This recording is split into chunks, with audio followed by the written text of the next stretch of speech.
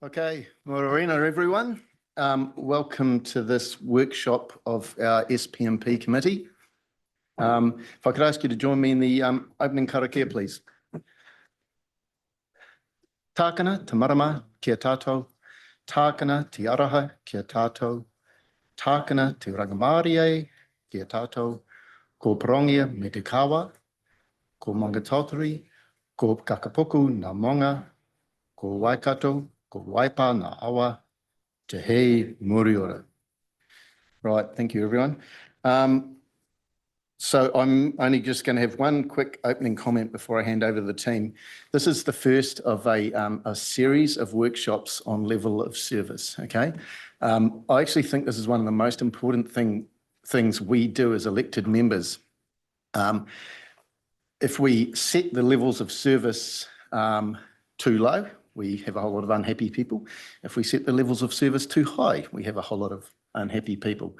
So the task at hand is to channel our collective wisdom towards trying to find the sweet spot. And that's easy to say, rather harder to do. So we've designed these workshops to be a very systematic step through all the services we provide, and the team have done a really great job of providing a whole heap of data and background material to help us come to these views.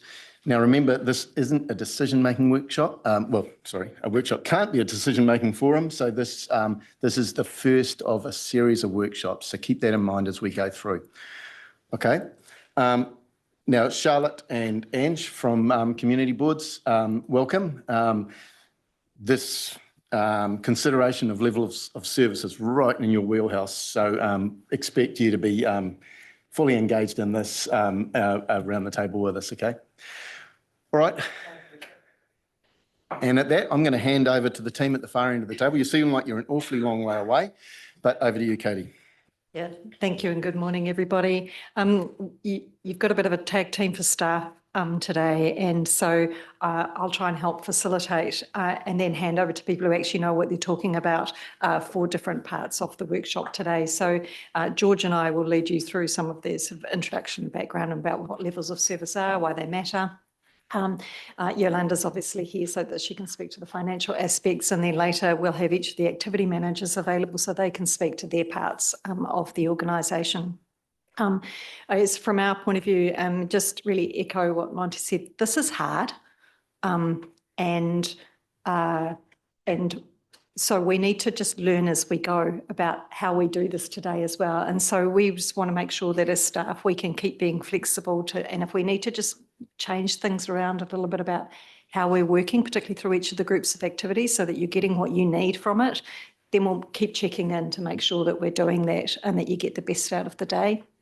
And I think it is really important that the purpose of today is to make sure that for us as staff, we've got a clear steer from you. If there's things that are actually off the table to be considered for reducing levels of service, then let us know now so that we can then start focusing our efforts and make sure that we get the level of detail that you need to support future decision making.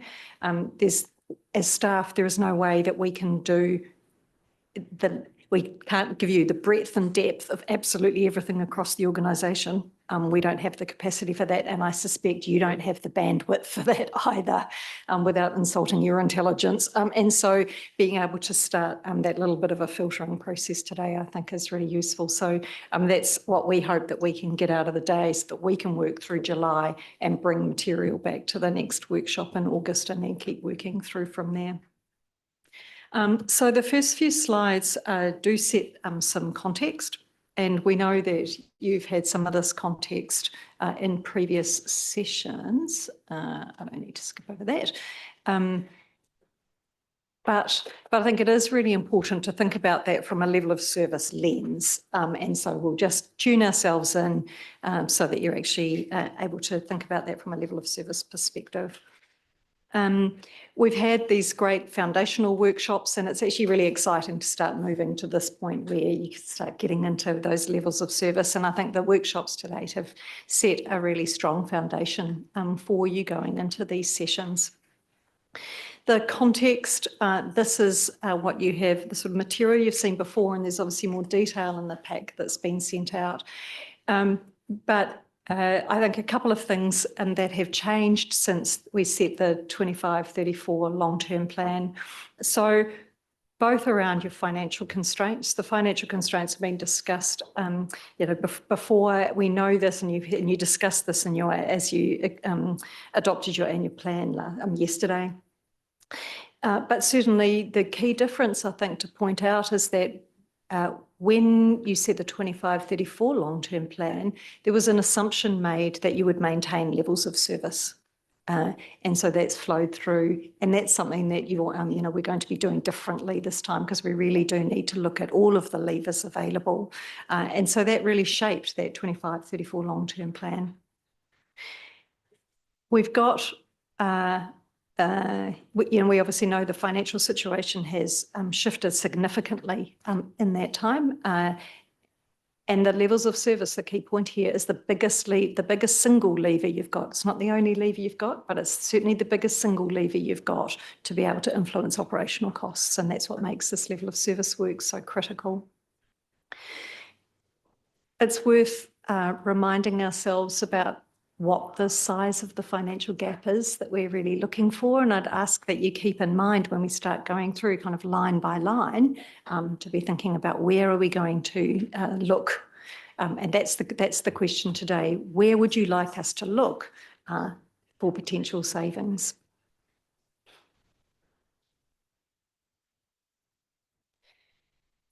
We've obviously, Council's now adopted strategic goals, and it's worth keeping them in mind to make sure that these are really framing the way that we think about levels of service. And so I just remind you about that and include them in the pack, and then the same about the strategic priorities for the first 3 years of the long-term plan. Obviously, something come in more recently is amalgamation for local government. And I know this has been discussed at previous workshops, and the role then of the long-term plan. In a lot of ways, the long-term plan becomes even more important than it already was. You've got the opportunity to have your long-term plan as that handover document, as part of that legacy of what you pass into whatever comes next for local government in the Waikato. And you'll see later towards the end of the day when we talk about community projects and things that we haven't been able to fund to date, and community projects that you might aspire to fund in the future, and making sure that we've captured all of those sorts of things that we are able to pass on. Well, how can we capture what those community aspirations actually are for future consideration? Which is exactly what this speaks slides to. Look at that, I'm ahead of myself already. It's good, isn't it? And we know what some of those are already, and we've got identified in the pack things that you've already identified as well. Obviously, as well, internally, we've got Future Us rolling out with a new structure starting next week, and then the whole change process after that. And so we need to make sure that we're fit to actually deliver what gets set up in the long-term plan. A lot of those things you'll see for our internal functions are then dealt with at a subsequent workshop, and today's workshop is very focused on those outward-facing activities. So to that point, you'll see that the list on the left-hand side is what we'll consider today, and then on the right, we'll consider that in September. There are trade-offs to be made here, and I think what we will do when we go through the groups of activities later is make sure that we're pausing at the end when we get through each of the groups of activity. We will have run through each of the individual activities, but just try and give you a sense of where did you land for each of those groups of activities, so that you can sort of have a bit of a running total of how that's starting to add up as we go through the day, so you can think about where those trade-offs might be coming. But that's exactly what we will be then going away to do the work and bringing you back in August, so that you can start actually digging into the specifics to really make those trade-offs. That's enough perhaps by way of sort of tuning you into what what the purpose is of today and why it matters, but I'm going to head to George to run through what levels of service really are, what the review process entails, before we then get into the work itself. Cool. Awesome. Thank you, Katie. So I'll move through these slides relatively quickly so you can get to the meaty discussion that you need to have. But just wanting to, I guess, get everybody on the same page before we delve into this in terms of actually what is a level of service. So a level of service is basically a standard of service that is agreed that the community can expect from council. It's really about an outcome. So what can the community see? What can they use? How do they use it? An outcome focused sort of aspect to it.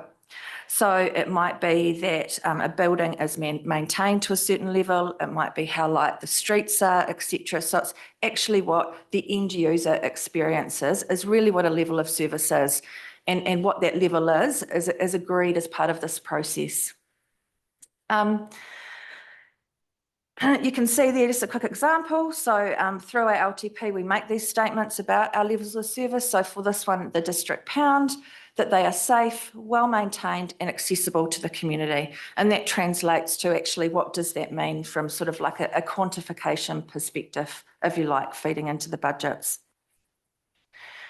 If I move on to the next one, just in terms of what is a LOS review, so the process that you're about to embark on, it's something that really is only done as part of an LTP process. It's very an extensive process, and as elected members, you have specifically requested as part of this LTP that we do this very, very comprehensively.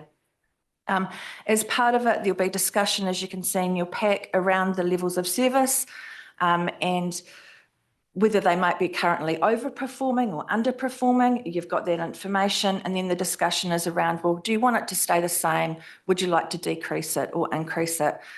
They really are a critical component of the budget setting process. So these levels of service and the standards that are set feed into our asset program, they feed into our capital program, workforce requirements, and therefore obviously feed directly into the financials within the LTP. So they are a very important conversation, as Monty has said earlier in the piece. This is just to give you a view of how they're represented within the LTP. So we group all these activities, then they're literally called what we call a GOA, if you want to use an acronym, a group of activities, and they're actually how we group them are set by legislation, and it is going through a bit of a change at the moment, and as we get more clarity on that, we may need to jiggle our groups around. The next level down is the activity, and the next level down is the service. So the one on the right-hand side gives you an example. So community services and facilities is the group of activities, a whole bunch of stuff sits under that. One of those activities is parks and reserves, and then under that, the service that is being delivered is providing public toilets. So it's kind of like a hierarchical view through the LTP. And when you see how the LTP is documented, it does go down that hierarchical sort of line. Okay, so just in terms of where does this fit within the LTP process, you probably can't read that very well, but this is really about timelines. So those white boxes there are where we're focusing the effort over the next couple of months are around the level of service reviews. And in September, as we've said, we will be coming back with support services and the levels of service discussion around what they are, the enablers, I guess, of the outward-facing services that we give our community. So just in terms of the LOS review process itself, so the team have gone through a lot of information gathering and analysis, and your packs are a result of that. This is the first workshop today, and Katie's stepped through what we're trying to achieve. We'll then come out of this workshop and do further analysis on the guidance that you've given us. We'll do further prioritisation of those service levels, and we'll look at the impacts and the risks associated with the guidance that you've given us in terms of options around increasing or decreasing. And then we'll come back to you in August with that more in-depth information for conversation. The intent there is to come up with a shortlist that the community, we can have a discussion with the community. And as you can see there in August, we will develop engagement material, and that will come through to council on the 26th of August for approval. So you'll have the opportunity to approve that before we start engaging with the community. And then depending on that, that will feed into the outcome of that will feed into the other conversations where we get into OPEX and CAPEX projects, funds and grants, etc. So it's very much we're starting at this process to feed in. So that gives you some context. The prioritisation process that we will go through, obviously today you'll give us clear guidance in terms of where you'd like us to look further, and we will take that and also do some further prioritisation and options analysis for you. And with that, we will look at things like size of the prize, the feasibility, alignment to strategic goals and priorities, the impacts of the change and any risks those options might bring to the community or council. And then we'll come back, as I said, with a deep dive that you can have further discussion about. And that's when you'll get more granular information about the financials in terms of those different options and what that might mean from a financial perspective. So what has informed the LOS review? So you can see from your packs that there's quite a bit of information in there. So there's a lot of factors that feed into it. So we've got performance reporting. So we've got our existing level of service performance that we're monitoring. We've got customer feedback. You'll see the results of the resident survey, our delivery against our current budget. We've got staff that have given a very clear technical view from their perspective around where we are currently sitting. And there's also that balance, I guess, against affordability, et cetera, as well. So everything that's happening in the external environment, as we talked about for the annual plan yesterday, is also influencing the LTP, and which will influence the levels of service that you set. So it is a complex exercise in terms of the different factors that you're considering when you do provide us guidance. And just before we get into the next bit, we will just touch on the community engagement component. And I think, Lisa, were you going to come up here and just give us a quick overview? Is that right? It is now. It is now. Yeah. Sorry, Lisa. Sure, and good morning, everybody. So obviously community engagement on this is going to be quite complex. And one of the first challenges that we have is actually our community understanding what it is that we do deliver and to what level of service.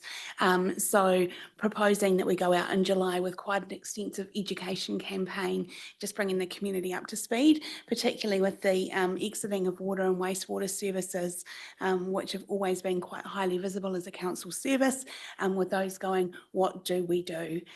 So that will be through the month of July. Month of August, we'll be developing up the community engagement campaign and then engaging with the community in September. It will need to be quite an extensive community engagement exercise, and we're just in the throes of planning what that may look like now. George, are you finished on process or are you still going? No, finished on process. Can we just pause there for any questions on this level of service review process, please? Roger. Yeah. Thank you. I mentioned to Chair Monty my feelings on this at the beginning. We received excellent information over the weekend, and I sat down and read it and felt I needed some more information to focus my considerations. I sent an email off at 9 o'clock on Monday morning, which was the first opportunity to request that information. I've had no acknowledgement or no feedback of that information. And I just feel that is not appropriate. Irrespective of whether you agreed with the request or not, I think even just an acknowledgement that it was received and that it would be dealt with would be good. I did CC it to all councillors as well and to Steph, which is the main corridor as far as seeking additional information should be. Wasn't difficult. In fact, it was just that 2 pie graphs related to 2022, 2023, which is a period before our period of extended rates rise. It would give me focus to see where the increased expenditure is actually going and focus my consideration on levels of service. So, On behalf of staff. and it seems to be happening to me quite a lot, not getting answers to emails. Yeah, well, look, on behalf of staff, I apologise that that's got stuck in the system. We have followed up this morning. The finance team is working on the graphs that you've requested as we speak, and we'll be able to provide it to you as soon as they've been able to do that. Well, I didn't even get that coming back to me. That might have placated me a little bit had I known that was happening. And can I just add from my perspective as chair, because Councillor Gordon pointed out that this was sent to me as well. I'm not good at responding to emails, okay? And I was CC'd in on that. It's not something I would actually expect to respond to. Ask my deputy how useless I am at responding to emails. And just when I first got this role, I did sit here and say that that if you have issues with how I am chairing this committee, take them to Mayor Mike. I totally serve at Mayor Mike's pleasure. I don't want to sit here if I haven't got the confidence of the room, right? So if it is becoming an issue, how I am running this process as we go through, that's your best pathway. Take it to Mayor Mike. Mayor Mike's the boss. He makes decisions. And like I say, I serve at his pleasure. And if I don't have the confidence of the room, I, to be honest, don't want to be sitting here. So yeah, that's that. Any other questions? Claire, did I see your hand up? Yeah, so it's kind of in the same area, mainly that I agree, it's a very complex, task that we've set ourselves. And in a way, I do agree with Roger in that it's good to see the trends over time to understand where we've got to at this point. So I would have definitely, if I'd thought it was appropriate to respond to the email and say, I support that request. Because you copied in, you don't always, add into the thread, but I suppose that, I suppose last week or the week before, it's been a very busy time, but I did a bit of work on that broader analysis that would see the trends, and that's what I liked, and I was hoping that we'd have something like that there, because in a way, what you're presenting, where you're going through each standalone activity, it's difficult to see, like if you're just trying to find 5% of savings, in a way, it's easier to take the bigger chunks, and have a look at those. So there's no point looking at something that's only a 1% of the whole budget and trying to get a 10% saving there. It's easier to see the focus on the bigger ones. Yeah, and so I'm hoping that we will get a bit more of that information. Yeah, I appreciate that, you've made a good start, and that I did like the pie graphs that are in there, and I did like the indication of whether we're at the level where we are achieving what we're wanting or exceeding or not. That was definitely helpful, but in a way, I also need that other context. So that would be the overall view of which activities have the biggest budget. Yeah, and if it was over a time period like Roger's suggesting, we could see, well, what's driving those bigger requirements, and then can we focus in on there and understand how we could achieve savings. It's also good to know the proportion of the activity that is funded from rates, because we are on an exercise to reduce rates or contain rates. There's no point in looking at an activity that is 90% funded from external sources or from DCs. We need to focus on the ones that are funded from rates. I think I've mentioned that at other LTP processes as well. Yeah, and it's also good to know if there's a lot of use of consultants, because we haven't really talked about that around this table, but it has been a focus of other councils and whether or not we could actually be reviewing how we use consultants. Yeah, or externals. Yeah, and the only other thing I'd like to say that isn't there and that would be helpful, I'm not saying it's a big gap, but benchmarking our performance with other councils. So we do have some data sets that can benchmark. And so like if we are the most efficient in the country already, you know, we're probably unlikely to get that 5% saving that we need. Yeah, and it also helps in our messaging out to the community. We've had a look at this, but we know that you know, we're leading the way here. So you should be proud of us. And we've looked in other places. And lastly, I'd really like us to talk about what funding or budget we should set aside to be able to invest to save. So that's kind of a bit outside the square of what you've already provided. And probably is in those areas in the second phase, you know, for the services. Yeah. But yeah. Okay, so- thanks, Claire. Look, yeah. there's some good points in there. Yeah. Some will come later. Oh, okay. yeah, Okay, Yeah. like what you just, the last point you made, Yeah. the financial components will come through. To borrow Cambridge Connections expression, we're top of funnel here, right? This Yeah. is top of funnel, first passover. We're not making decisions. We're just indicating areas that we want the team to go away and look at. And that's just focusing staff resources. We don't want them spending the whole of July looking at every single level of service and then coming back to us and us just going, no, we're not going to consider that. Yeah, So yeah. top of funnel, think like that. Yeah. And the other thing is, think what you're observing in our communities, because we're all recipients of these levels of service. So that is a really useful lens to view this through. Yeah. And that's quite a useful starting point.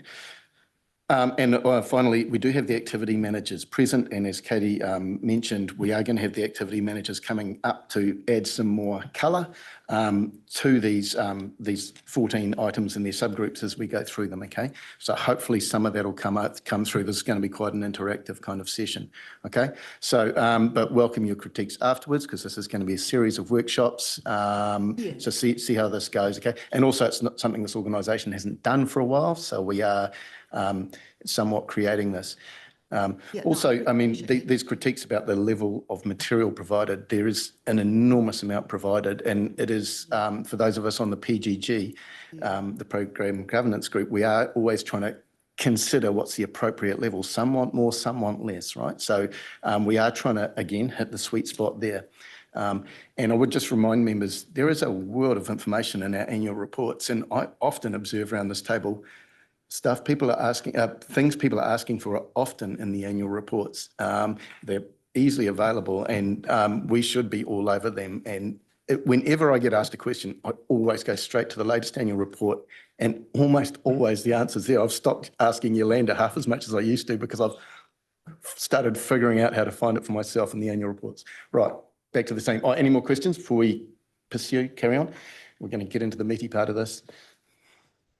Okay. All right, thank you. We might just keep talking at you for a few more minutes and then take a short break and then come back and get into it. We So if might you can- not take that break. Let's see how it's going, okay? Okay, that's fine. Because we've only just sat down. Let's get Absolutely. into it. We could go through transport first and then have morning tea, I Okay, think. that Let's play by sounds ear. good. Yeah, all right. So again, just the last few slides, sort of set of slides to tune us in around the services that we provide. So council services are generally required by law, but we often have a bit of discretion about how we do them. So and that's really where we can think about that level of service. And so the example on the slide that you had here was the example under the Dog Control Act, and so again, it's a required function, but how we carry that out, we have some discretion about. Obviously, the services that we're providing may be changed under the Systems Improvement Bill before the House at the moment, which changes the purpose of local government, which you can see on the screen there, and that lists the core services that councils are expected to focus their delivery on. And so what we've done in the material that you've got is in each of the groups of activities, identify if something is identified as a core service in the bill to keep in mind. Now, obviously, that's still in a bill stage, so we need to work with what we've got until told otherwise. But hopefully that gives you a steer of that direction of travel. What we've got then in the next two slides is just translating what that means into the examples of those core services. So these are all examples of things listed as core services and remain core services. But what you can see on this next slide is where we have some discretion about what we do, about how we do them.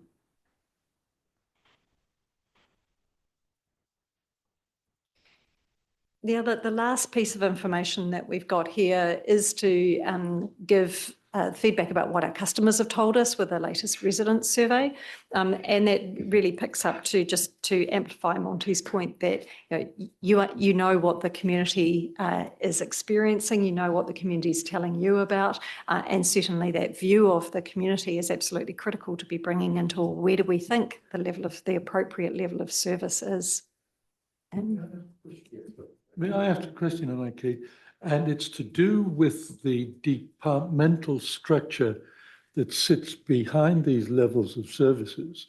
And I think I've got it correct that in fact of an overhead allocation, each level of service area has an allocation of, if you like, corporate overheads that become a cost to that area pro rata to its level of activity.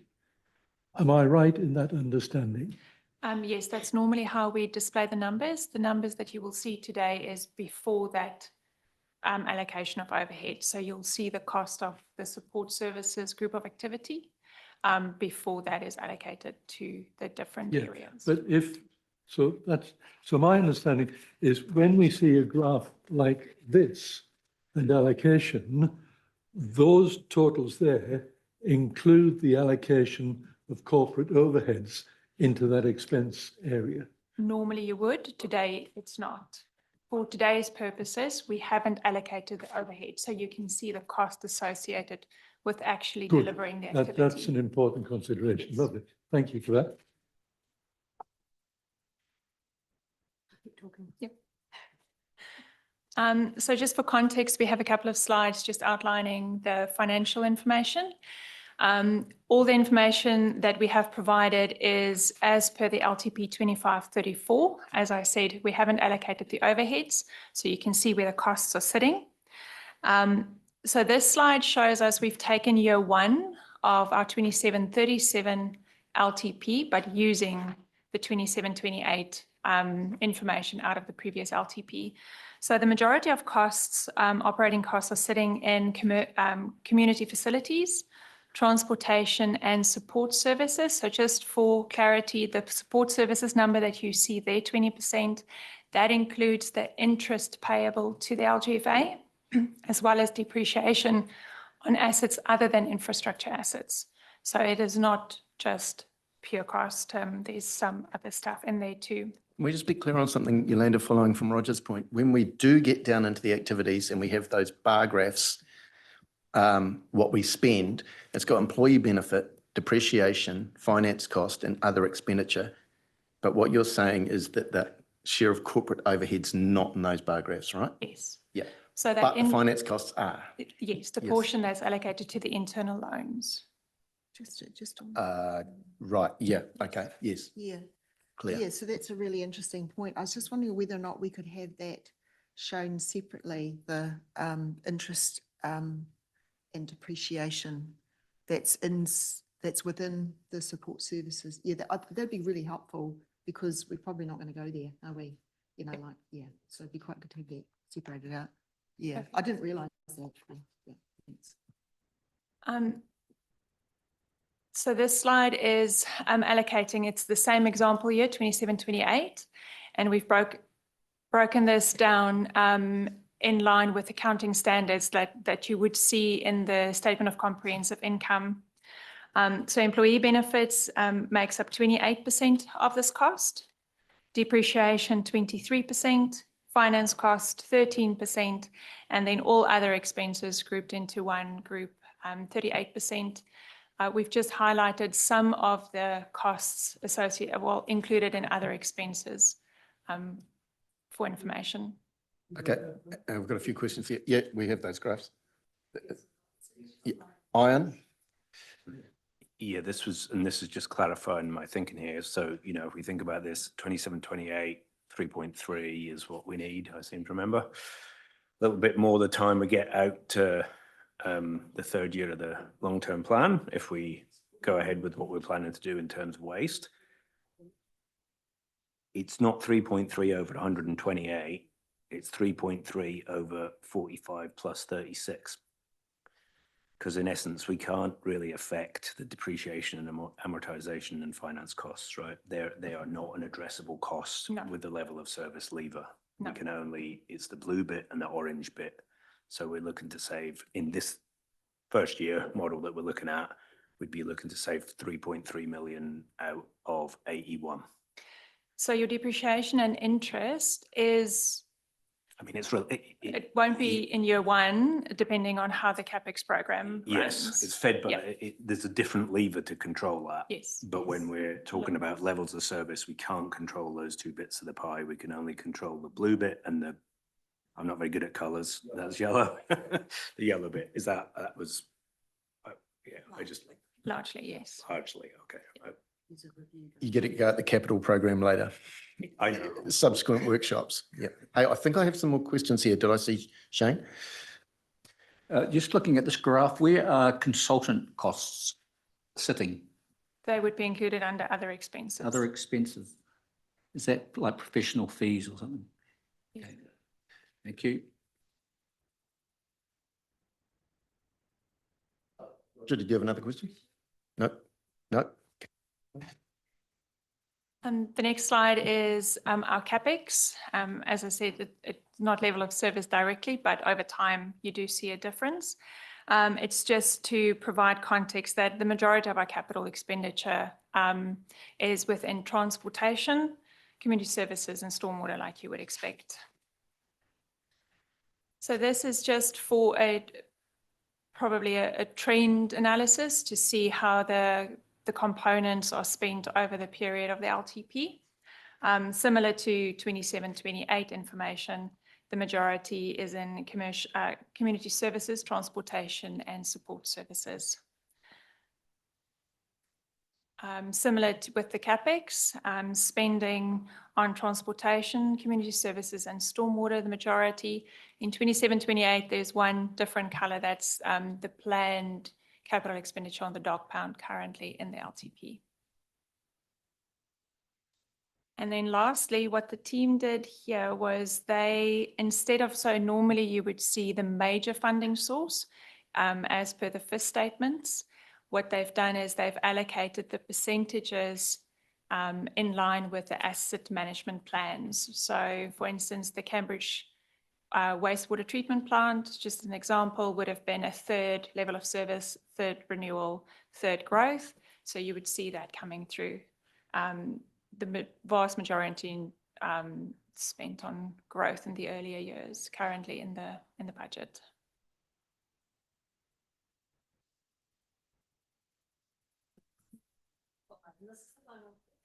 This is the final slide before we get to the groups of activities. Just a reminder of what I've already identified, just to say that we'll now run through each of those groups of activities and then come to a consideration of these community aspirations at the end of the day. And so, but just tuning us into that, what you've got in the pack covers each of these 4 types of projects that we're aware of, and there'll be an opportunity if there are things that we've missed to make sure that those are included at the final sort of section of the workshop today. What we'd like to do is Okay, hang on. change I think it's gears, a so this is a question. really We've got a good time to question. pause. Yep. Yeah. Sorry, Katie. Claire, did I see your hand up? Yes, thanks. I was going to make a comment or ask to talk about the bar graph that had the growth levels of service and renewals. Yeah, because to me, yeah, I'm used to seeing those, but in this, we often see them in our reporting, but I was wondering whether or not it might be better to also have the graph that has source of funding. Yeah, and that, in another iteration of it. Yeah, that's probably where I find, yeah, because how relevant is, I mean, often we have this to demonstrate that we are, I suppose, renewing our assets in the appropriate way and responding to growth. But in this exercise, it's all about the funding and yeah, so that's all. Sorry, can I just say something?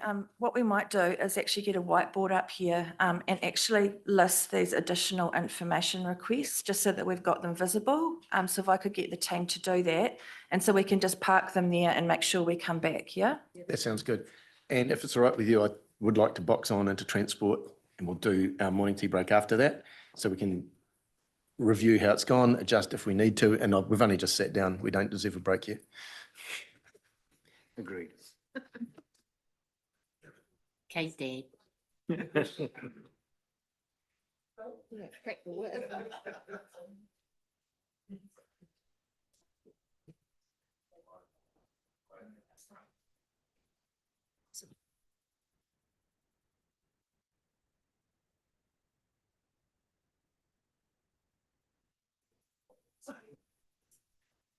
All right, so we're going to kick off with transportation, and you'll see that the sequence of the groups of activities in your pack today, we start with these bigger groups of activities and then work through to the smaller ones for exactly the point that you made earlier, Claire, around where those, the sort of scale, the size of the prize might be.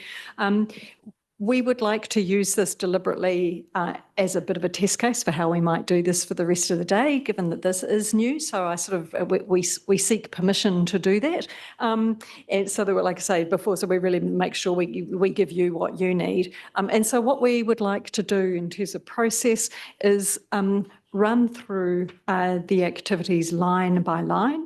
Seeking feedback and direction from you. And then it means that at the when we get to the end of the group activity, we'll pause, we'll be able to summarise kind of what the overall flavour was and direction from you about the whole of the transport group of activity.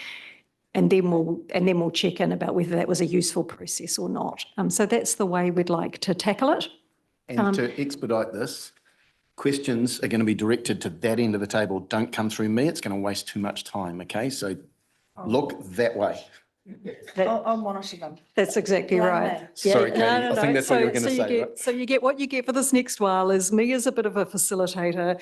George is making sure that we're really making sure that we note all of it, who wants to ask questions, make comments. And then we've obviously got Yolanda who can keep talking about the finance in general. And then for this one, we obviously have Brian Hudson as the activity manager for transportation, who's the one who knows what he's talking about transportation, and will lead us through this next while. And perhaps the only opening comments to make is around transportation, just to pick up on the point that you've already made, Claire, that what we will do in each of these groups of activities is just note where we do receive significant funding from other sources, transportation being one of those, obviously, where the default is that we're receiving about half of the project costs from NZTA, although it's obviously you have the opportunity to fund things 100% if you choose to. If it's not in line with government priorities and NZTA chooses not to fund things. So we will be focused on those OPEX costs today, and we will have this capital program come to you later. So on that, I'll hand over to Brian. Thank you. So just in the slide pack, the services there are sort of broken up into the types of activity. A number of them you'll see that we're already not meeting the levels of service. And while you might look at it and say, well, the street lights are going and the leaves have been swept up, where is the gap where we're not meeting the level of service? So just as an indicator, this year we fully spent our pavement maintenance budget, or a number of our maintenance budgets we fully spent at the end of May. And so we said to our contractors through May and June, you stop doing regular maintenance and you only do the absolute requirements to meet safety. So we're overspending this year on maintenance, and that is a consequence of inflation, but also additional work and assets that are wearing out. This year, again, we couldn't do all the resealing that we wanted to do because of high costs. So we've got more potholes and things like that. So we're overspent in that pavement maintenance area. But I mean, it's not all bad news by any stretch. We're still, doing a lot of renewal work, and of course, we did a lot of the storm damage response work this year. But there are areas there that we also have got some future issues. So in terms of pavement rehabilitation and resealing, our modelling shows that we have a backlog of about 100 kilometres of resealing that we need to do that should have been done before now.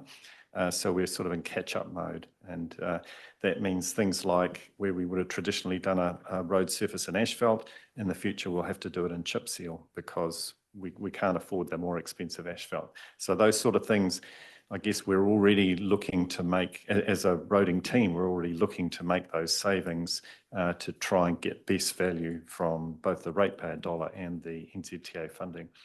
But there are, of course, always areas where you could save more by looking at the levels of service, and we identified some in there.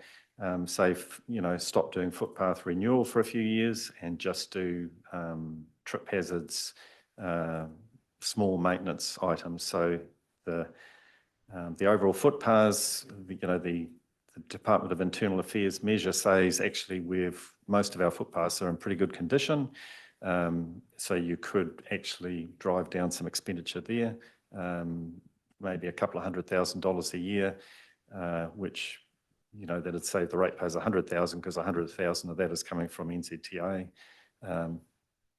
And you'd still be looking after footpath safety. Other areas might be actually removing a whole lot of road signs and markings that we regularly mark, and actually just being absolutely cutthroat and saying we've got a lot of signs out there that need ongoing maintenance. Just go and actually remove as many as possible that aren't absolutely essential, and so reduce the future costs. Same with line marking and edge marker pegs. Local roads, rural roads, low traffic volumes don't have any road markings on them or any edge marker pegs at all, and over time, remove some maintenance costs there. So there are options there that I've listed a few, but happy to, on any of these ones, take any questions. And if you want to know, well, how much does that activity cost? And so therefore, what might we save? I have done my best to record some headline numbers for you. And just to pick up the earlier discussion around what do we spend on consultants in roading and transport. So the cost of running the program, that's both staff time and consultants cost, is about $2 million a year. And within that 2 million, we spend about $250,000 on RATA services. So that's the expertise that we get with asset management from the RATA team and the data gathering and everything. We spend about $100,000 a year on software for the RAM database that records all our assets and all our workflow management. And another $100,000 a year or so on condition data and traffic counting and things like that. And about $150,000 a year on specialist bridge consultants would be those sorts of areas. But with that, on any of those line items, happy to take questions. Okay, I think this is going to work best. I love how you're presenting to us. Let's do this section by section. It's going to work best because otherwise we can't hold on our heads everything Brian just said. No, absolutely. Yep. So Ian, you had your hands up, and Shane, is the question about transportation in general? Would you like to hold it off to one of those line by lines? Okay, so we'll take general questions and then we will absolutely go through line by line. Ian first and then Shane. So with this one, in particular, I mean, I guess it's true for some areas as well. If you look at the OPEX by category, the vast majority is depreciation, which obviously is in essence is funding the renewals program.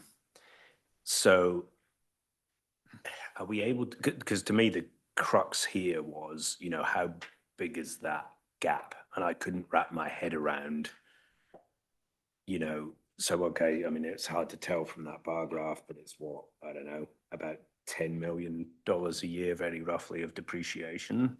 So if we've got $10 million a year depreciation that's supposed to be funding our renewals program, currently, how, at a macro level, how far adrift are we? Yeah, so we're probably short about 20%.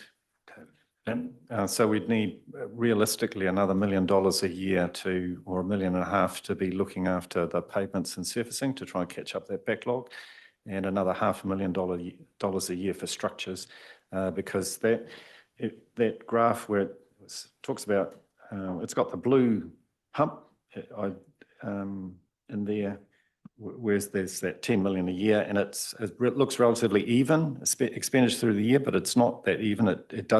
It has been smoothed out, but it is lumpy. So when we've got to do a big bridge repair or bridge replacement or something like that, or large culvert repairs, then it can add another $1 million or $2 million in that particular year.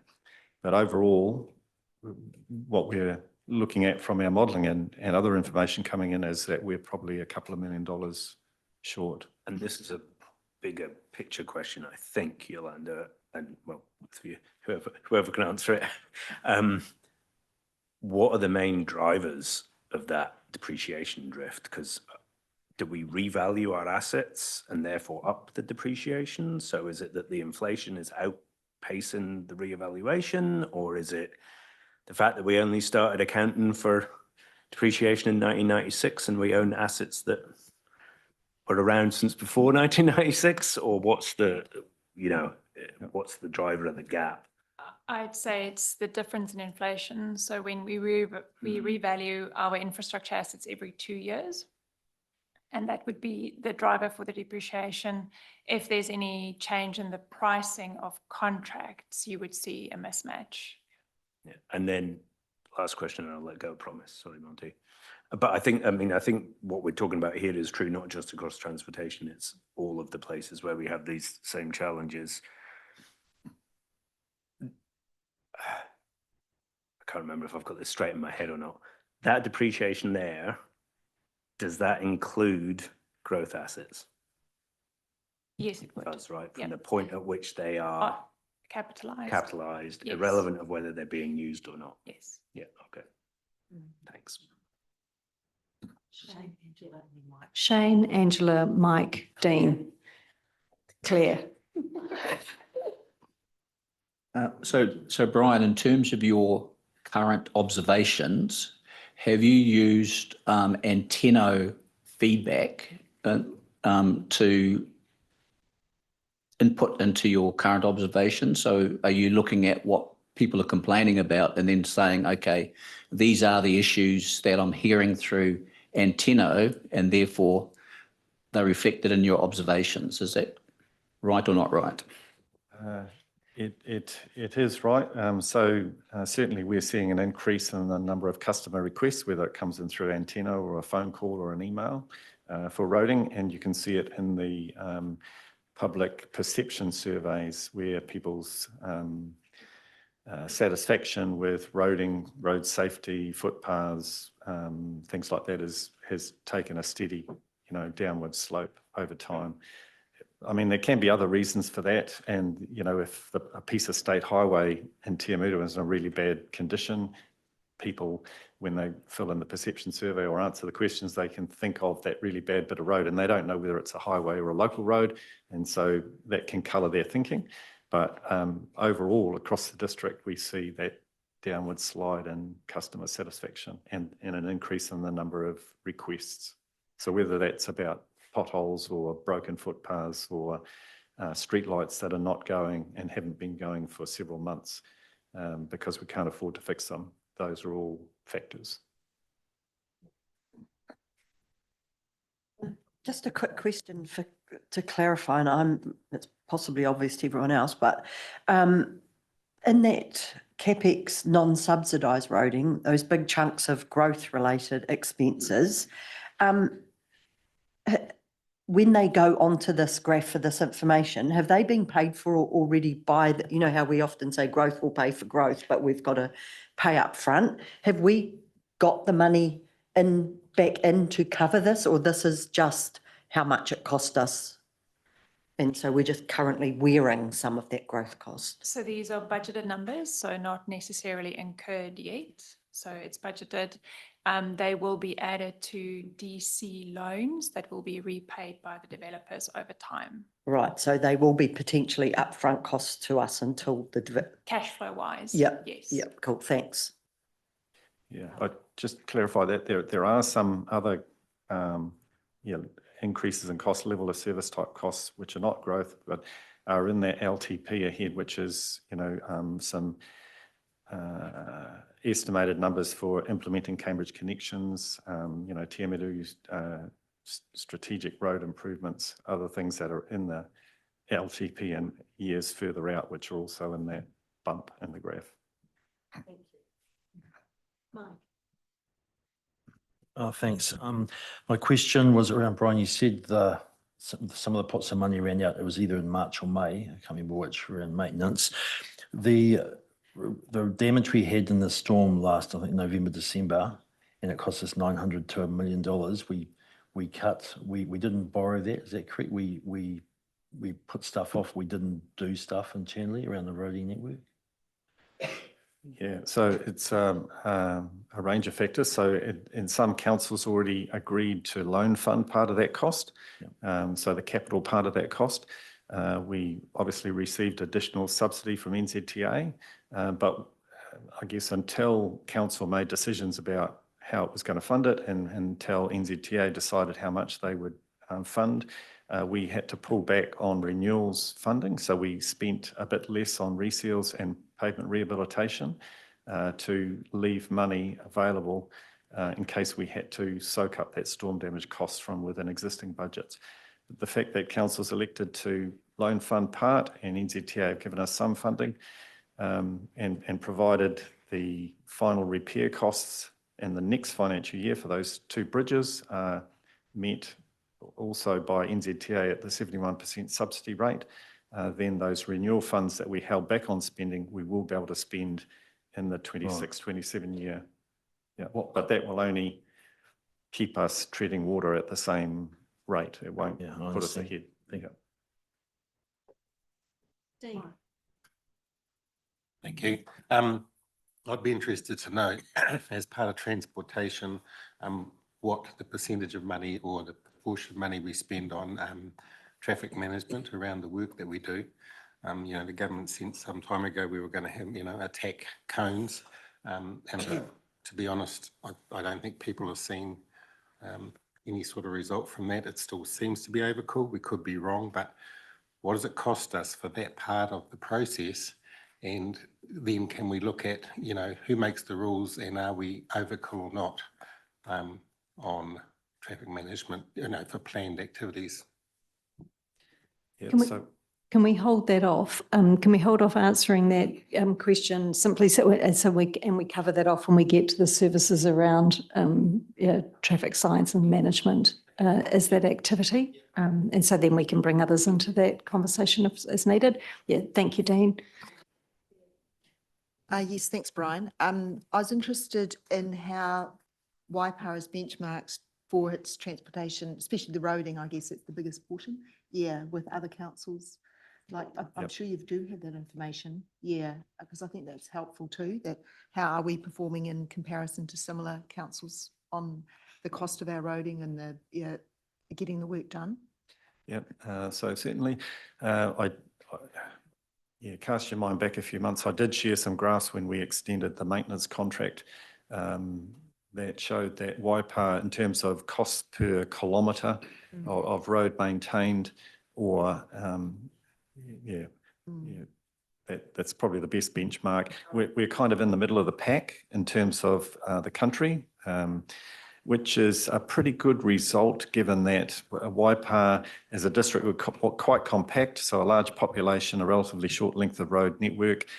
So our costs are probably quite good in comparison to many other councils. per kilometre.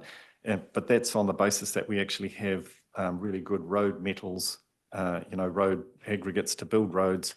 We're close to a main centre where there's lots of contractors, and our geology is quite good. Our roads don't, we're not in a place where the hillsides are constantly sliding down on top of the roads or washing away in big storms. So we do have many advantages that allow us to be in the middle of the pack. And then in terms of cost per vehicle kilometre travelled, which is the other measure, we are, probably in the, near the top of councils in terms of cost efficiency, because we have a lot of traffic on a small network. So the cost per vehicle kilometre travelled is quite low for maintenance. Yeah, I think that's really helpful context as well. And in your expert opinion, is there capacity or scope to actually drive more efficiencies maybe in the contractors that we're using or in the methods and things like that? So whether or not we could expect to see a lift in any of those metrics over time. Yeah, because I really, I'm well aware of your deep experience in the field. Yeah.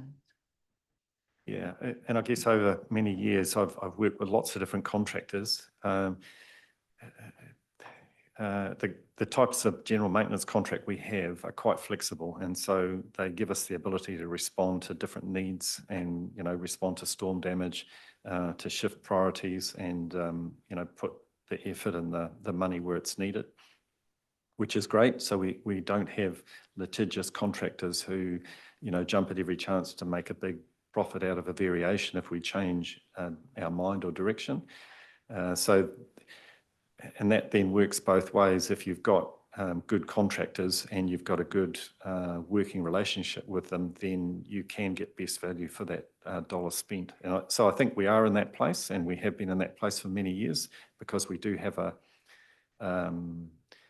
foster the right sort of working relationships with our contractors. And we are fortunate that we have all the big players close by who have all the expertise. And we saw the great value of that through the storm event, where we had all of those resources to respond really quickly and restore roads and access for the public. Yeah. Certainly agree with that. Could I have another question though, if that's all right? We've got Roger and Liz as well. Okay, I'll come back. Yeah. So Roger, you were next. Yeah, thank you. I'm really unsure whether this is in terms of the general consideration of cost by category and capex, or the first comment that you've made. So stop me if you'd prefer me to go on to that.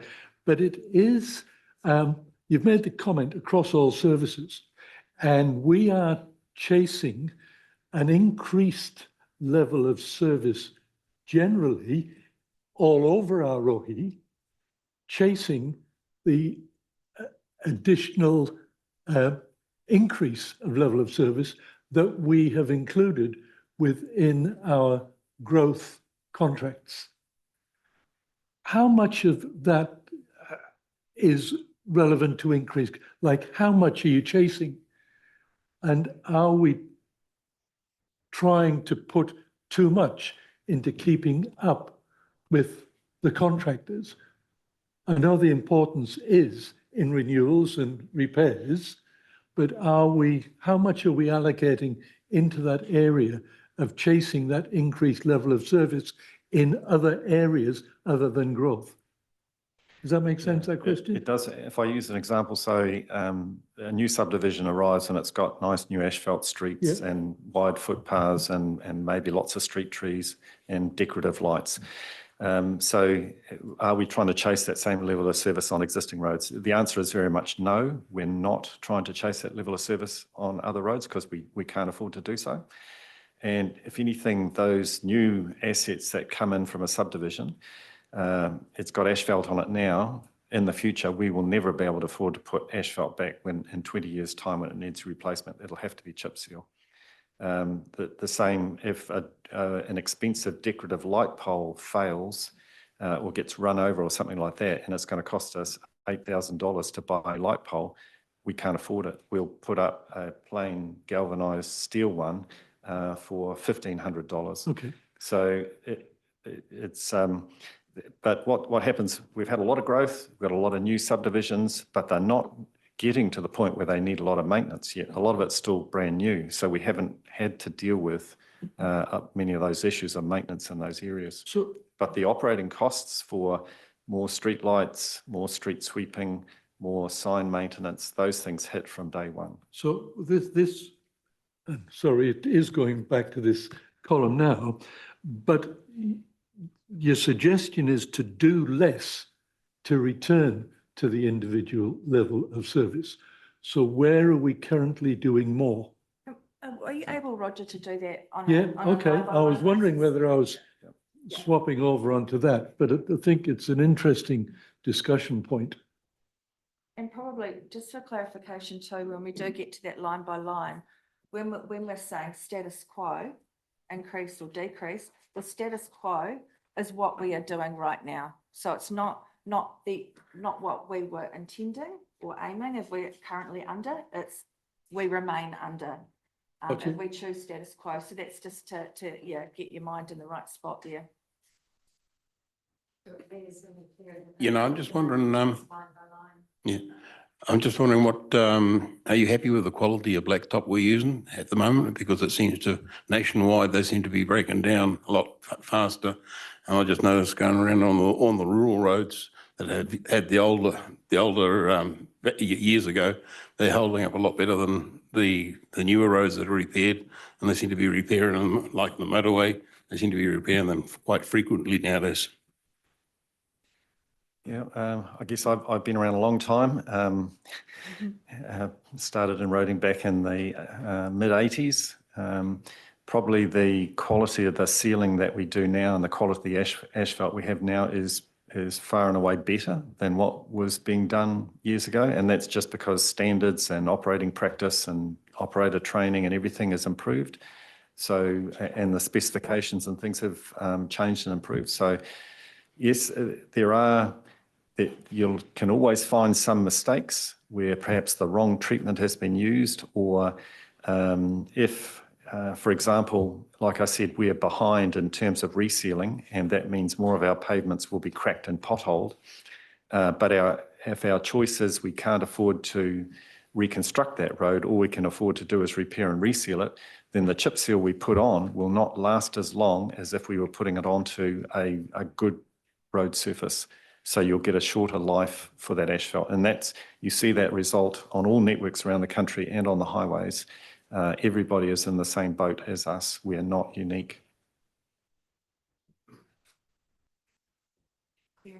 Yeah, thanks, Brian. I want to ask a question about alliances with other councils, like so moving into a larger scale of service delivery for the transportation activity, because this is something that's probably going to come up with our, reforms with the regional council and unitary authority.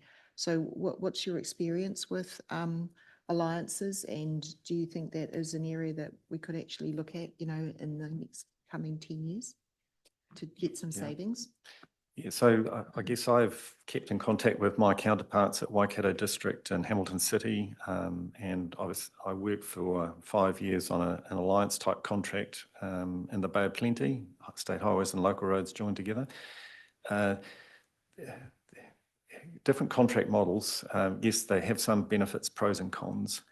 So an alliance model is basically a cost plus model. The contractor gets paid for whatever work they do at the cost, plus whatever profit margin they make. And it is then up to the Alliance Council and the contractor to try and pick the best mix of spending to get the best value for money. But just having a larger contract doesn't necessarily mean that it's going to operate more efficiently, because there are limits to it. That's why the state highway contracts are, a certain number of kilometres of state highway around a rural urban area, because it's efficient. Waikato District, for instance, had one large contract over the whole district. They found it was unwieldy to manage one large contract, and so they finished the alliance and they've gone to 2 separate traditional contracts for half the district each, of about 1,200 kilometres in each contract. So there are optimal size contracts that lead to efficiency too, and also competition in the market when you go to tender. Yeah, look, thank you. We'll go through this one by one. And now what you've got here is we'll go through for roads and structures. We'll then go through, you've got your services identified. The service at a service level, you've got this in your workbook as well. And what we'll be looking for is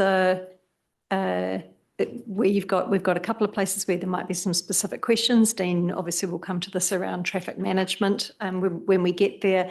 But again, just a reminder that what we're wanting is a steer of whether you want us to look into this area further or not. It isn't do you want us to reduce level of service? That is not the question for today, but do you want us to dig into and investigate this area further? So we'll go through line by line. We'll be having a show of hands about this. We'll be recording that kind of steer from us so that we can then summarise at the end. And so we will be starting within roads and structures, looking at this kind of, again, first bullet point here around public roads, public rural roads, urban streets and service lanes. Can I have a show of hands for those who would like to investigate doing less? In terms of So that perhaps I could just describe, so under that, so obviously we have that just regular maintenance, cyclic maintenance, that's patrol, patching potholes and things like that in that area, but also the big chunky stuff where the most of the expenditure is in the resealing and reconstruction. So we spend about $4.5 million a year in resealing and $3.5 million in rehabilitation, and then another $2.2 million in pavement repairs. And that we've done just completed some quite detailed modelling, and that suggests that because we've got a backlog of 109 kilometres of chip seal and 21 kilometres of asphalt, that we should actually in future spend much more money on chip seal and less money on rehabilitation and asphalt to try and keep our heads above water. In fact, so even if you say, well, let's keep the spending the same, the level of service won't stay the same. We will be patching more roads and chip sealing rather than reconstructing, so they're going to get rougher, and those asphalt streets that people like will have a chip seal surface on them in future. Roger. Right, just some questions that we're going to be asked to say yeah or nay. Can I ask you, your recommendation, your suggestion in that across all services is to do less. That's your recommendation. And yet you were saying that we just do the minimum now about keeping to those levels of service as described by the growth and the development. So what are you suggesting as an option to do less in that level of service of standard compared to the developers? Sorry, just to be clear, Councillor Gordon, I don't think, and Brian can ratify this, I don't think he's recommending that we do less. What we're asking here is... Sorry, it says here, do less to return to intended level of service. Do more. Sorry, where are you looking, Where are you Councillor looking? Gordon? We're on the public rural roads line, the one in the middle up there on the screen, and over to the left, the right is do more. Oh. Okay, hang on, clarity here. Roger is talking about the first one. And the point there is that staff have identified that across all of these roading services, We are exceeding. the developer provided stuff is exceeding our level of service, right? That's why it's got a yellow star. So the staff have identified, they've got the flash roads, flash light towers, etc. And suggestions for discussion, okay? We're very clear that staff aren't making any recommendations here. They're seeking guidance from us, essentially on that line. That is an area where they have identified an exceedance of existing level of service. And the steer you're looking from this group is, are we happy for that to come down from what has been provided, what we see out there, to status quo, to more normal outside of those, okay? Is that a fair assessment? A fair That's summary, right. So Steph? the wording there is a bit confusing. What it means is actually do more to pressure developers to build at a lower standard. Yeah, so it's actually saying we should be saying to developers, no, we don't want this flasher thing. We want less. We want something that's a classic, like I talked about the decorative streetlight column. We say, no, we don't want those streetlight columns. We want just plain ones. You can put a coat of paint on them if you want a colour, but just use the standard steel ones that we can buy off the shelf. And I've been doing that over the years, encouraging developers not to use things like those really expensive columns. They look fancy, but as soon as they're knocked down or damaged, we can't get a replacement, or the replacement might take 3 or 4 months to manufacture, and so a light's missing for a long, long time. So that's the sort of thing where we're saying to the developer, put chip seal down, use standard streetlight columns, don't put exposed aggregate concrete on the footpath, because if somebody digs a hole in it, when you put back a repair, it's going to look ugly. So all of those things are to lower the level of service. Okay, so there's the question for the group. Now, that's good clarification. Thanks, Brian. And we probably could have an indication of support or otherwise for that, for putting pressure on developers to be less flash. That would be part of the negotiation of the works agreement. Yes. Yeah.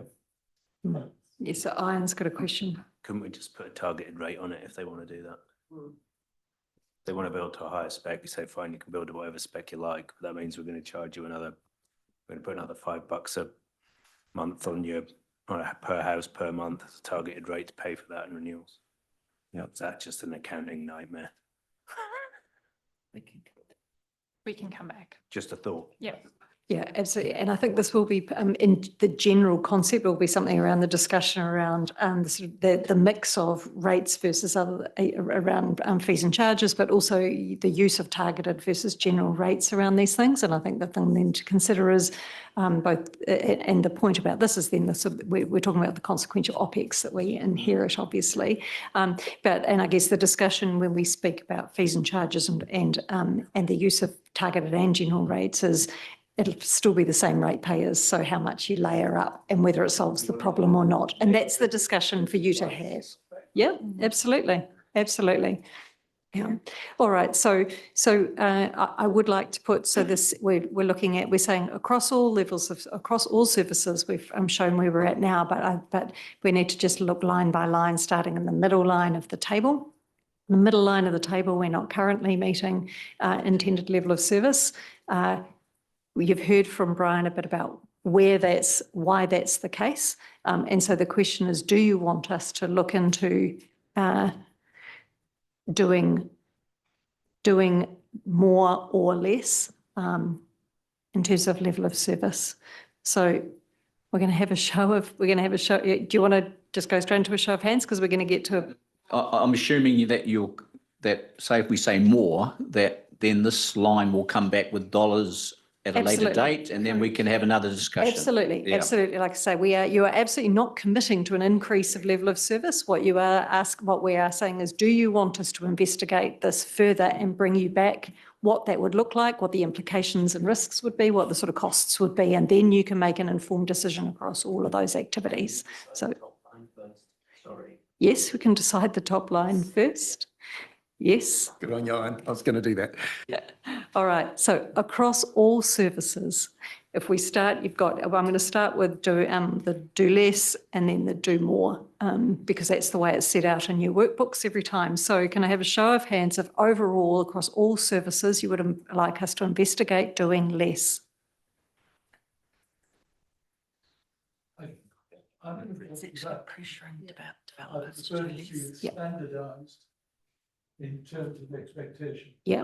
We're talking with that's right. We're talking about, developer-led that's right. So stuff this is here, about right? With developer developer-led- expectations. Standardised our service in terms of the development of facilities and growth, then that would be doing less So, because we'd be yes. more controlling Yep, so standardising developer Yep. developer activities. Would you like us to investigate doing less?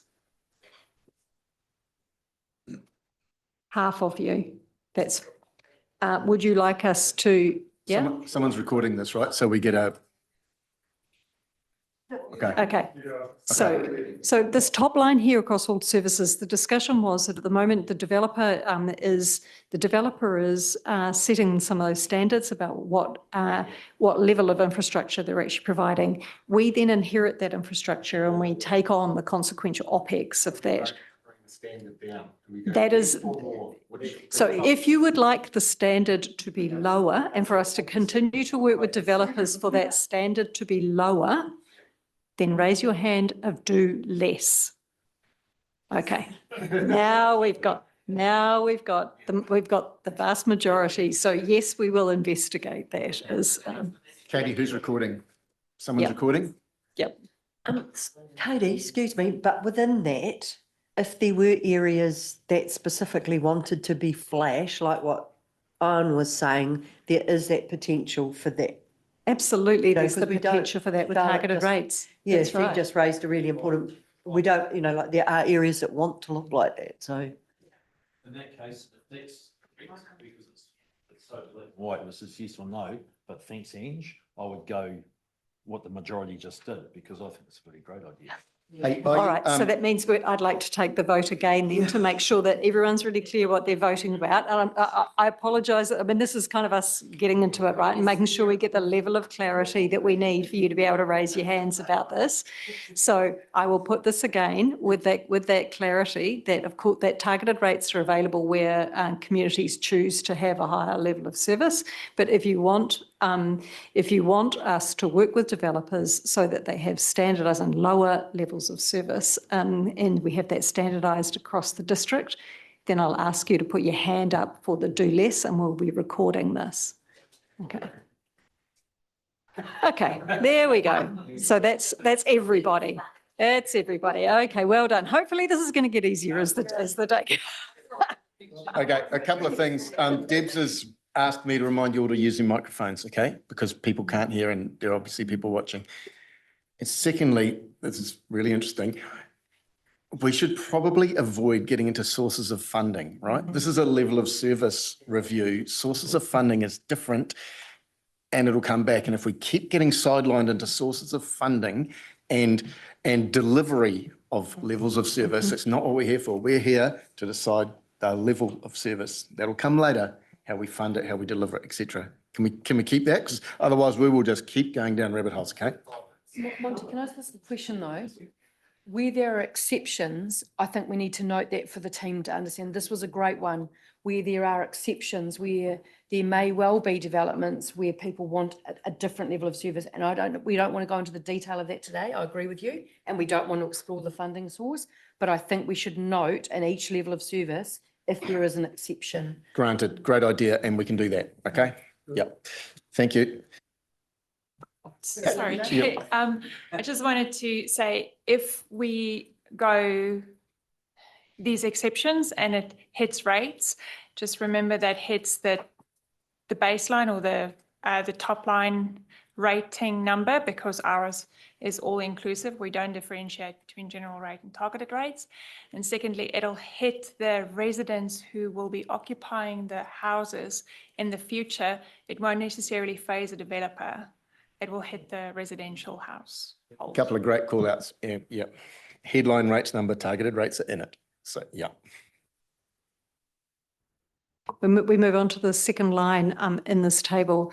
This covers the core costs that Brian identified that is included in here. So we'll have questions for clarification and then we can put this to the vote. So Roger first. So my question of clarification, urban streets are included?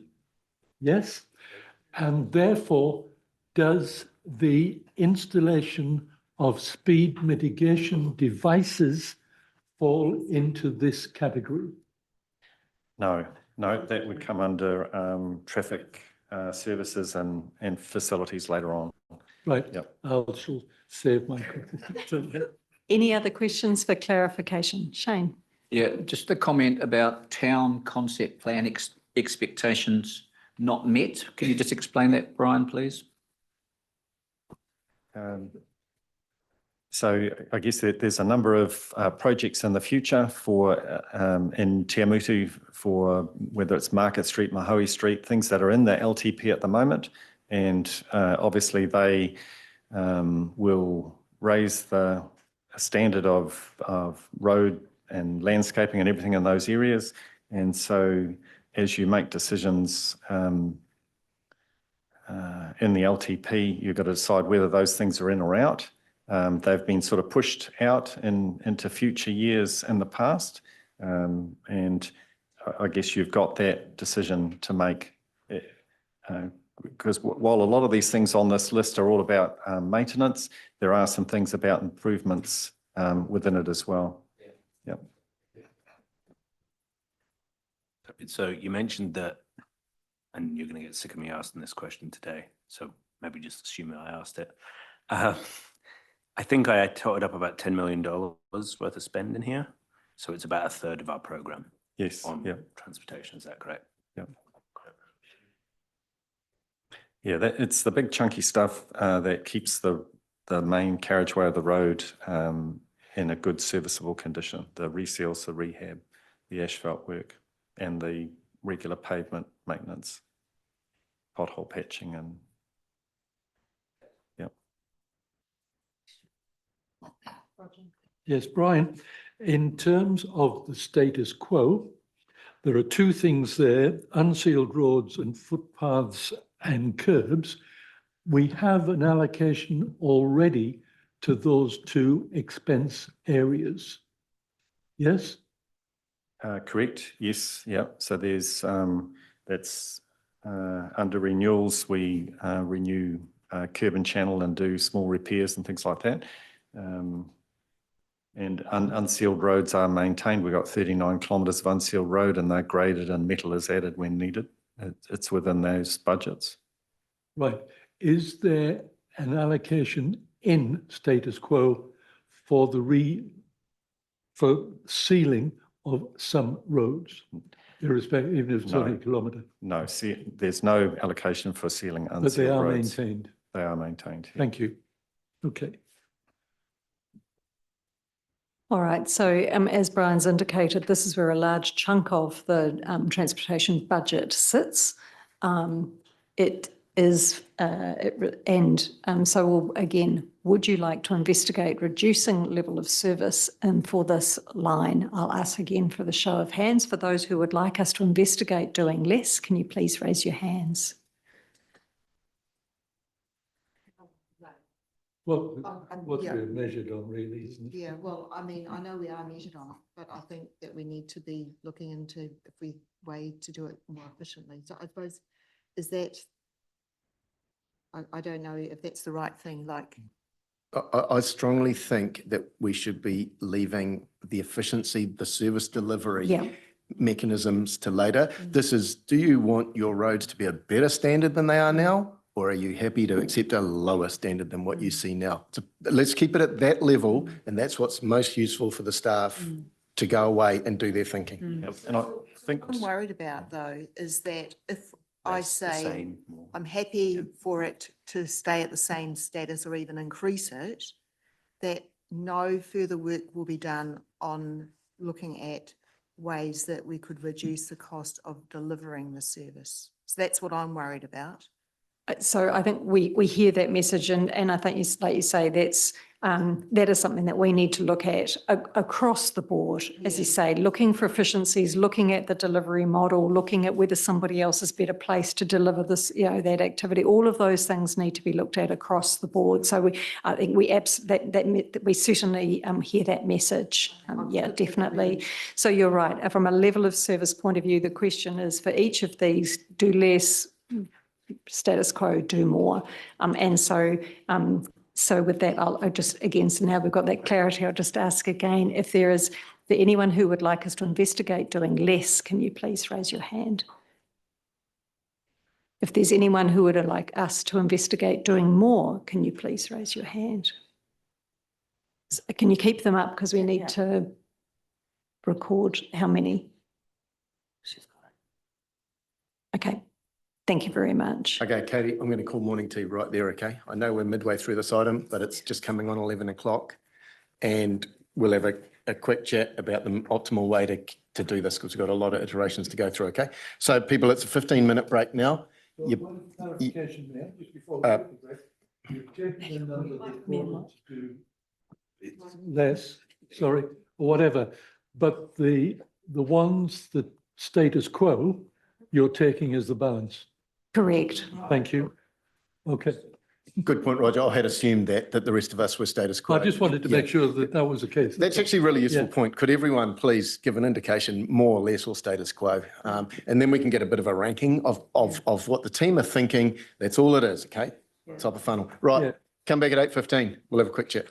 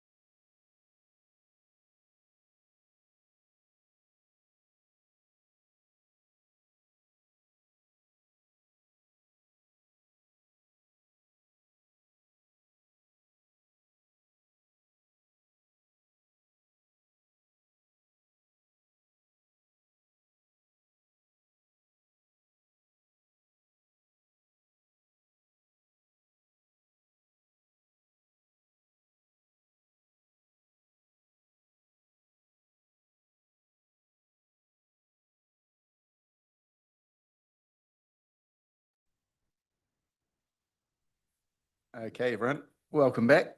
That was fun.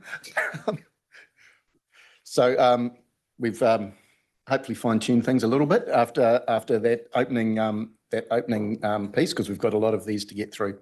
So we'll continue. The slide pack's going to catch up with us in a minute. I was really conscious of time, so I wanted to keep moving.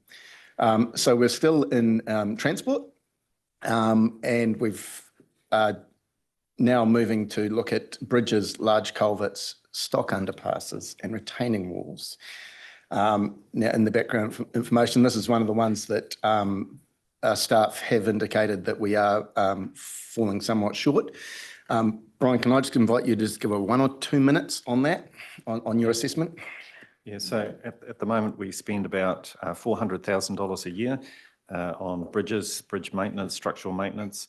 A recent report from our consultants, Becca, indicates that in future years that will need to increase substantially, because there's some big bridge repairs that are needed, which will, like the Victoria Bridge was, $4 million. There's the Horohoro Bridge at the end of Karapiro Lake, Baffin Street Bridge in Prongia, a number of these bridges that will need multi-million-dollar upgrades to keep them open to traffic.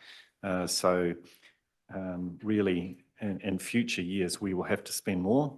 And certainly when we come back to you with more detail on the LTP, we'd like to be able to identify some of those things over the next 3 years and 10 years that will need doing. The consequence of not doing them is that, yes, we can sort of sweat the asset more, but we run the risk that the inspections will say, and the bridge engineers will say, we've got to stop trucks running over these bridges. Baffin Street is a classic. It's an old timber deck. The steelwork needs painting. The deck is sort of getting towards the end of its life. It'll be a couple of $1 million to replace it. The alternative is to just leave it there for pedestrians and cyclists and use the alternate route for traffic. Okay, thanks, Brian. That's exactly the kind of summary we're looking for, activity managers, those of you in the room. At each item point, just that to start us off. Then we'll do questions. Then we'll have a show of hands, okay? Questions, please. Yeah, just a question on those large, expensive items like a bridge project maintenance. That's capital funded?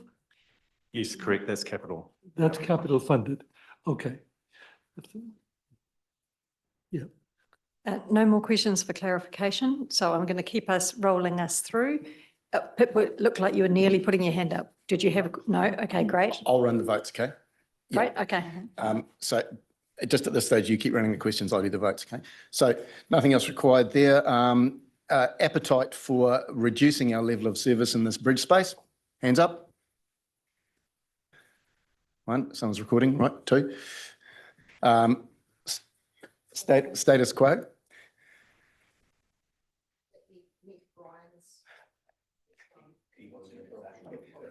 It means, yeah, keep on what we're doing. Brian has outlined where we are sweating the assets. He's outlined some risks there, and currently he's managing those risks.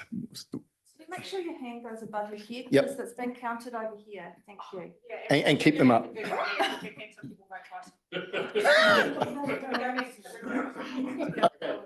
Okay, staff have asked me to start that over again.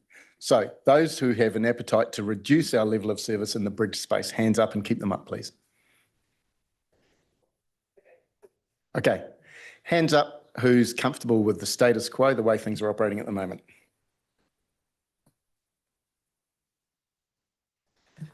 Hands up who would like to see an increase in the level of service in this bridge space.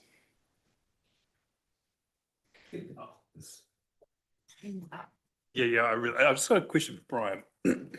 And Brian, with the natural disasters that we've had and the culverts being washed out and stuff like that, and the impact that it's had on the district, if we could have done more, and like for Towery Road and all those kind of things, and also the Cambridge Road culvert as well, would those kind of things be addressed if we did more, or would it kind of just muddle along as if we just keep the same? Yeah, so if the budgets were higher, not necessarily. We would just be able to program and do things that needed doing before they collapsed or washed out or blocked up. we'll still get those situations where storm events happen. And yeah, when they're such large storms, there's no way that we'll ever build or make our network resilient against those really big events. Okay, great question. We should try and get those questions in before we start voting, right? Yeah. I'm not too sure how deep my question should go, but that's the reason why I voted to do more.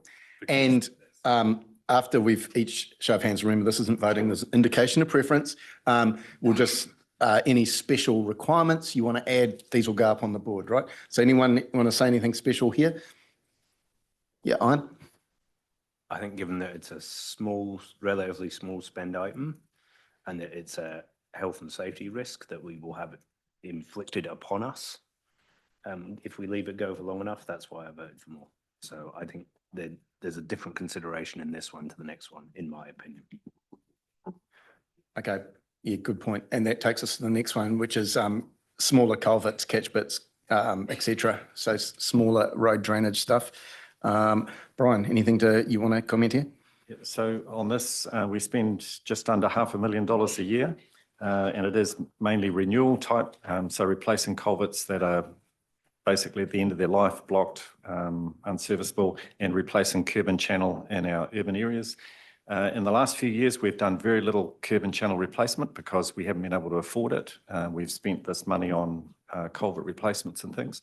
So we have got a growing backlog of broken curb and channel, but it doesn't typically cause too many floods or complaints or problems, but you can't put it off forever. Yeah. It's one of those things that yeah, you've just got to keep doing this work, especially those culvert, smaller culvert replacements, because somebody's paddock's flooded when these things happen. And how big's this backlog looking like? It's not, there's no significant backlog at the moment, but you know, like in this current financial year, we're going to fix that French Pass Road outlet, and that will consume most of the budget, meaning we're not doing any curb replacement or catch pit replacement. Okay, questions? Yes, thanks, Brian. I was going to ask the intense weather events that we're experiencing. Would this, I suppose, just keeping things at the status quo, would that increase our risk of flooding or other damage due to maybe some of these drainage culverts not and surface water channels not working as good as they could? Yes, not so much the surface water channels. I mean, when curb and channel's broken and cracked, it looks ugly, and the you can get, you know, water sitting on a street and soaking into the pavement, and eventually, you know, breaking the pavement on a high traffic road. But otherwise, it's more of an amenity issue. But I guess we've probably the vast majority of the culverts that are in our road network, and there's thousands of them in the rural area. They were all put in, you know, 50, 60, 70 years ago to old standards. They wouldn't meet the modern design standards for climate change and everything like that. But the consequences of them not being able to take bigger storms is just that water sits in a drain or a paddock for a longer period of time before it drains away. Yeah. Thank you. Yeah, I think you've answered what my question was, and that is if there's any reported cases of a culvert not performing, you respond to it and you have a look. That's correct. Yeah. The only exception is where it's purely land drainage involved. So the peat swamp has been drained and drained and drained, and now the culvert doesn't work anymore. In those situations, we expect the land drainage function to pay for the replacement. Charlotte. Yeah, so you've proposed in your suggestions here to allow the condition of culverts to drop to poor before renewing. What is the definition of poor? Is it still functional or not? I guess it's barely functional in that it's probably blocking up from time to time, and we're having to send crews out with suction trucks or jetting trucks to blast it out. So yeah, that I guess typically that would be the case most of the time. A culvert does have to get to a fairly bad state before we replace it. Please. Yeah, so poor is, still means it's structurally, can still be structurally sound, so. No, it might not be. No, No. okay. Yeah. Okay, we're done on questions. Time for hands up. Who has an appetite to reduce our level of service in this smaller culvert sort of space? No one? Status quo. I think that's, someone's counting. Hands up. Okay, done. And who wants to increase its level of service in this space? One. Due to the fact of weather and climate and events and all that kind of stuff, we have no idea how this could impact us in the future. Okay, thanks, Marcus. Anyone have any special considerations they want to note on this subject? No. We'll keep moving on. The next one's very simple. It's open drains only serving road catchments. There are no staff observations. The suggestion is retain current level of service. Barely need to put this one to the vote. Is everyone happy with that suggestion? Raise your hands, which is status quo we're voting for here. Okay, yeah, that's everyone. We're good there. Okay, so now we can move on to signs and traffic facilities. Very good. So signs maintenance and replacement is about $480,000 a year. Road markings about $550,000 a year. Guardrail maintenance about $70,000 per year. At the moment, that is not, so we're making decisions every year to not mark some road markings, not remark them. They're faded parking markings, no stopping markings, but doing the critical markings, basically that cost of remarking, and that's partly around growth, just the increase in number of markings. But as I mentioned earlier, there are options there that if we hold the line in terms of those costs, we could actually start removing some markings, edge marker pegs and signs from our road network and go for more of a minimalist approach. We will get complaints from people who say, well, there used to be a sign there saying there might be a horse on this road once in a blue moon and you took it away. But that sign, every time it gets replaced, it's like $500. So those are the sorts of decisions or customer issues we would have. Okay, questions? Roger, then Charlotte. Yes, Brian, thank you very much. And again, this is maybe linked to another area, but can I just give you a sample of a piece of road, say Bryce Street, where we have an absolute plethora of signs for every conceivable eventuality, but that's determined by our speed mitigations on that road. So would we be able to reduce the number of signs if we changed our policy on mitigations? It's a yes and no one, that one.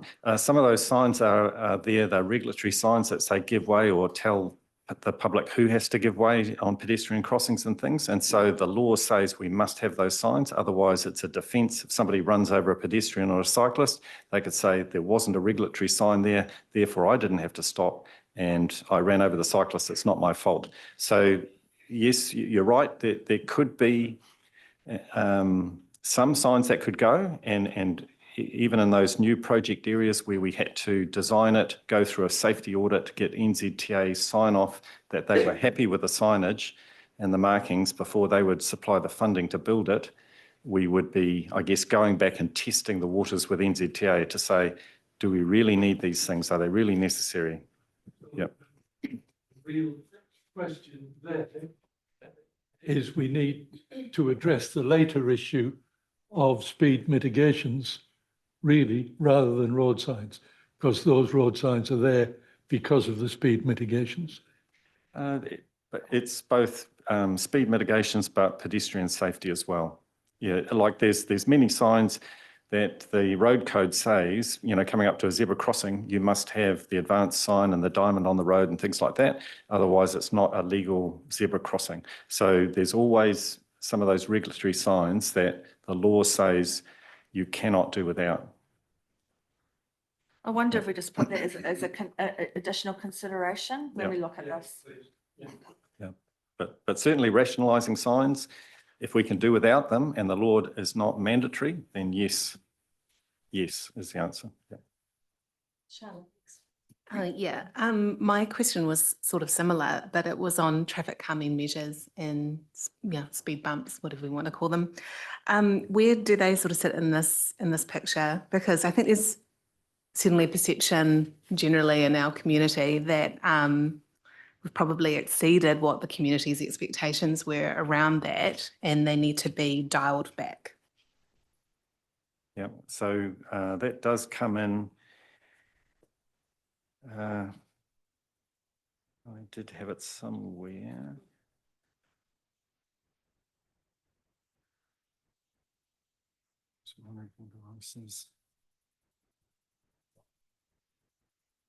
Intersection, it probably is under this, but I guess there's two categories of what I've described in the funding there so far is just purely maintenance. And then if we're going to either add or take away those speed calming devices, it will become a capital item that we would have to add into the long-term plan. If we said we don't want these things, we want to remove them, we want to spend several $100,000 doing it differently, we'd have to have a capital project to do that. Can I just ask for a point of clarification? Hang on, I think we've got a list of questions, haven't we? You know, I just wonder, what is the rationale around having you're in 100 kilometre an hour area, and then you're going down the road and there's another 100 kilometre an hour area sign, and then within 100 yards of that, there's a 60. Ooh, that's I mean, in terms of rationalising signs and saving costs, yeah, it's the speed limit setting rule that the government has in place, and it can be, certainly council can make decisions about that, those sort of things, trying to rationalise it, but that's another project and a capital cost in its own right, not a maintenance cost. Yep.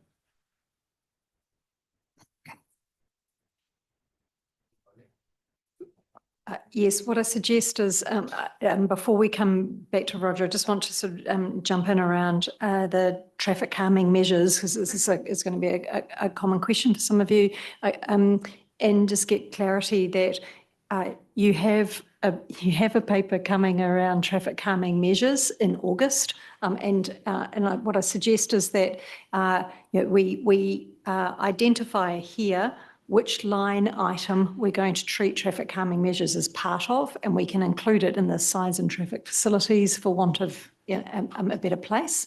And that, again, when you then consider from a policy perspective in August what your approach is to traffic calming measures, that will then obviously inform whether you want us to consider having capital items to add, remove, change the traffic calming measures and feed that back into the long-term plan. And that's the way we handle it from a process perspective. So should we put traffic calming in this line? So we right? should put, yes, so Let's please put it in here. So yes, we It's will, part of speed management. as part of, yes, that's exactly right. Yep. Okay. Yep, so that it's explicitly captured for feedback. Yep. Okay, thanks. So we've got Roger next, Yeah, and then thank you. Dale Marie. And thank you for that clarification. So now we are looking at the traffic calming, and I acknowledge the fact that we have got a paper coming later. But let me ask you, Brian, we currently have a philosophy of road design, whether it be something happening in Bright Street or whatever, and that currently determines what traffic calming devices we put in, so that if we were to ask for us to do less in this regard, that would mean a consideration of possibly less traffic calming devices. I'm not sure that's a question for me. That's probably more when you get that August paper and talk about the philosophy and what sort of standards you want to set. I'm not sure that we'll do that justice here today. No, but it's, we put traffic calming in here. So it's a yes for me, Roger, that if you were saying do less, it is an indication that that is. So Speed doing- management signs, traffic calming are all in one, okay? If you want less, you want less, Yep, thank you. okay? Yep. Sure, we make a note of what those considerations are when we think about this line here. Yeah. And we've got Dale Marie, and then I suggest we come back to Dean's question about the cost of traffic management that you raised before. Kia ora tātou. Mine is probably just some clarity because I remember in campaigning I had a go at because we had one person who was campaigning at the time that they had someone who could take all those speed bumps out. So can I just have some clarity that why we use preferred providers in that space and why we probably just wouldn't go with a rogue person to take them out to save us money? I'm looking at EL because I'm expecting that actually all of that discussion about the sort of approach to traffic calming is going to be covered off in the August paper, and that's the best place to actually have that discussion. Yeah, I agree. And this is beginning to get into service delivery. And let's try and avoid that. We're never going to get through this if we start going down to service delivery and funding. So good points. So these ones that are, these points we're going to record, okay? So, but I'll keep us strongly focused on the level of service, right? Okay. Yep, thank you. And so perhaps we can come back to Road cones. Dean's question that he asked quite some time ago now about the cost of traffic calming measures. Yeah, it was a cost of temporary traffic management during works, wasn't it? So it varies by activity. You imagine if a guy's out just spraying some stuff on a sign, he doesn't have any traffic management, he's just got a van with a flashing light. So the traffic management cost is nil virtually. But then if you're resealing a road and you've got to close it so traffic can't drive on it while it's covered in hot, wet tar, then the traffic management cost can be quite a bit. But overall, the average is about 6% of the cost is traffic management costs. And we are, I guess, through the government's changes, we're actively looking to drive down that cost. And sometimes that means that you do the job in a way that causes more inconvenience to road users because you close the road, but the traffic management cost is significantly less. And a classic example, NZTA is replacing the pavement on the Cambridge Expressway. They're having to close roads, move all the traffic to one side, so there's queues and traffic is having to run around detours. They could have done it all without that, but the traffic management costs and the time spent doing the job would be much greater. Yeah. Okay, let's call it, people. So we're here on information warning signs, speed management signs, road markings, traffic calming devices we're including in signs, and temporary traffic management is what we're looking at here. Who has an appetite to reduce the level of service that we are offering here? 2, 3. Keep your hands up. Put. Were you up or, sorry? Okay. 8. Who's happy with the status quo?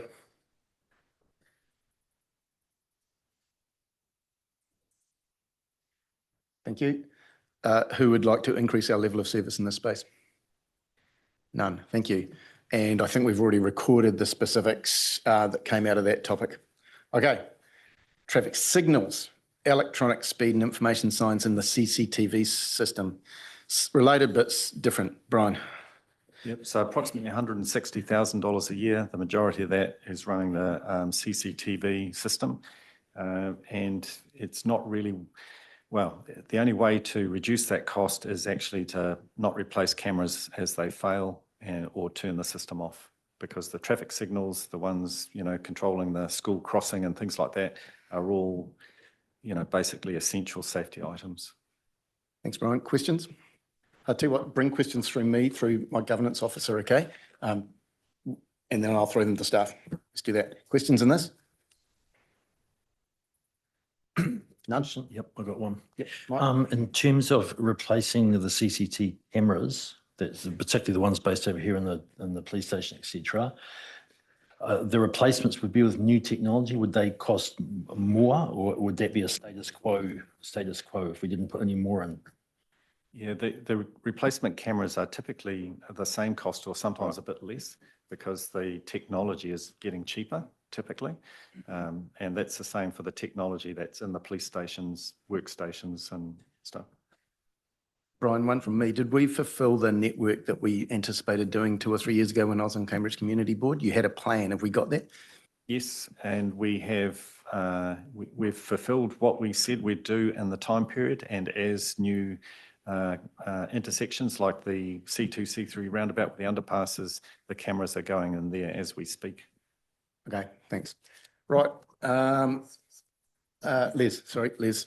I'm just wondering, is there any requirements for these cameras now or in the future to be monitored by the police? And if so, what type of cameras do they want to use? Yeah, so the police, obviously they want to be able to get, so they've got some broad cameras that look over intersections so they can see traffic and incidents and disorder in the middle of the night. And then they've got number plate recognition cameras that warn them of basically stolen vehicles on the road.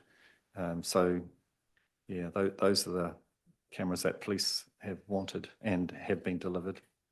And ours are NPR cameras, aren't they? Number plate recognition cameras. And they A are small networked number. through the police. A Yeah. small number, yeah. But the network that was originally envisaged. Yeah. Okay, let's indicate on this. Who would like to reduce our level of service here? None. Who are happy with the status quo?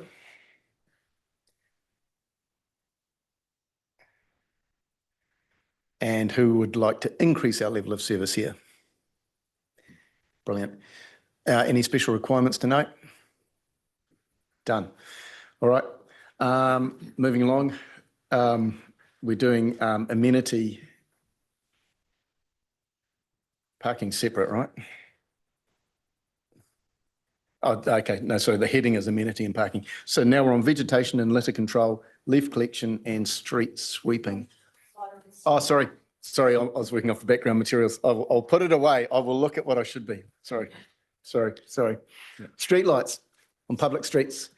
So currently we spend 470,000 per year on streetlight maintenance. So that's half of that is the electricity running cost, and the other half is just routine maintenance, replacing fuses and things, and $120,000 a year on renewal at the moment. So that's the budget, but we're exceeding those budgets typically every year, and we have a number of streetlight poles and columns where they've been knocked down in crashes and things, and we can't afford to do them at the moment, so we've got to wait till the next financial year. So yeah, currently we're not meeting our level of service, and that is likely to increase the number of times we're not meeting it into the future as the number of lights increase and the streetlight columns and things age. So ideally we should be putting more money into this, particularly streetlight columns that are rusting in the ground and will need replacing in future years.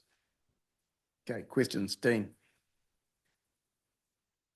This might be out of our remit again, but do we claim costs when we can find a culprit for the damaged lights? Yes, correct, we do. So either our contractor records information when they're out in the middle of the night, if there's a broken car beside it, or if the police have a record, then we do send the bill. And the typical cost to replace a light knocked down is anything from $6,000 to $8,000. Thanks, Brian. Pip?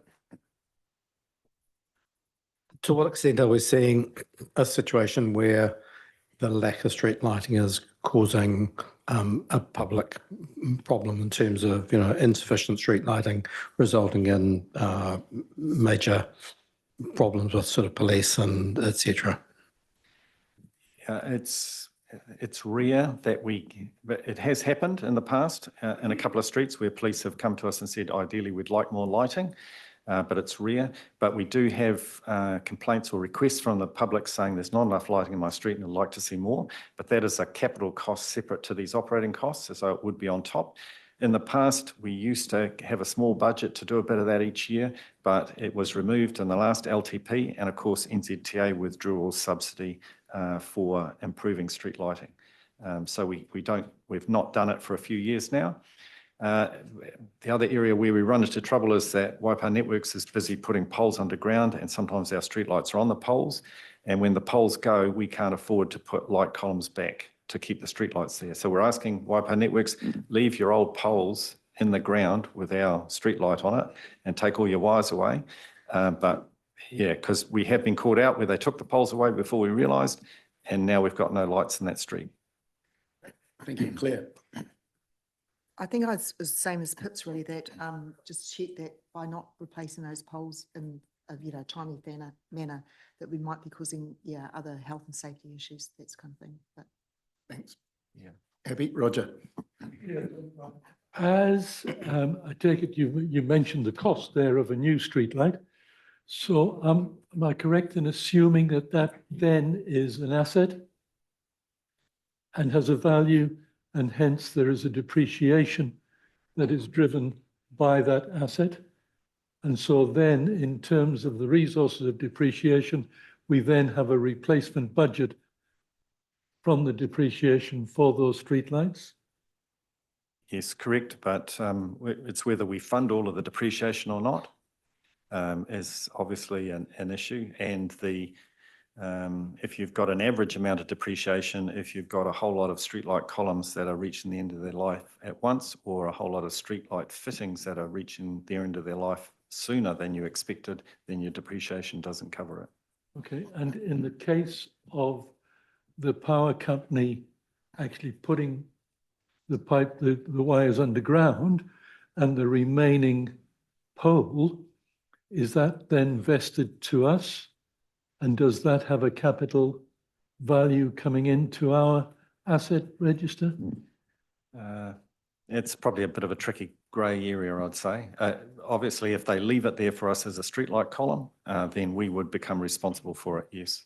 But we don't use it as a vested asset and hence then begin to depreciate for eventual we could replacement. Let's stop that. That's into sources of funding again and how we're dealing with it. Please, let's focus on the level of service. Do we want better lit streets, or do we want more poorly lit streets? Let's keep away from funding. Let's keep away from service delivery. They'll come later. Okay. I'm out of questions here, so I'm happy to put this to the indication. Streetlights. Who wants us to reduce the level of service here? Got that? Proponent of Dark Skies project. Yep, good on you. Do you want that especially noted? No. Okay, who's happy with the status quo street lighting?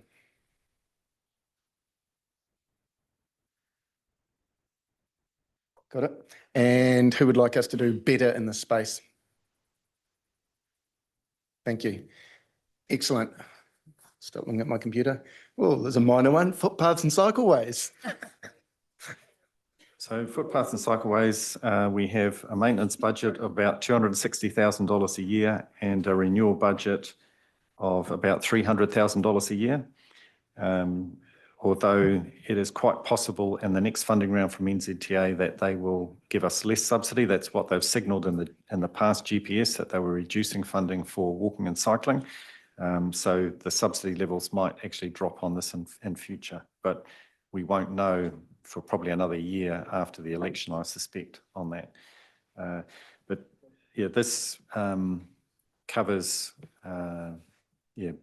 but basically small repairs for trip hazards, and it's often tree roots lifting up the footpath, and then bigger renewals where you've got footpaths that are now 60, 70 years old, and the top of them looks like a plate full of rice bubbles, in that the surface has lost a whole of the cement and it's all rough because over time the rain and weather has just eaten away the top surface of the footpath, and it's very rough and uneven. Okay, questions. And let's be clear here, we're talking about level of service, not about capital delivery, because this will come up later in the capital when we're talking about cycleway extension, etc. Right? I did mention that our Department of Internal Affairs performance measure for this says that most 98% of our footpaths are in good or very good condition, and so there is. If council said, well, we want to save money on this over the next few years, you could reduce the renewal and reduce the subsidy you get from NZTA and just do the repairs. You could potentially save, $100,000 in ratepayers' money or something like that for a period of time. But over time, you'll build up a backlog of paths that really need replacement. Thanks, Brian. I really love an activity manager suggesting savings as well, so that we can consider. That's great. Questions? We go, Les. Yeah, no, I was just wondering whether it was a good idea to have these two voted on together. George and I were just discussing this, and we were going to wait for the questions. It may well be that it's best to put them separate because they've got quite different, the DIA standard is there for footpaths and cycleways is a different matter, and you may choose to give different direction about both of those things. Very fair call. We'll separate them, okay? Roger. Yeah, mine's just a clarification of the point that you raised, and that is in terms of Cambridge Connections, we talked about the cycleways and Leamington and developing. That's a capital project that sits outside of this consideration. Correct. Correct in that? Yep. Thank you. Everyone happy with that? That's how we're proceeding on this. Claire? Yeah, well, I was going to talk on the same thing, but I mean, because we do have urban areas that just don't have the connectivity. Yeah, so, I mean, I understand what you're talking about, sort of really big or bigger projects for cycleways, but Brian, you're also referring to, like the way I suppose around the CBD or I suppose the urban centres and making sure that there's ability for people to get in there and out there safely on bikes. So like, is that still in the capital side of things? Yeah. Any improvement spending is in the capital side. This is just purely maintenance of what we own now. Okay, yeah. I'm just really concerned about the lack of cycleways in the CBD and Te Awamutu, yeah. No, I acknowledge that. And I mean, there's a spillover, particularly on this one into capital possibly because of the network expansion, but let's focus here on level of service on the existing network. We'll deal with expansion when we think capital, I think is probably the best way to go, right? Okay, anything further required there or can we? Just to clarify the word expansion, going from 1.2 to 1.8 metres, that would be capital, just confirming? No, typically we would do that when we renew the footpath. So we'd only be widening those paths when they're at the end of their life. Yeah. And we would put it back at the better width, and that would be funded out of the renewal.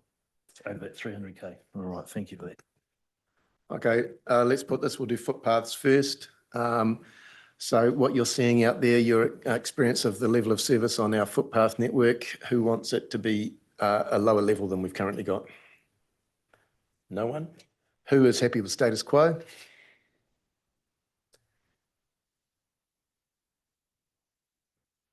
And who would like to see an improvement in the level of service here? Excellent. Cycleways, thinking existing cycleways. Who is wanting to see a reduction in the level of service on our existing cycleway network? You guys keeping up? Got three. Who is happy with the status quo?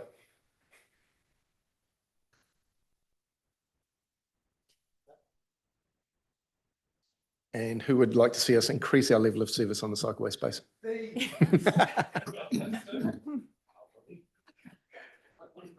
Excellent. What comes next? Amenity and parking's next. So under this one, litter control is about $290,000 a year, and that handles both litter in our urban and rural areas and cleaning up after fly dumping. Leaf collection is about $85,000 a year, and street sweeping about $350,000 a year. And then under vegetation control, we spend a combined amount of $920,000 a year for mowing and spraying. And that basically keeps drains and culverts and guardrails and signs clear of vegetation, and make sure that when you pull out of an intersection, you can see traffic coming because the grass has been mown in the rural areas and around the inside of corners, all of those things. So there is a certain amount of safety in that vegetation mowing, though it's a big, and spraying, it's a big item, but it does protect and make sure the drainage system works. So I know in the past, some councils have said, well, the local roads where there's less traffic, we'll only mow them once a year instead of twice or three times a year. And so you end up with long grass, a metre high at the edge of the road, and it starts to fall over the road and make the roads narrower. That if the adjacent owners get out with their tractors and silerators and chop it all up and feed it to the cows, that's great, but you can't do that in every location. Yeah, it does have that impact if you cut back on that sort of expenditure. All right, thanks. Questions? We're starting with Joe. I was just wondering whether we could possibly separate these two as well, because I'm wondering whether people might feel differently about these two. Are you wanting to take out leaf collection or specifically what are you seeking? So the reduced street sweeping and stop the autumn leaf collection being one, and then the litter control being a separate one. Happy to do that. Yep. When we If come to everyone else is. indications, we'll do that. Yep. No, it's fine. It's fine. Yep. Dean.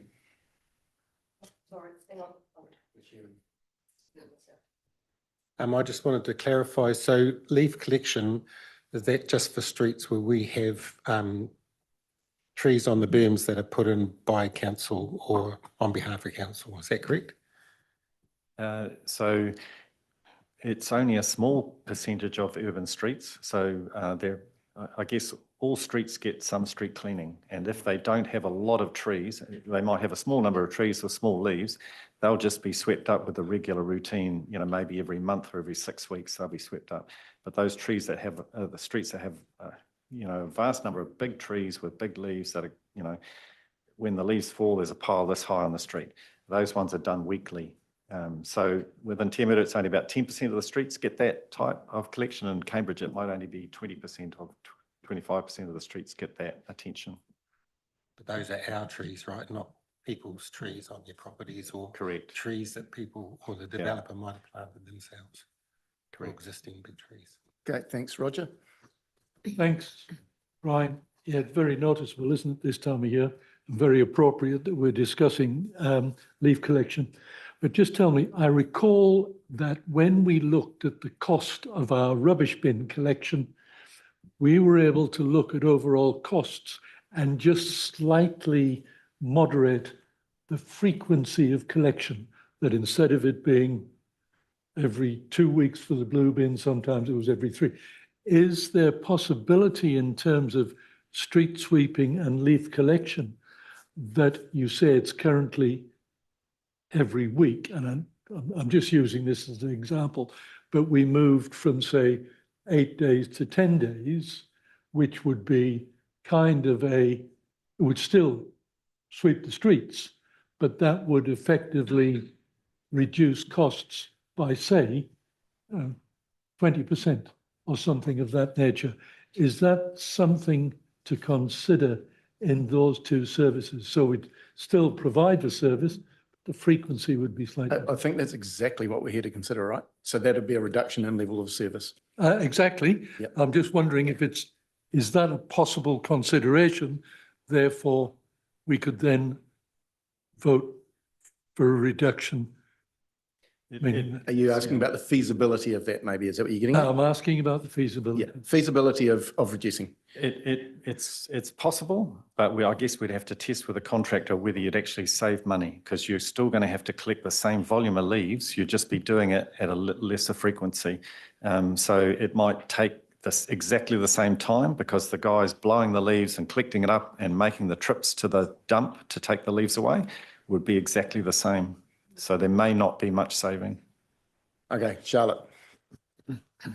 Just for clarification, our board has received lots of queries around leaf collection. It's been at the end of autumn. Has the service actually changed over the last couple of years? And is the contract, so this may be a service delivery question, but is the contractor meeting expectations?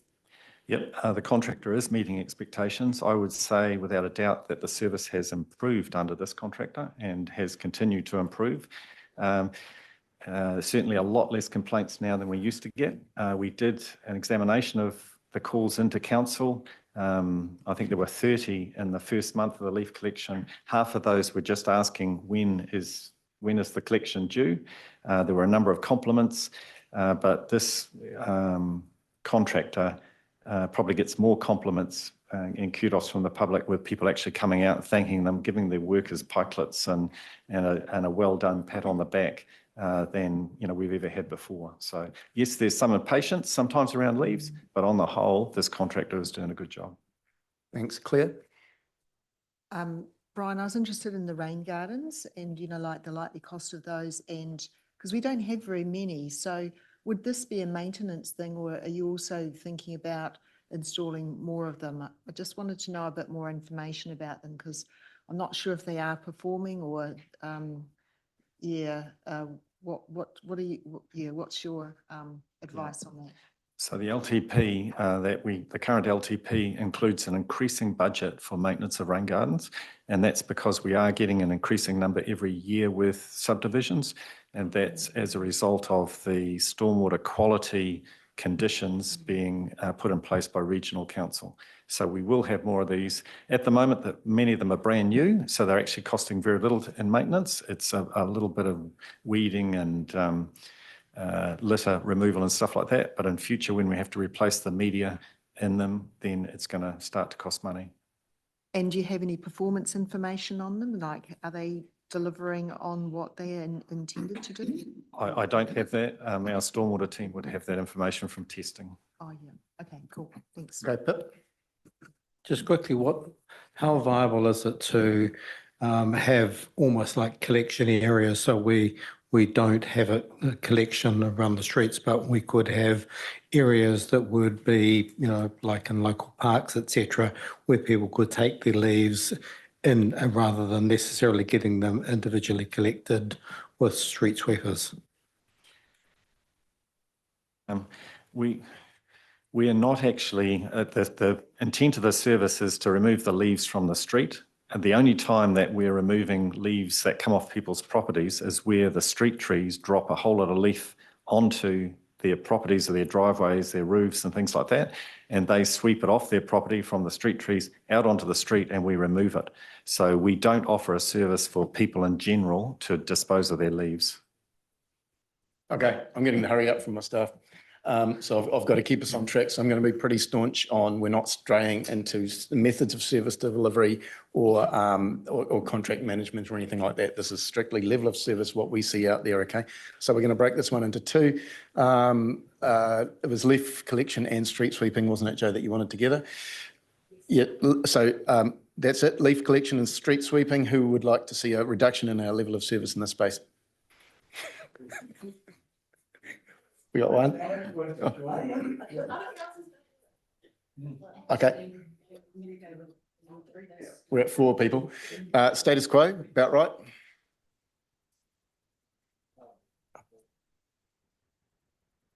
I think it's 9. It wants to see an increase in our level of service in this space. Excellent. Thank you. And then the second part was vegetation and litter control. Who would like to see us drop our level of service here? No one? Who thinks it's about right, status quo?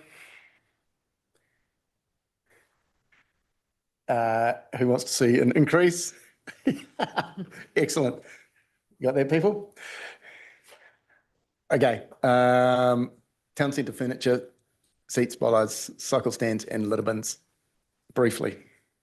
So we spend about $15,000 a year for maintenance, and this has got to cover bus shelters, furniture, bollards and the like.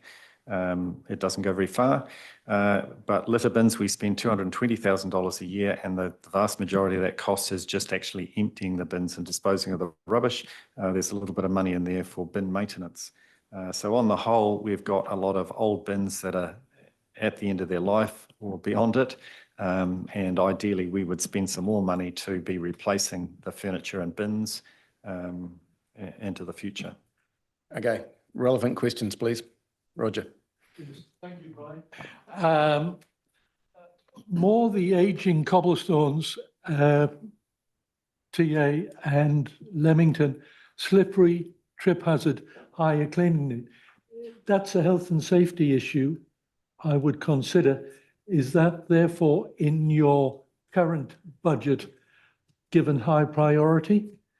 And what allocation of current expend, is it kind of half and half, or Yeah, so sorry, that's probably an error on my part that the cobblestones, that's footpath maintenance and footpath renewal. It's really under that previous one that we've already done. Yep, we've already done footpaths. Yep. Thank you for that. And I do have another question, if I may. Yep. And in terms of the emptying of litter bins, do you currently have some form of system or method that increases the number of times a bin is emptied because of events? Does that occur currently? It does occur. So we have the ability within the contract to notify the contractor to make sure the bins are emptied before and after an event, and it's paid as an additional service. Thank you. So that's status quo. Yep. Correct. Okay, let's put it. Who wants to see us do less in this area? Who's happy with, who's happy with status quo? Who would like to see us do more in this area? Thank you. Now the very small topic of car parking. So we currently spend $67,000 a year on car park maintenance. That covers lines, signs, pothole patching, and the like. And then there's about another $50,000 a year for resurfacing car parks as a renewal item. Yeah, that's as much as I have to say about that. Yep. Okay, questions, please. Roger? Yes, thank you. Now I'm going to ask the key question. Have you ever done a feasibility on the revenue that would be generated from charged parking? And how would that mitigate the expense of this area of cost? Short answer, no, we haven't done that work, but it's certainly something that's under consideration with Cambridge Connections. Yep, it's in the parking hierarchy in Cambridge Connections. So if we were to do less here, that would infer that we would investigate a reduction in cost. Yep, Katie, help me out here. Level of service consideration here. What are we? So there is, that's true. So Cambridge Connections project is considering this, but obviously only for Cambridge rather than for the rest of the district. At the moment, we don't have a parking policy for the whole district. It's something that's been on the list, but hasn't been funded to do. And so Cambridge Connections project is quite aware of not stepping outside that. So I think this is, this is sort of similar but different to the discussion you've just actually had about traffic calming measures, where you've got to make some policy decisions about what you want to do and then think about what the financial implications are. And so that's where the relationship comes here. And so I think, again, when you think about what are you indicating, I think this is one where we are going to have some special considerations. If I can already put words in your mouth, for example, recently you've already talked about your desire for staff to use increased technology in this area, for example.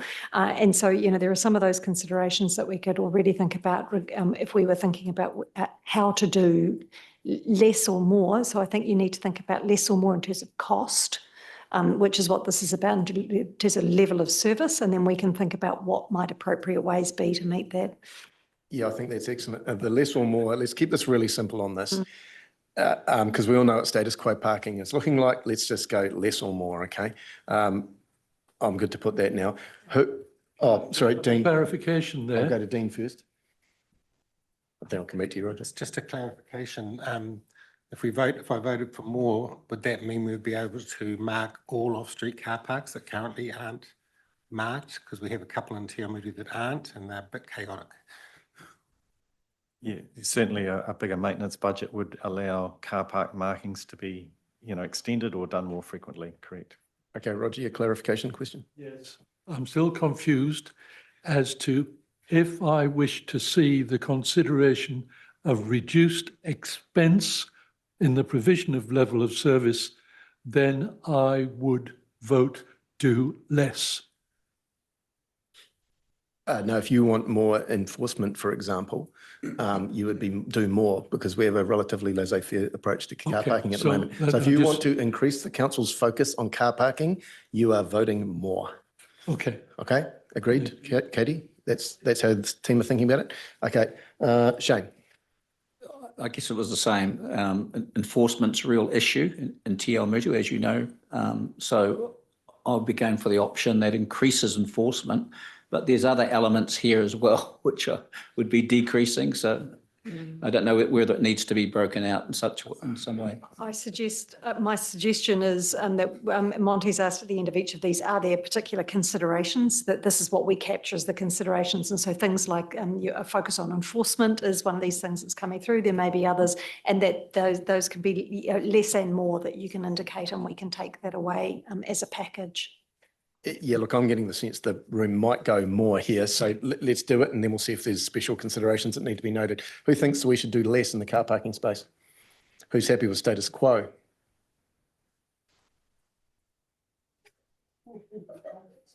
Two? Who thinks we should do more?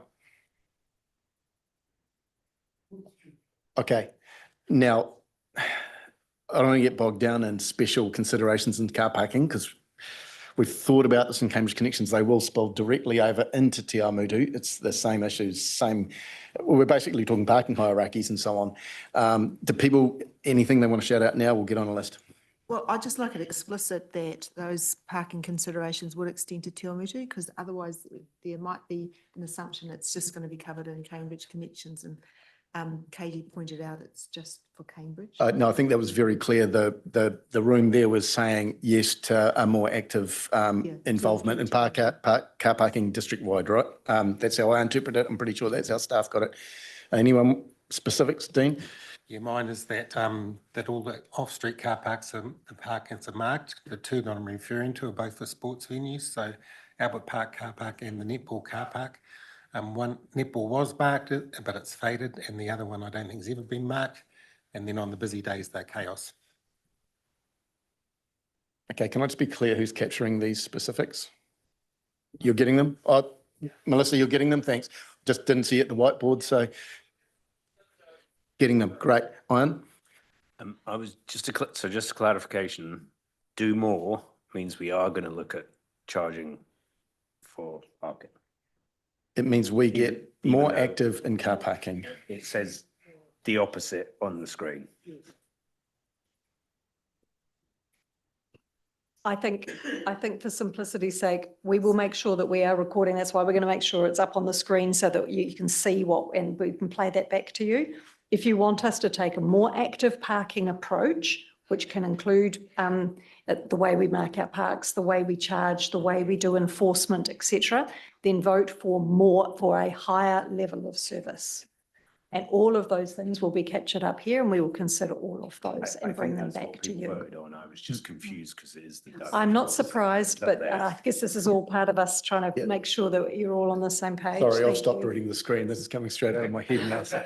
Vote on what I say. Sorry, good call out. We've voted, okay? Well, not voted, I can't say it. Indicated preference. Right. Is that transport done?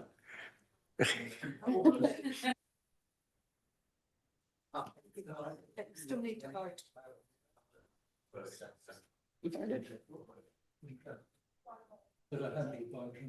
Yep. Okay, bus stops and Last shelters. one. Yep.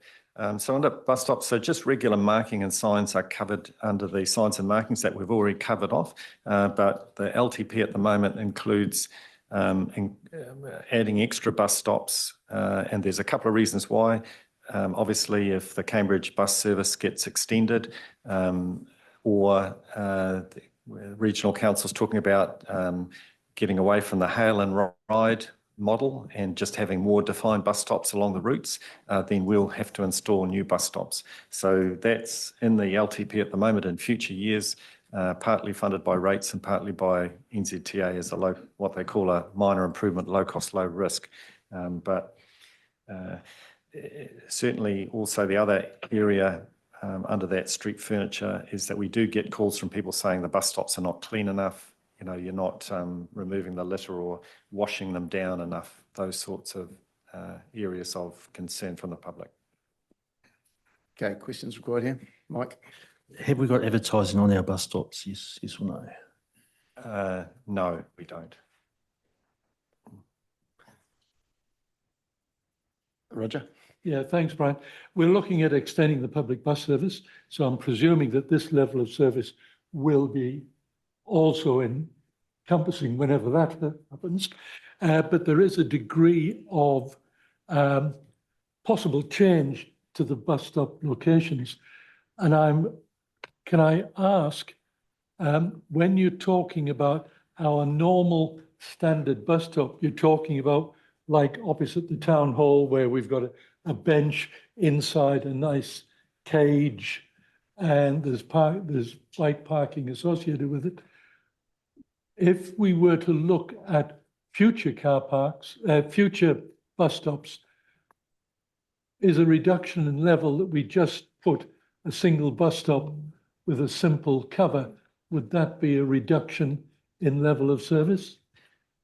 I guess the majority of our bus stops don't have seats and shelters.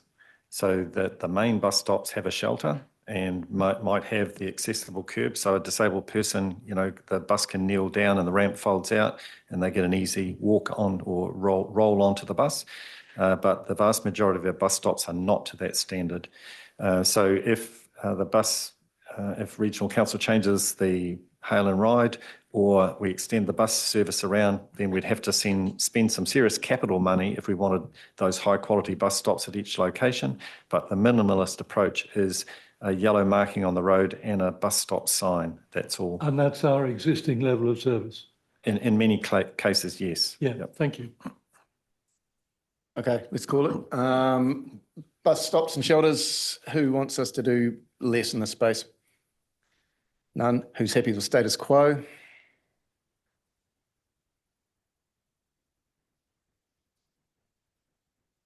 Who would like to see us do more in this space?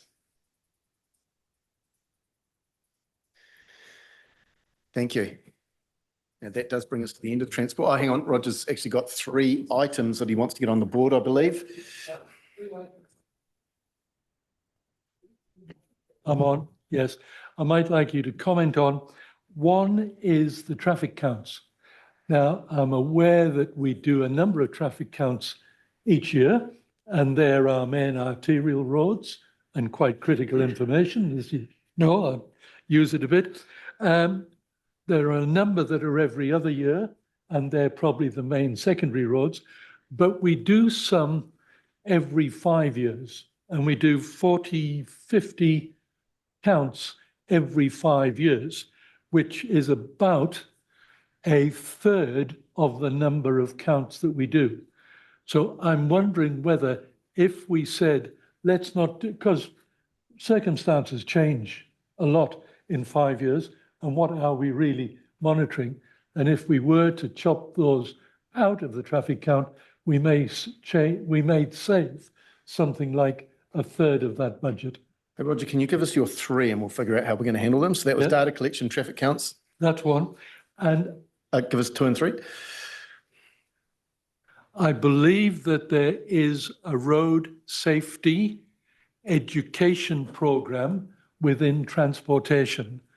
And I'm wondering whether road safety is a responsibility of council or a responsibility of community, the schools, parents, etc., and whether that's an area of expenditure that we could consider not continuing. And your third one, Roger? And the third one is, I think, are you responsible for putting up and taking down the advertising flags on our light bollards? Okay, team, how do you want to handle these? Do you want to go through this? They're actually 3 really good points, right? They're level of service points that are in your face as a citizen. Can probably do them quite quickly, I think. Yep. So flags not done by roading. That's the events team, promotion team that do that. Thanks. Road safety education, it's about $120,000 a year, 51% subsidy from the government. It does a lot of things, whether it's with aged care, community, schools, education around, you know, how to use a signalised crossing for the schools, road safety at schools.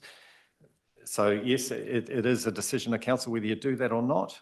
In the past, when council has many years ago decided not to do it, we came under a lot of pressure from the Ministry of Transport at the time, who said, gosh, you know, for your community, you miss out on this subsidy and the benefits of this if you don't do it. But it is your choice. Can I ask how much is the percentage subsidy? 51%.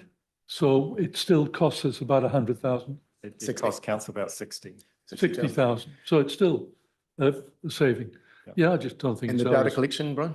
Data collection. So as Roger said, that I think we spend about $45,000 a year on counts.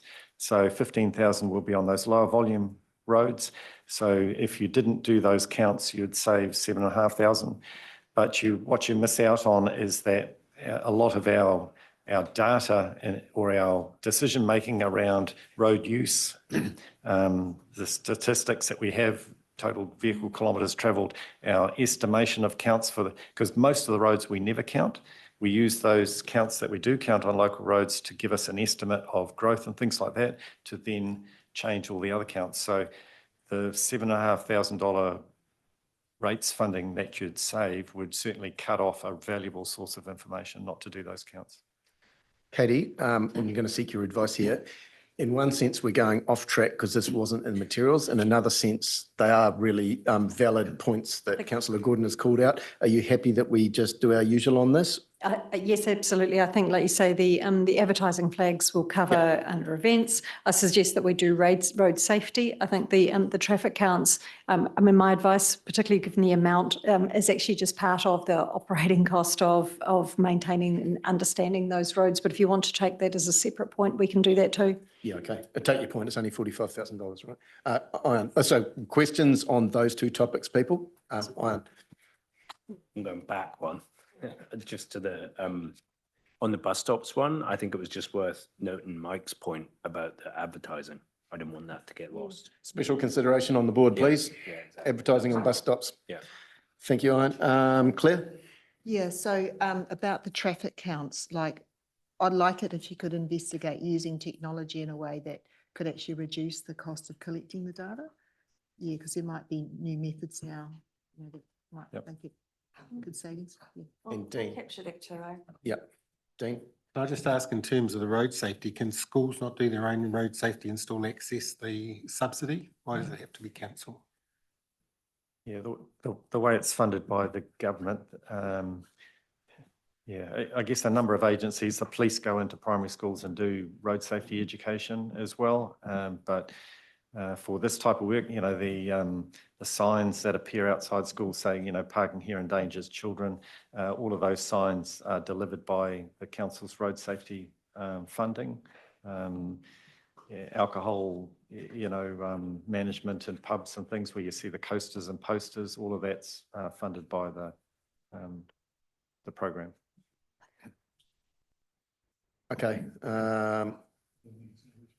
Yeah, so let's do this. We're going to particularly talk about road safety education program, right?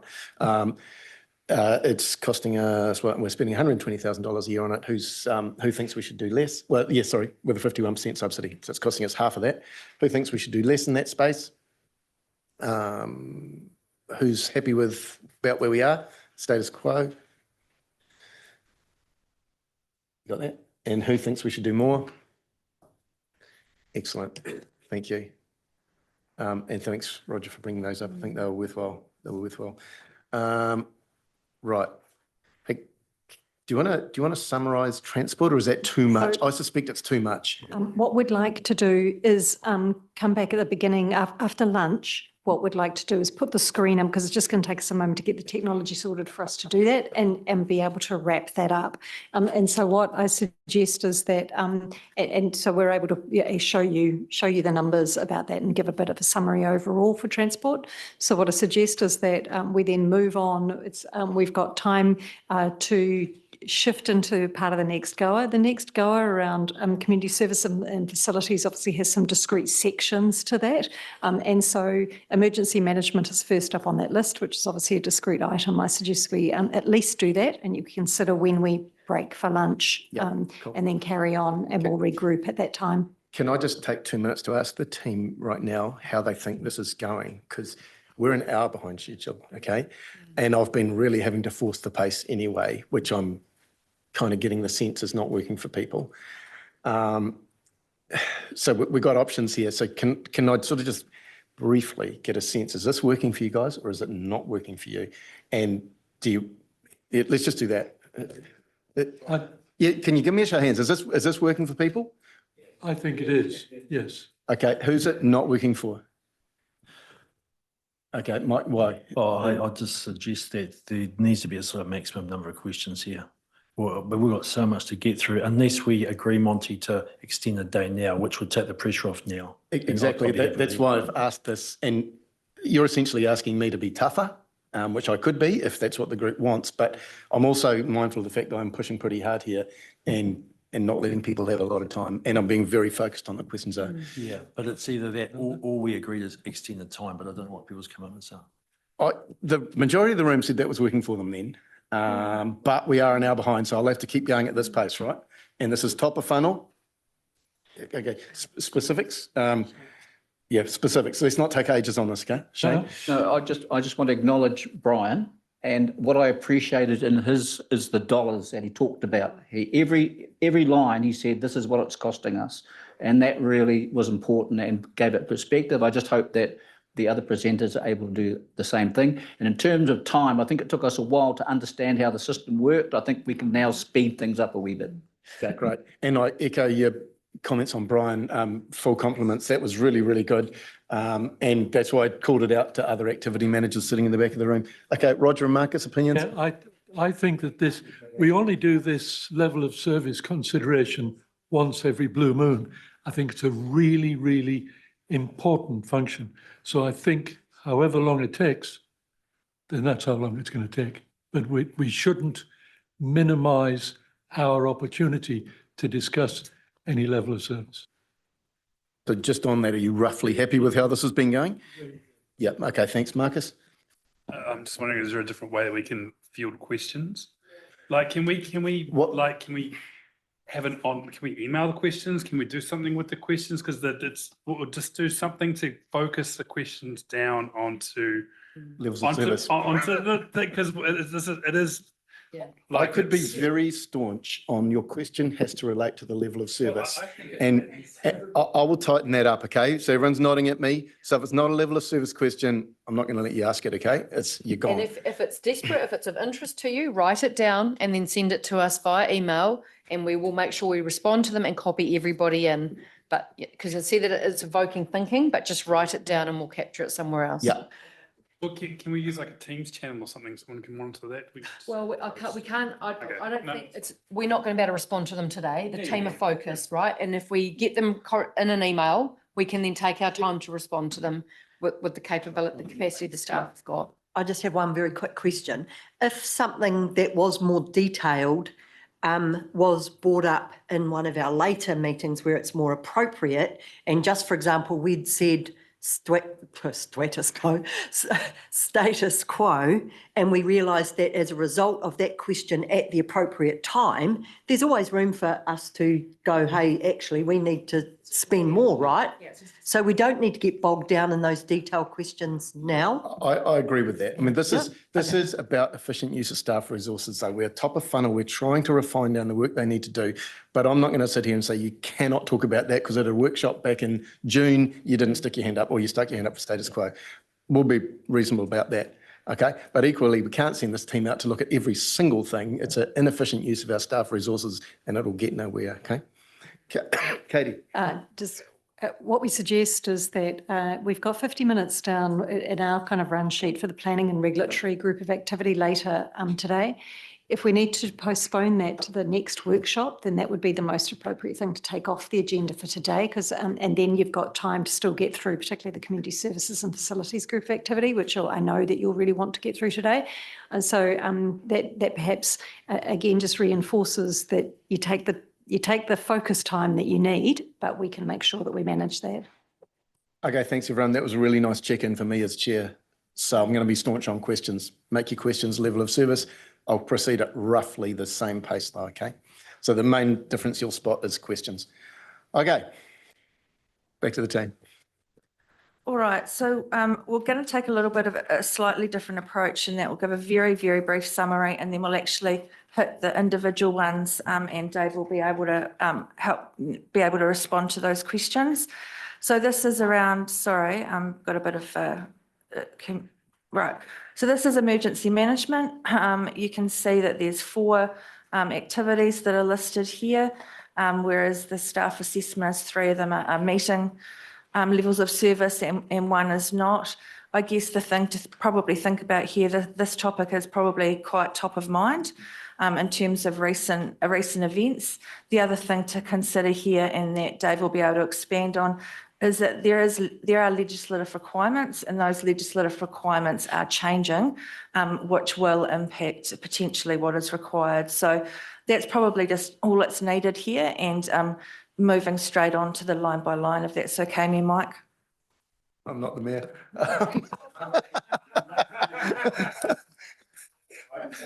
It's a long week. Yeah, no, of course, go for it. Just a very brief summary of the first one. Okay, so I'll probably touch on the top one specifically, because that's the one around the new Emergency Management Act. So up to the second reading of that, so that definitely will have implications for us. So we know some of the things that are coming towards us falling out of that are around increased community resilience, our connections with community, marae preparedness, connections with iwi, and look at the number of iwi through our area that will impact on us. Together with, I guess, capability, Emergency Operations Centre capability, that ability to stand up and have trained and capable people, exercising and interacting with the community as well. Lifelines utilities, so we know that there's going to be more further obligations on our lifelines utilities, of which council is one of those. And that is around resilience, capability, but also reporting. We can see more accountability and reporting around our critical infrastructure and as part of that, lifelines utilities. So that's the indication coming with that. So in essence, this one's a compulsory increase in level of service, right? Driven by statute. So there's probably not a whole lot for us to discuss here, but we will have questions. Roger. Yeah, and my discussion is not over the fact that that's going to happen. My understanding is that there's a regional collective that we work as part of, and how much of those new responsibilities will be the responsibility of that collective rather than us as an individual. Because my understanding is that even under our existing resources, that we contribute more in terms of our personnel into that collective. So we do our bit under our current circumstances. So it's a question of the regional responsibility as against our district's responsibility. True. So that's a shared service arrangement. So that's a 40-30-30 arrangement with Aotearoa and Waitomo councils. So that was due for renewal. It's usually a 3-year renewal, 30 June, but that's been pushed out to 1st of March to allow, I guess, the bill to come in and to see the implications of that. So each of those councils can make an informed decision around that, but it's relevant and that will impact on that decision around renewal. Okay, look, I think this line is very straightforward. Let's just put it. Who thinks we should do less? I suspect no one. Who's happy with status quo, which means complying with new legislation, right? That's what we're talking. Who's happy with that trajectory? David, are you happy with that? Or it's understanding there's probably likely to be more implications on council. Yeah. You know, that was the only point I'd make around that. Yeah, but yeah, complying with what's required of us is what we're looking at. Okay, who's happy with that? Or who would like? You got it. Yep. Or who would like us to go further beyond statutory requirements? Okay, thank you. The other 2 points are fairly straightforward. It's around retaining our current levels of service around operations centre and welfare, civil defence centres, making sure that there's readiness and preparedness around that. So, yeah, I'm sure if you want to make a point around that, but it's status quo around that. There's certainly some learnings out of the last events. Always is with, you know, major events in states of emergency, but lots of things that went okay as well. So that's with that. Are there changing requirements in this space or not? Changing requirements around our IT and our support, again, probably going back to the shared service arrangement. And the implications of that. And again, 1st of March would be the renewal. But certainly, yeah, there will be some things that fall into that from the after action reviews. Okay, questions?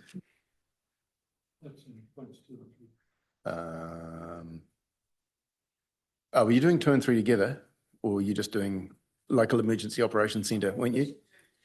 Yeah, sorry, I was just in local emergency operations centre. Yep. Okay, questions? Another one that's fairly straightforward, I think.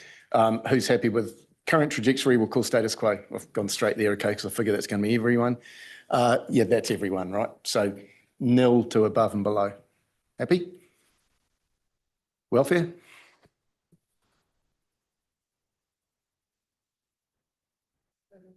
Commentary around that. So we have obviously through Waipa established welfare centres in each of our towns, including Samarai. So fairly well represented with that. It's just making sure that we ensure that there's readiness and preparedness with that.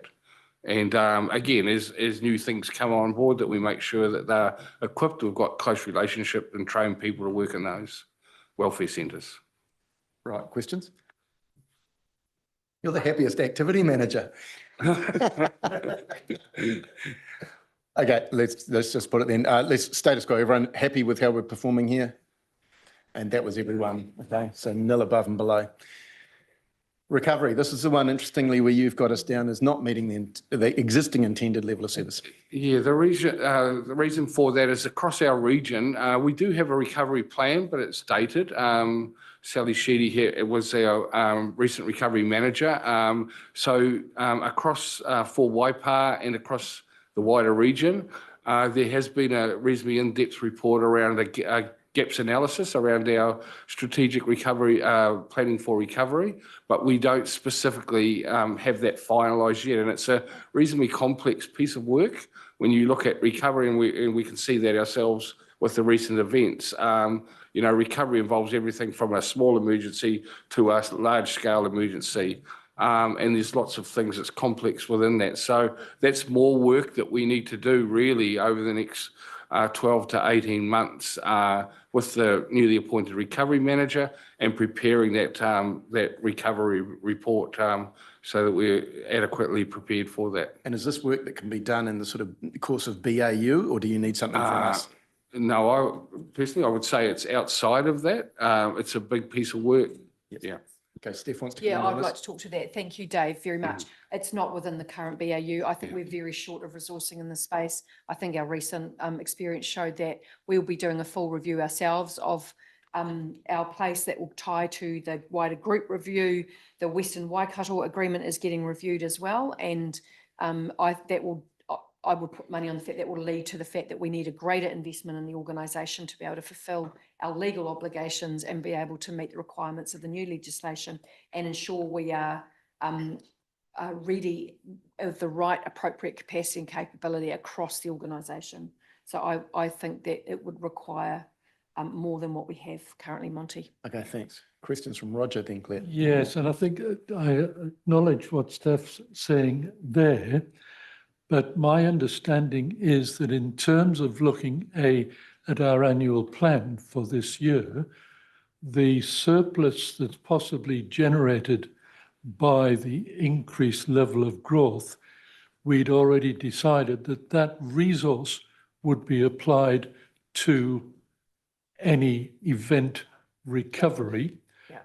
But my question is, if we were to look at a situation where we didn't have any event, would the budget that's there for BAU be sufficient to fulfill the function that we're talking about? No, it's a great question, Roger. And if we end up with some surplus money and an event happens and we've got some cash flow for next year, that'll be great. But this is a systemic change that's required for the next 10 years. And we are currently under-resourced to get there. What kind of order of money are you talking about? I'm not able to give you that right now, Monty, because we're yet to do our reviews. And when I give you a figure, I'd like it to be based on some real evidence. So that'll come back to us next time Yes. if we say Yes. we could increase on this. Okay. Can I ask, is there any government funding available for something like that? No, this is a local government responsibility under the Act. Cool. Claire? Yes, so, but I am aware that central government have rolled in emergency management with that regional reorganisation. And I'm wondering whether or not it makes sense for us to do our own detailed planning at a Waipa level, when in actual fact, maybe this is something we should be saying is going to happen when that reform, amalgamation, whatever it is, happens at that regional level.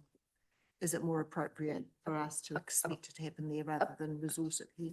Apologies, Claire. Can you please repeat the question? I was just dealing with another issue. That's all right. Sorry. Yeah, so you know, with the government reform for the regionalisation of, the unitary authority. So emergency management is part of that as well? Yes. Yeah, and so I'm wondering whether or not we should be saying that it probably won't have to be resourced entirely by Waipa, and that maybe we should be factoring in that there will be more of a regionalisation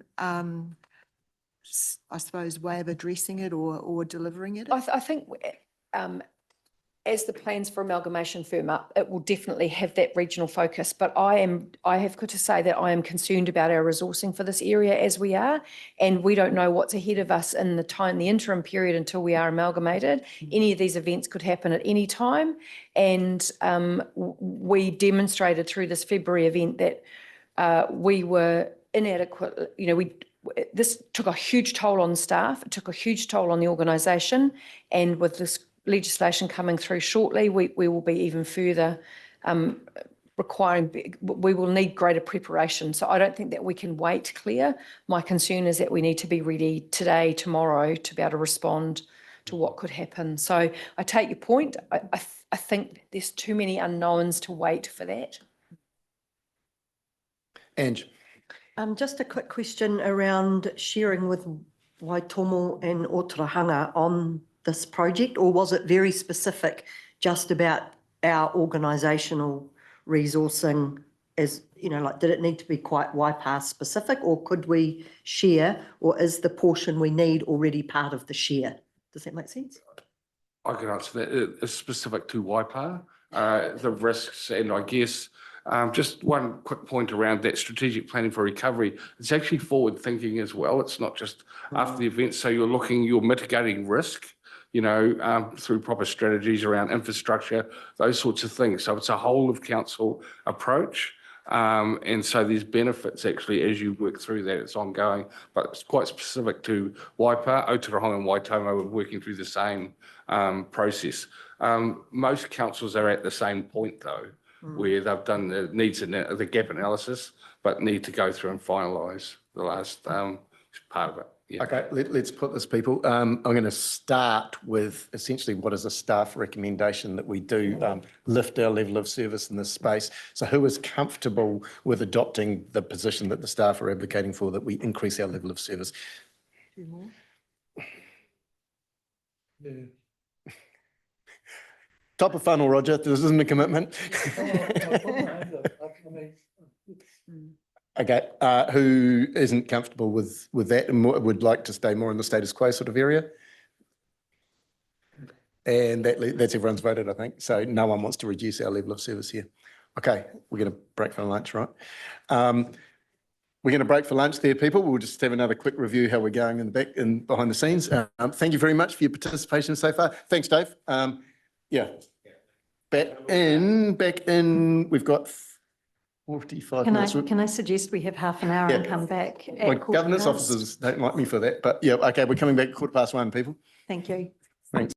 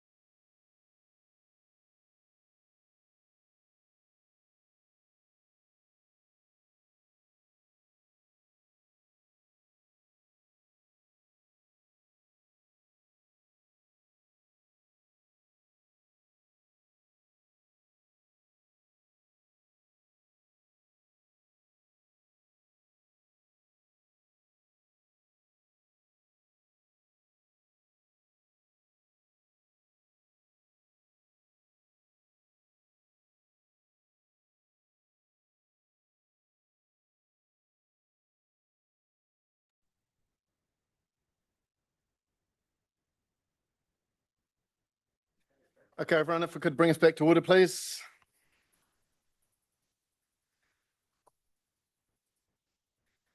Right, thanks. I think we're getting in the groove, but we can carry on like we finished off. We will keep making progress.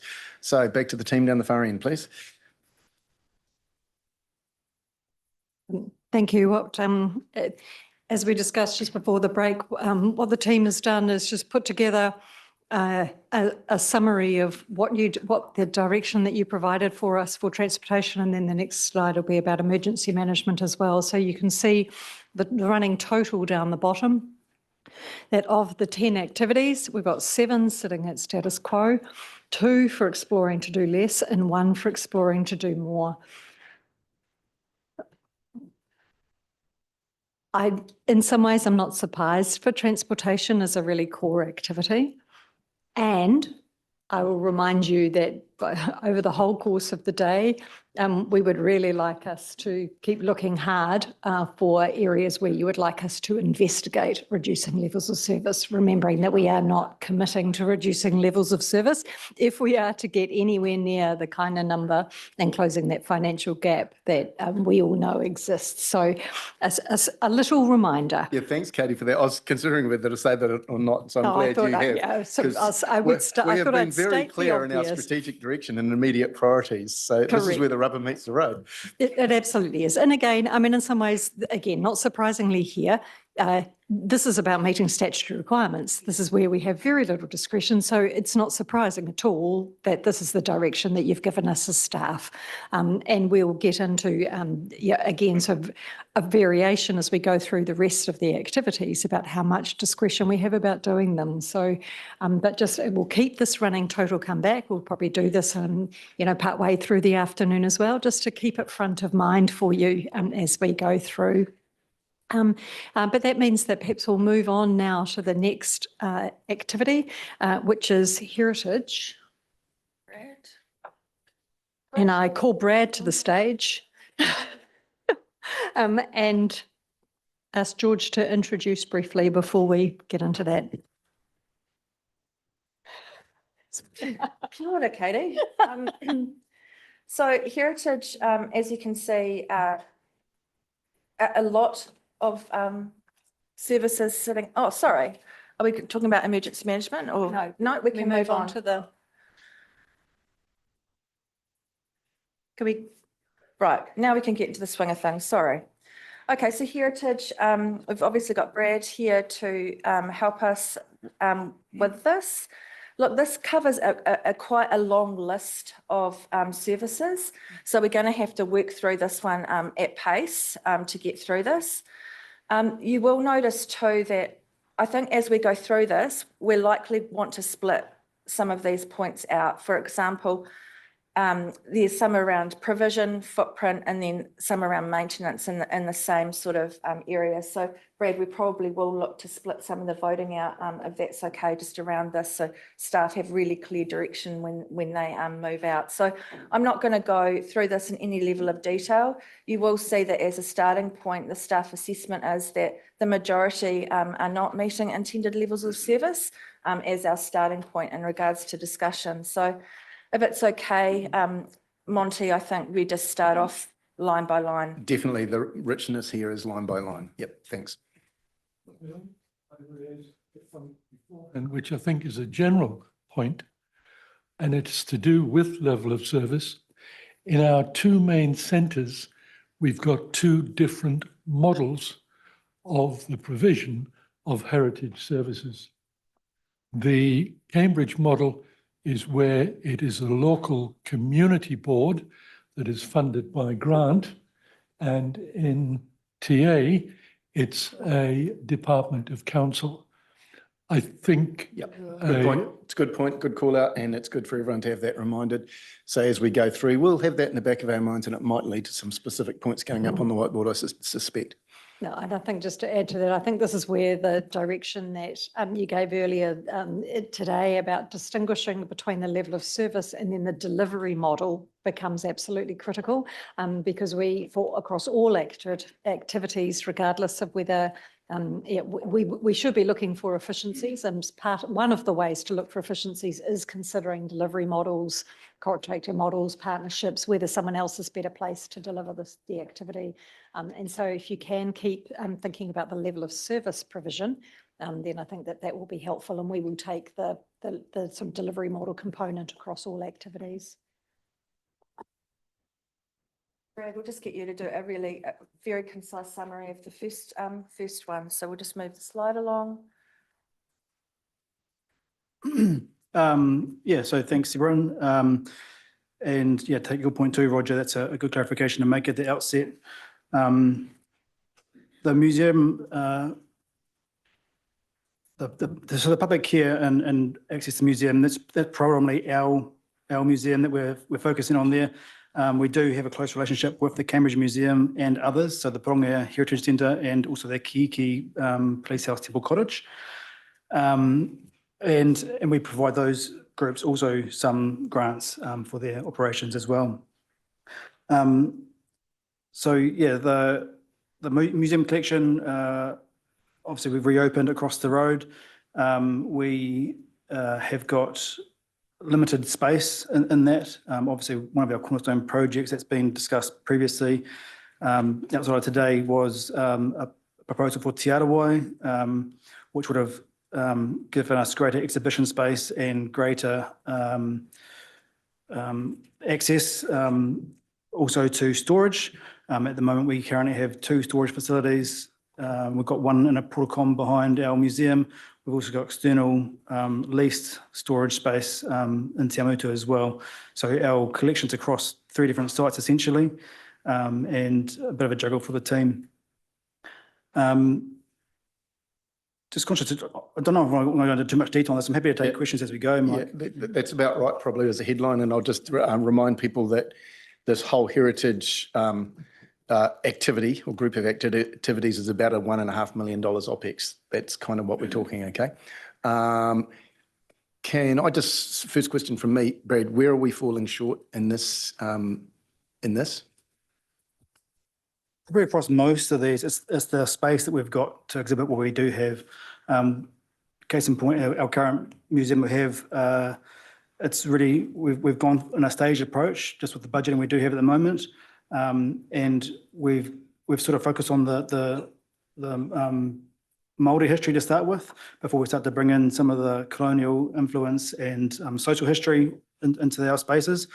But if you go across the road, like the space is already kind of full up already. So it predominantly comes down to our space. Okay, thanks. Yeah. That's good. Okay, questions, people? Dean. So I'm just clarifying, there was no conflict of interest provision in this workshop, was there, at the start of it? Yeah, no, there's not, because it's not a decision-making forum. But yeah, take your point. Okay. When it comes to it, you might be right. Okay, so to add to what Roger said for a start, yes, this is a different museum operation to what they had, what they've got in Cambridge. The bit that he failed to say was that the collection that the museum has, that is administered by Community Trust, of which I'm the chair. So the trust has the collection and the council runs a museum that they use our collection. And just another point I wanted to make in case people are a little bit swayed, so I'm putting a plug in here, by the information that was at the end around the satisfaction numbers and the visitation numbers, is to remember that our museum was closed from 2022. They had a temporary museum opened at the beginning of 2023, and they're only not long back, basically to where we started from. So it's not a question, it's just a point that I can make while I'm not conflicted. Yeah, thanks for that, Dean. It's good background. Anyone got a question here? Roger? I'm just going to ask whether, because obviously there's a lot of mention here, and we're talking about the current museum. And a lot of the recommendation here in terms of to do something more is for a provision of extra resource, extra space extra building for a museum. Is that not for the discussion within our capital projects when we talk about something like Te Arawai? Or should we just concern ourselves with the level of service in our existing physical facility? Because that's what we've got now. Any difference to that would be a capital project. Yep. That's a good call out. And often in these level of services that we've been going through, we are flirting with capital expenditure. I acknowledge that. Yeah, does staff want to have a view? Want to say something? I think it's a very good point you raise, and I'd like to also raise it about the libraries, because there are a number of facilities that we can do a lot more with in the existing footprint before we have CapEx outlay. And so I think it's a really important point for elected members to Make the distinction. yeah, have the distinction on, absolutely. And look, I'd ask people to keep focused on the level of service that we as users perceive. That's your starting point. The service delivery is a totally different discussion. If we stick on that, it's, again, this top of funnel, it's just a broad, are we unsatisfied, satisfied, do more, do less? It's sort of at that, but we don't, if we start getting distracted by what the do more or the do less looks like, we're never going to get anywhere. That's for later. Yeah. Okay? And can I just respond to Dean? I'm a supporter of heritage as well. So Okay, cool. I'm going to put this one then. This is specifically care and public access to museum collection. That's what we're talking about here, right? So specifically that point, who thinks we should do less? Oh, sorry. So we've just been, I think we need to split this into. You want to split? Well, yes, because I think this speaks to exactly the sort of difference between the capital expenditure of a new or new bigger facility, and then the online database being a different thing. Okay. Hang on. Where's the online bit in there? In the end of the first bullet point.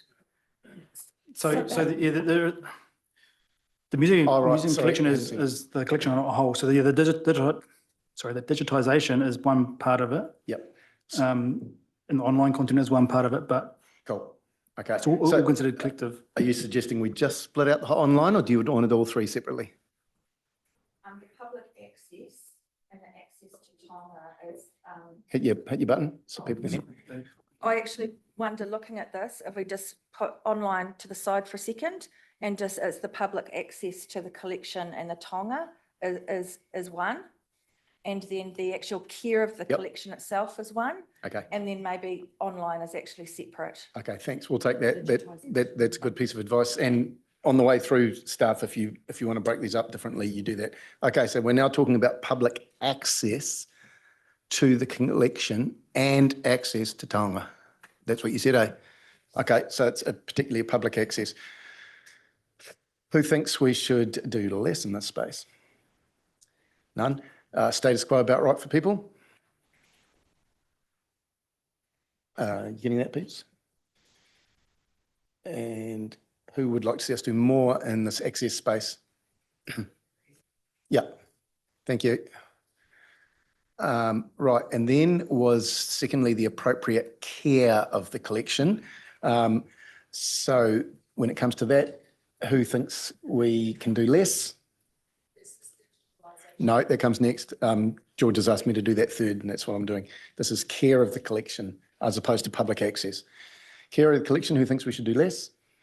None. Who thinks we're about right?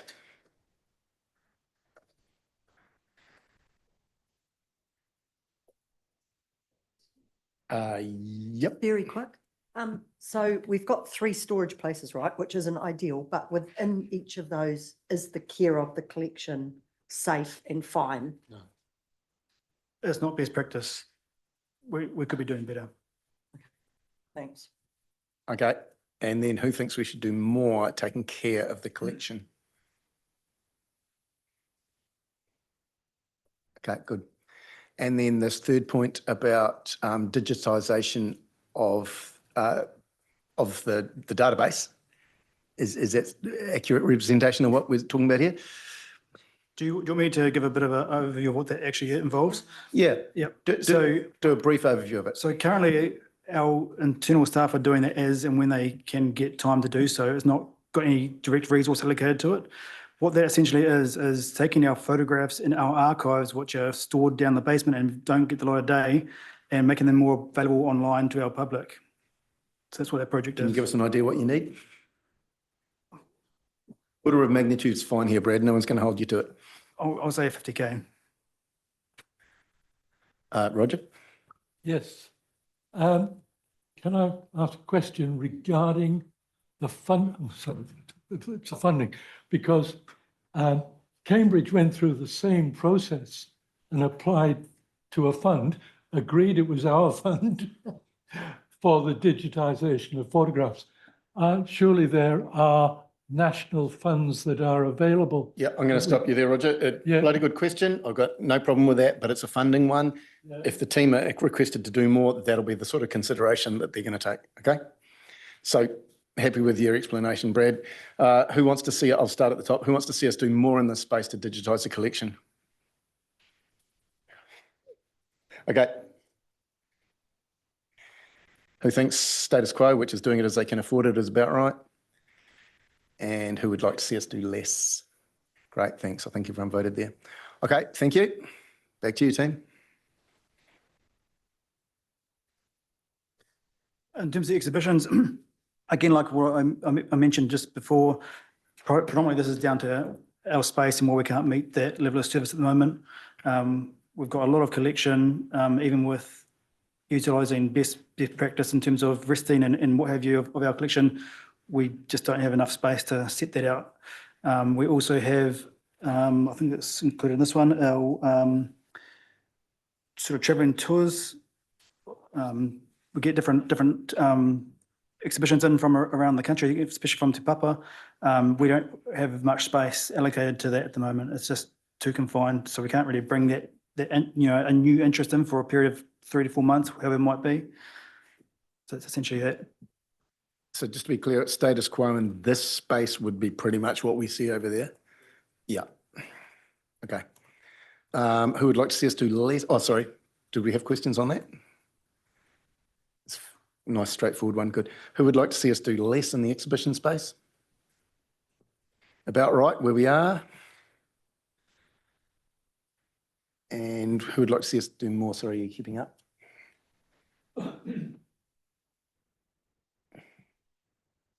Okay, you got it. Okay, back to you, Brad. Digitalisation, sorry, this is our public access to our research and digitise. That word is really getting me today. Digitisation, sorry. So we provide a service there where people can come in. It is part of our fees and charges as well. We recover costs, and so we provide space to do that. We're meeting that level of service as it currently stands. You mean this is different to someone accessing online our collection? This is someone going in there? Okay. That's correct, yeah. Okay, questions? Roger? No, just confirmation of what you said there. Currently, it's a user pays service.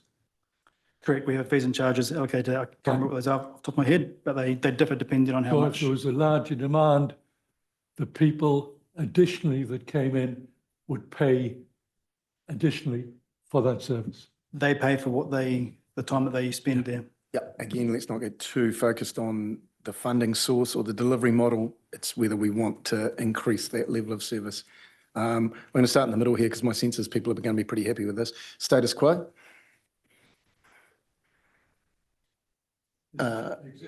Yeah, sorry, I'm jumping around a bit because I'm trying to pick what I think the room's going for. Yep. Who wants to see this increase, this level of service? Marie, and that I think is everyone. There was no one requiring a reduction. Good. Okay. Our education programs. So we have one staff member that is allocated to delivering a program that we get reimbursement for from or subsidised from the Ministry of Education. And we are meeting that target at the moment with our numbers around that. Order of magnitude? One staff member, you could leave it at that if you want. Yeah, one staff member, I think it's about 95K or something like that. Yeah. And it is funded by the MOE. Yeah. As it currently stands, it's funded. Our contract is up for renewal into this calendar year. And we're waiting for the Ministry of Education to provide some guidance on what that next phase might look like. Okay, any other questions? Yeah, Dean? It's not a question, but we got the Ministry of Education contract when we used to run the museum ourselves as a trust board last century sometime, and we've never failed to renew it. And we get thousands of kids each year. I don't know what the exact number this last year, but it's a lot. 3,900. Yep, okay. Right, this is an interesting one because it's a fully funded level of service, externally funded, right? And I know we're not going to get into funding, but it does colour your thinking somewhat. I'll start with status quo again then. Who's happy with the status quo? That's everyone. Okay, well done. We don't have to go anywhere else on that. Public programs, again, essentially comes down to space for us. When we did have our temporary museum offering down at Rickett Road, we did focus more on the educational side of it, and it was well picked up by the community. However, going back into our whare back across the road, we simply don't have that luxury of space anymore to hold our classes and things. So Kieran, our educator, has to take them off site, which has its benefits at times, but also if there's large groups, then where do we house them? And we tend to use the Te Puna Kōrero room down at the Te Amutu Library, but it's quite disconnected, especially as we try to draw schools in. They like to have things quite consolidated in one space. And how big an activity is this? It has potential to be, grow the space. Sort of quantum, yeah. I mean, is this a... Well, it's essentially those 3,900 kids. I mean, some of those are early childhood centres which don't come to our site because of the age of them. But for the vast majority of schools, they like to come on site and see our taonga and connect with it, either on site or out wherever the significant site is. So that's where our impact is. Quantify maybe half of that 3,900. Hang on, haven't we just done education? We've finished education, right? Yeah, but the public program links to the spaces to enable that. Explain.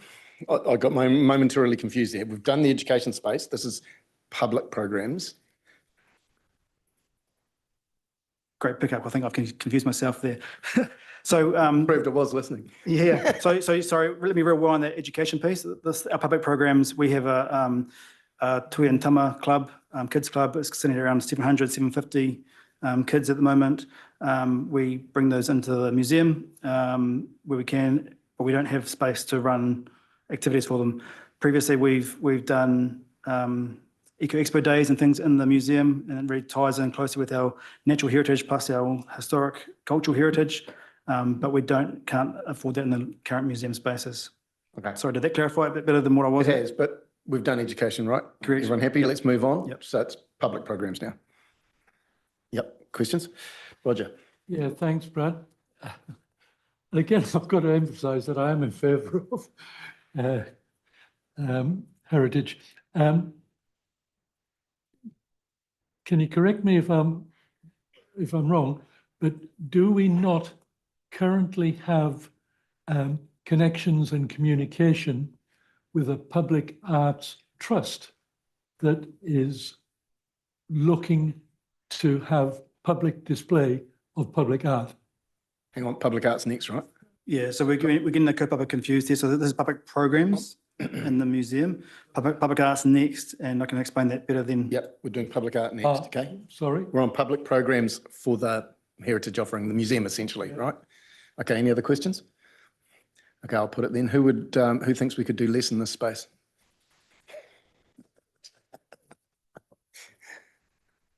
Okay. Who's happy with status quo?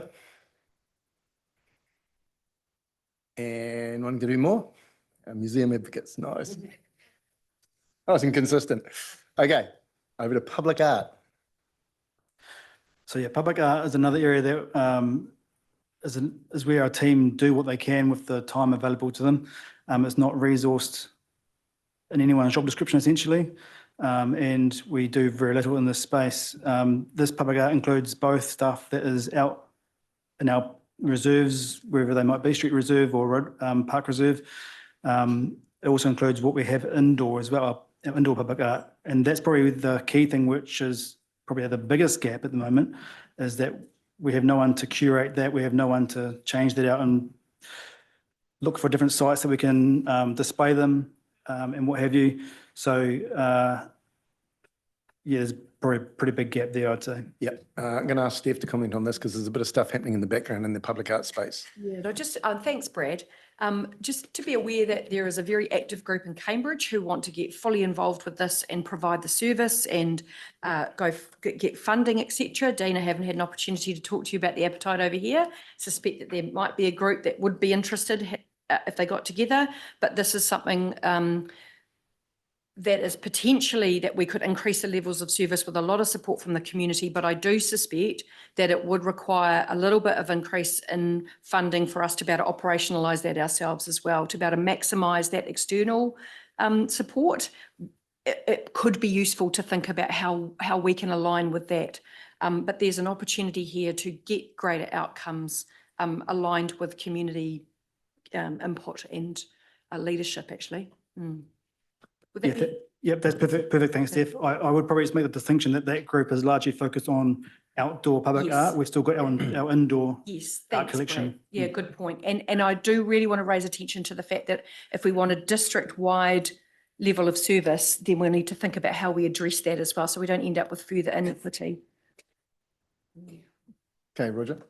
Yeah, Brad, how much of our public art collection is currently on display? I know some of it is, for instance, in the Cambridge Museum, and I think in the council offices and our public buildings. How much of the collection is currently displayed, and do the current staff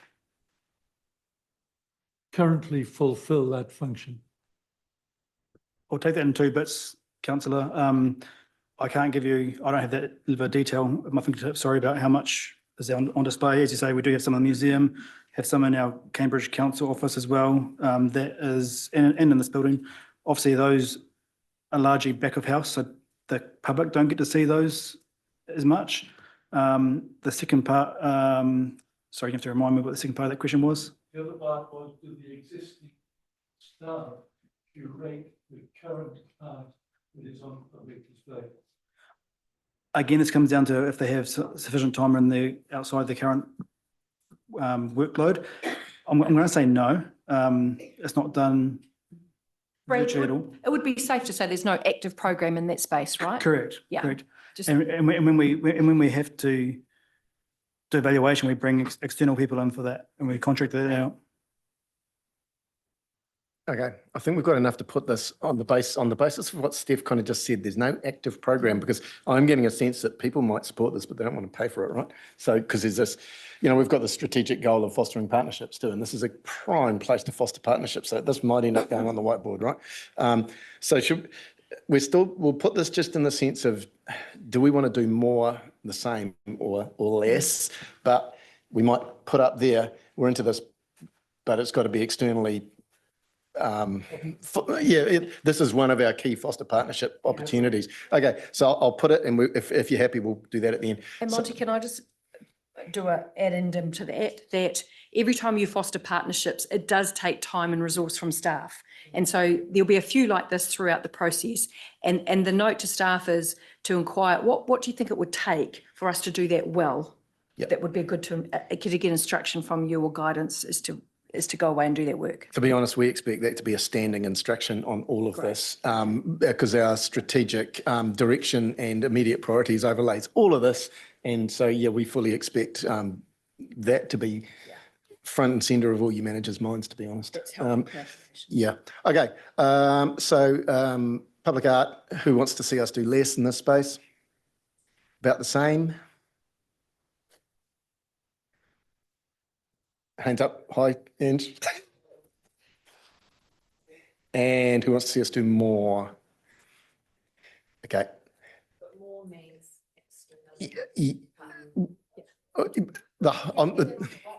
I'm putting this on the whiteboard, okay? Does anyone disagree with that? This is something. He's voting for as an external But understanding external partnership needs some internal capability. Yeah, to Steph's point, and that is a very fair point because we can't keep asking staff to do more and more and more and not resource it, right? Okay, look, we reached a reasonable place here, didn't we? We're either status quo or more, but the more is largely externally funded with partnerships, right? Okay, done. So Brad, I just might get you, because there's two quite different things for this, just the difference between preservation and availability, the difference in the services.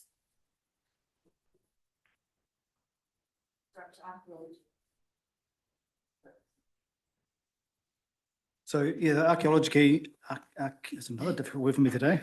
Archaeology is predominantly for collections for digs on council land that involves engaging expert to assess huge quantity of material, primarily from the two Pirongia readout digs and developing a report. We have $10,000 per year, but it's kind of like quite piecemeal at the moment. So we'd probably be looking to extend that. Do you mean this is an ongoing piece of work? Yeah. Going from those two digs, as in they're still digging or they're going through the material? No, I believe, then you might have more information here, do you? No? So my understanding is that the digs have occurred. Microphone, please.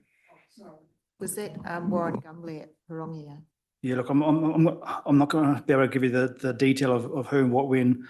I understand that these are digs that have already happened and we've got material that needs to be sorted through. Yep. Yeah. And we're down to a very small quantity of money. You just said $10,000, right? So we don't want to spend a whole lot of time on this, people. It's not going to get us anything. Questions? Okay, I'll just put this. Are people happy with the status quo? Okay. You got that? Do less? Okay, and that leaves no one for do more, so done. Oh, sorry, you'll do more? No. Monty, I was going to ask if we could put on the whiteboard about following up on it, whether or not there might be a way to get external funding or something to get it addressed. I mean, if it was the Pirongia, so the redoubt sites, yeah. I mean, if there was a way to get something going on it, just, Okay, done. Yep. It's fine. And this will end up with the appropriate activity managers, right? Okay, what's next? So our district heritage interpretation, this is an area, especially in the Te Amutu side, we're seeing a lot more requests for, which we don't have funding to do. So we've actually got some capital in the next few years, or over the next 4 years, to try and implement some of the signage. So there's the previous Te Amutu and Kiki Heritage Trail, which was externally funded, and there was never any consequential OPEX with that. So it's kind of fallen to ruin, or they've been missing or damaged. The Kiki one's good. Okay. Just a couple missing. Okay. Kiki one's pretty good. Cool. So essentially, we're looking to try and replace some of that signage with that capital funding we do have allocated here. And then we'd be looking to make that a council asset so that, you know, we've got the appropriate consequential OPEX with it. Okay, questions? District heritage interpretation? No? Okay, Ange? Do you need much more? Oh, yeah, quantum. Just roughly, lots, hardly. I believe off the top of my head, we've got about 120K over 3 years. Yep. Off the top of my head. Yep. Okay, fine. All right. And thanks for that, quantum. Again, we're not going to hold you to this, but you've got a much better idea than we have, okay? And you don't want us to start guessing. So these quantums help. Okay, who thinks we should do less in this space? Lone voice. Who thinks we're about right?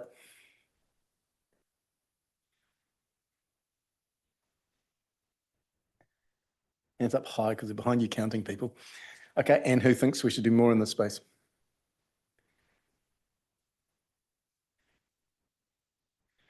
Good, thank you. Heritage Grant Fund. We're probably reasonably well aware of this one. What's the quantum? It's 30K per year. Sorry. And we're going to be discussing this at a future date, I believe. Is this funds coming and grants. into the grants discussion that we're going to have later? Yes. Yeah, okay, along with the community board grants, et cetera, et cetera. Yeah, yeah, done. So we'll close that one off.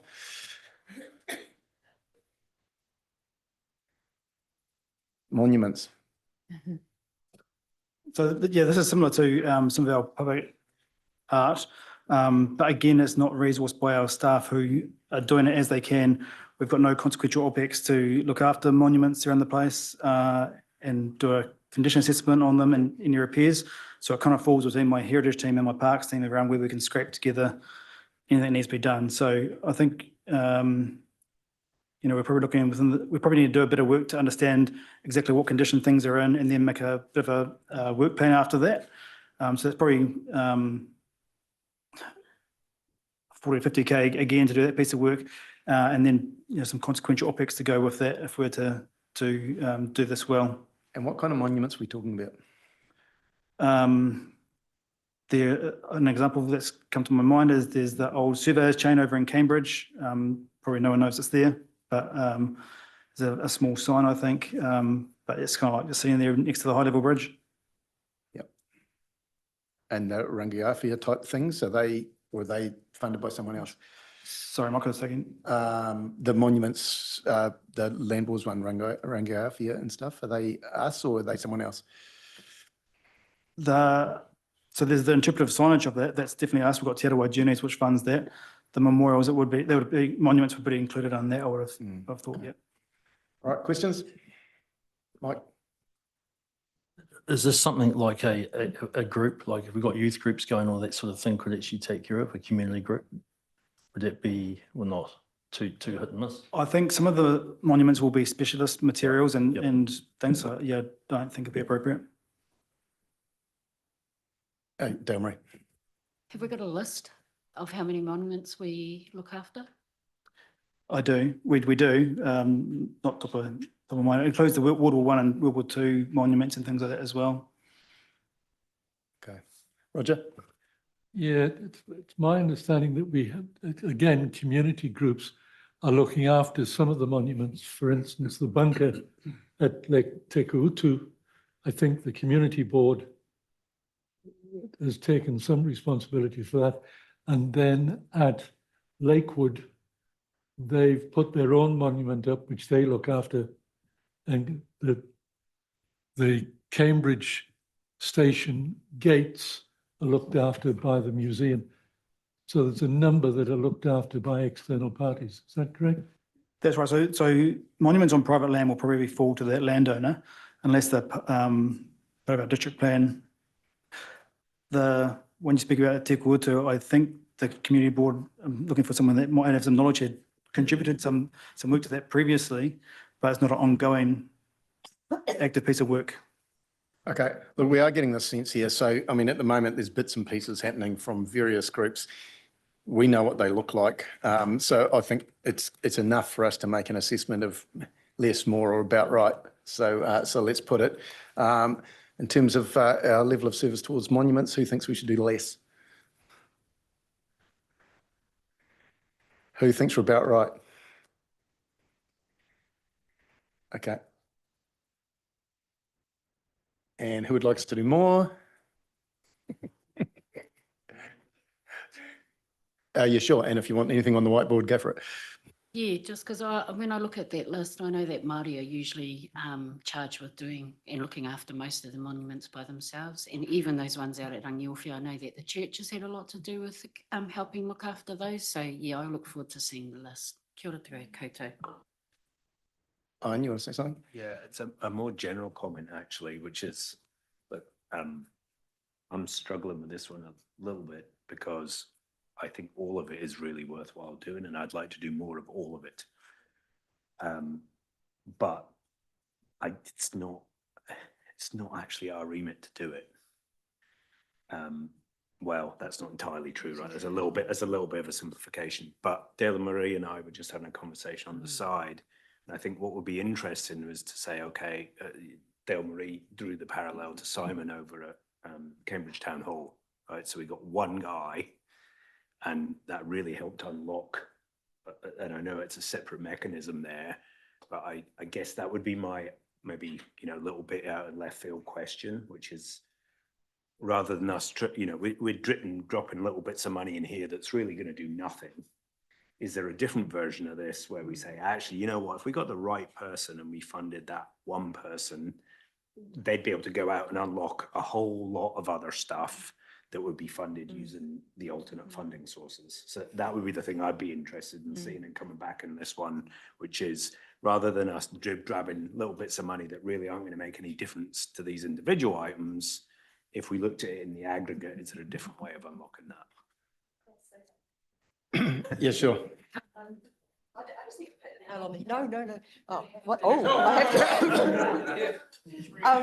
I probably Brad, really, but I think you hit the nail on the head because I think there's a lot of volunteer, there's a lot of mixture, and that comes to some of the parks and reserves activities as well.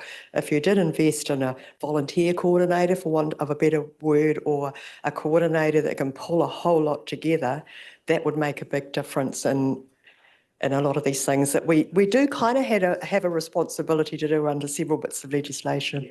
Sorry, so it's just some general feedback. Okay, so this is feeling like the public art one somewhat. The subsequent comments, we kind of ended up on a status quo position, but if the room wants to, we can put this in the same as the public art category. We're interested in this, but it's got to be by way of partnerships. Yeah. I'm talking about all of heritage. I'm not talking about this one line item. Yeah, okay. Is there a model where we can do more in aggregate rather than just spreading little bits? That model does necessitate us lifting our level of service though, which means investment. Let's be honest. Yeah. To see it. It's going to. Release the investment. What I'm trying to say is, if you took all the little bits of money that we might want to try and add in here that we've just agreed to, or even this, and even took it away from the status quo, and instead of drip feeding each of these line items to keep them barely alive, if you actually took that money and put it into a person who was then going to go out and get funding to actually fund all of it properly, could you net that out as a zero? Is that a $0 effect ultimately?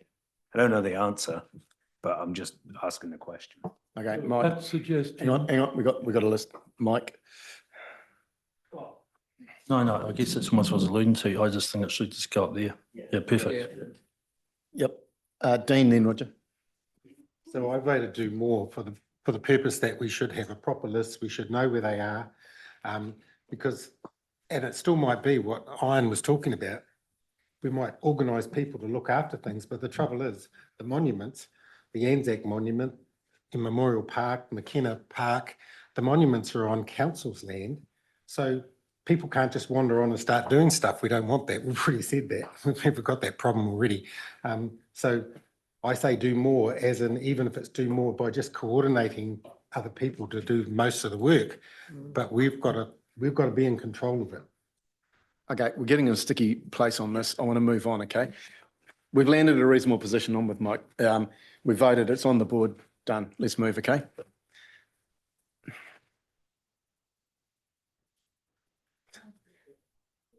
To the less controversial topic of libraries.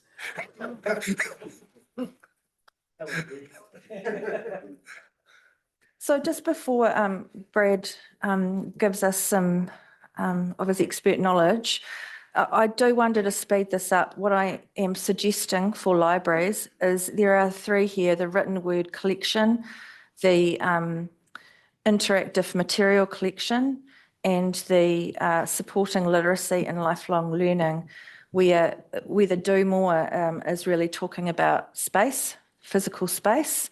And I kind of wonder if whether grouping those together might be an efficient way of doing this. Then obviously we've got the door-to-door and the more digital sort of services separate. Sounds great. I didn't exactly write that down, so you might have to help me through here, George, on your grouping. So can you lead the grouping? Because I...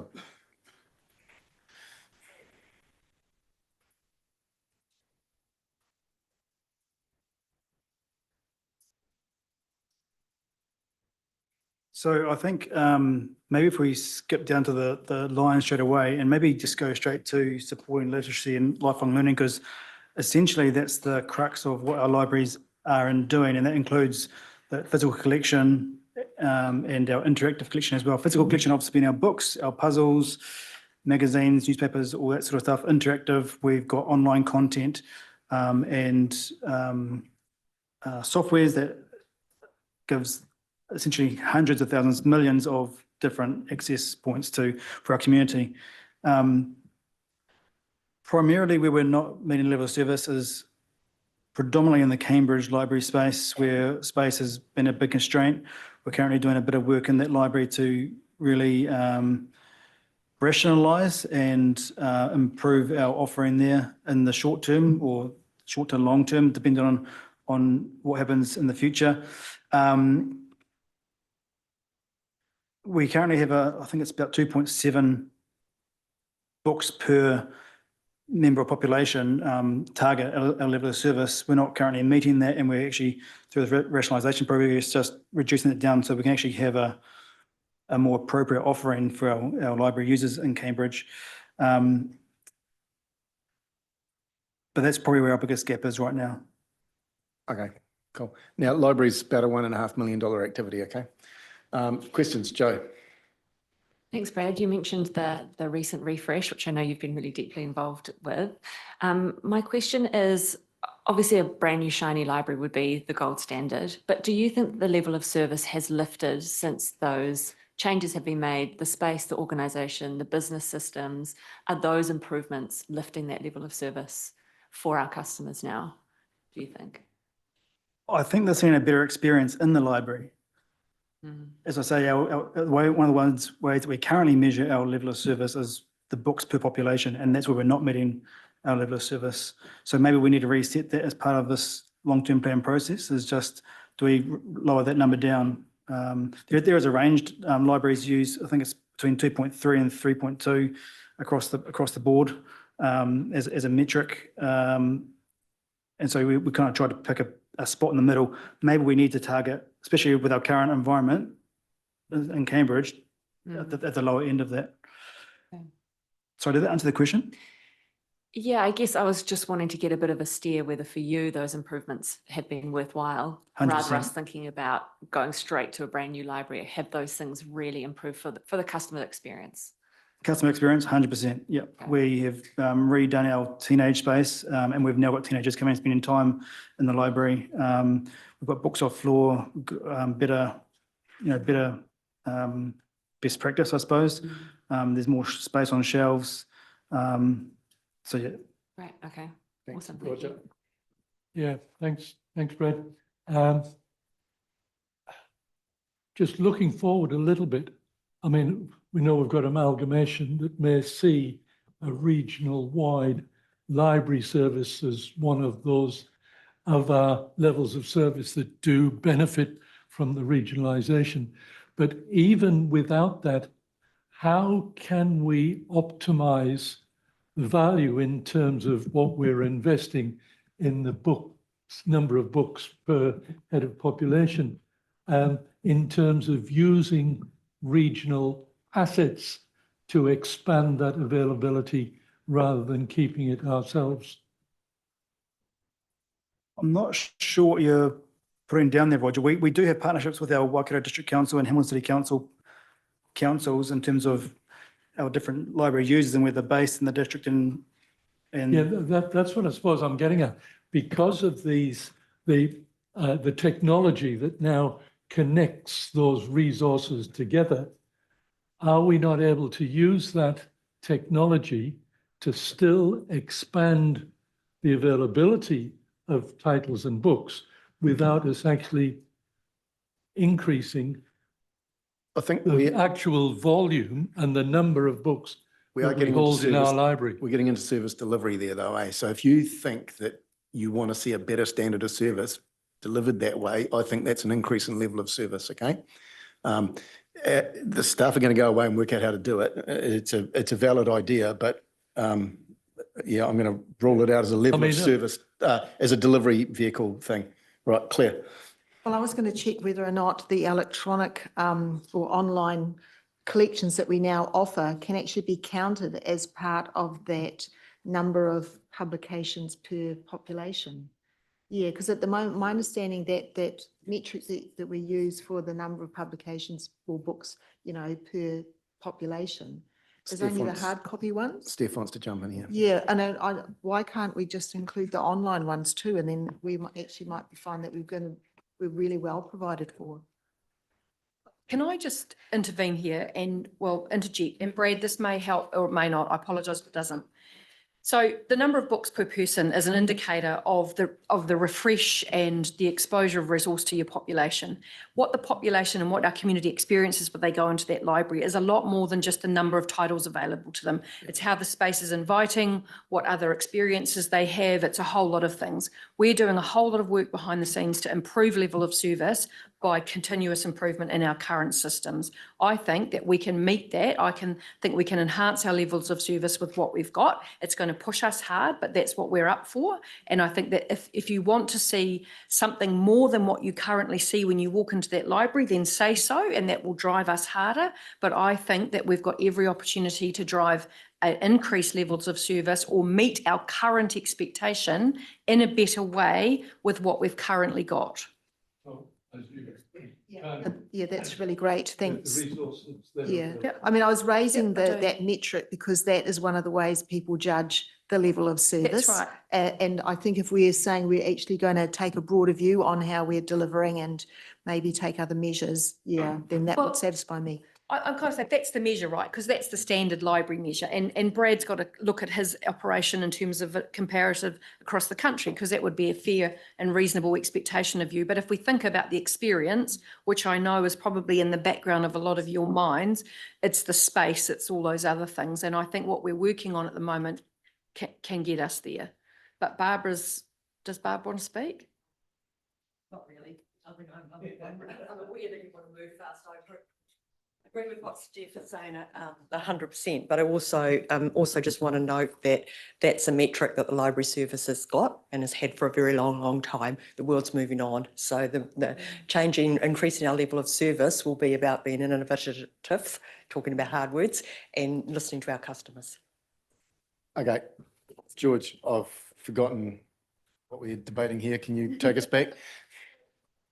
I think this almost sort of comes into a collective, actually, overall. Potentially door-to-door service could be discussed separately, or potentially investment in more online access. I don't know, could be discussed separately, but fundamentally what I'm hearing is this is a package. Yep. And if you want the package increased level of service, signal that. And then there may be ways that we can do that within existing budgets, is what I'm hearing. Or we'll come back and say. Or not, yeah. All right. So am I putting the whole lot, or did you just Yep. rule out a couple of, everything? The whole lot. The library's package of service, right? Yes. If we could do the whole lot, maybe just splitting up the door-to-door service, because that. Done. I was wondering that, we leave that out, okay? Okay, have I still got questions on this, Les? I've got two questions around what we just put forward. Do we need a physical DVD collection in this time and this age? I don't know how much room it takes up. I don't know how much use it gets. For that, that's that one. And the other one is the same thing with the door-to-door. You can get anything you want online. They can talk, it'll talk to you online. Is it? Yep, we'll do that Should we separately. be running that for the rest homes? Going to do that separately. Do you want the DVD up there as a special item? Can I just maybe answer that one directly? This is an easy one. We know that they're on the way out. We're reducing our collection size on the DVDs, and we're definitely saving space with that as well. So I've got it on the board, Les, as a special consideration of this, okay? So libraries as a package, I'm going to put it, who thinks we should do less? Who thinks status quo is about right? Who?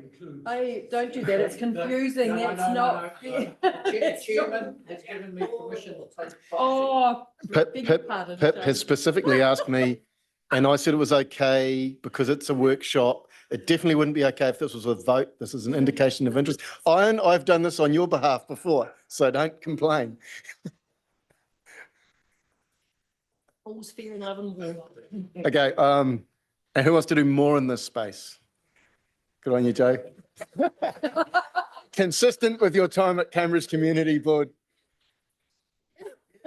Yeah, we might get into disputes there. Okay, and then it's a separate issue of the door-to-door service, because it was definitely one I had noted as well. I'm just going to put this, who thinks that that should not be continued? Can I, Yeah. can I ask a question though Oh, yeah, before we sure. make that? No, okay. Because We'll allow the questions. question is it a user pays service currently? Or could it be, well, I'm thinking of Uber Eats or something like that, that you pay for an Uber Eat. Hang on, yeah, Dalma, good call. One question at a time. Is this a user-pays service? Currently, no, it's not. We use one of our current library assistants and they go out to rest homes and to people who are ill or accessibility is an issue for them. And we do deliveries. We also have a click and collect system as well, which people that do have the mobility can come in and put their order online and pick up their books like that as well. But this one is one of our library assistants. Thank you. Any further questions on that? Les? Is there any estimate of cost? Run door to door? I don't have that at my fingertips, sorry, Liz, no. Okay. I'll go back to who thinks, what did I say? It should be discontinued. Who thinks we should not be running a door-to-door service for the library? Come on, convictions, people. Okay, and who wants to see that continued?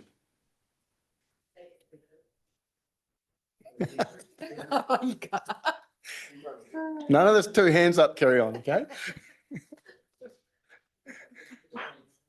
I'm allowing Shane to do it. Special request. Okay. That brings us to the end of heritage and libraries. Before we move on to parks and reserves, which is different, I just want to remind you that you have voted 13 times.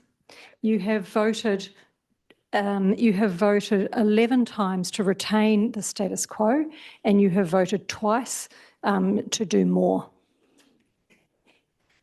Timely reminder. Thank you, Katie. Now, obviously, we've also taken on board the feedback about the way that we might deliver the service, and that may or may not reduce costs. So, I mean, I know that, but we're not getting into a service delivery model conversation today. But I'm going to keep doing this at the end of every section to try and keep us on track. But we'll move now to parks and reserves. Sorry, what into visual material collection? That was part of the summary of the whole library. It was a staff recommendation to group it, and I thought it was reasonable, so that's why I did it, okay? Yeah.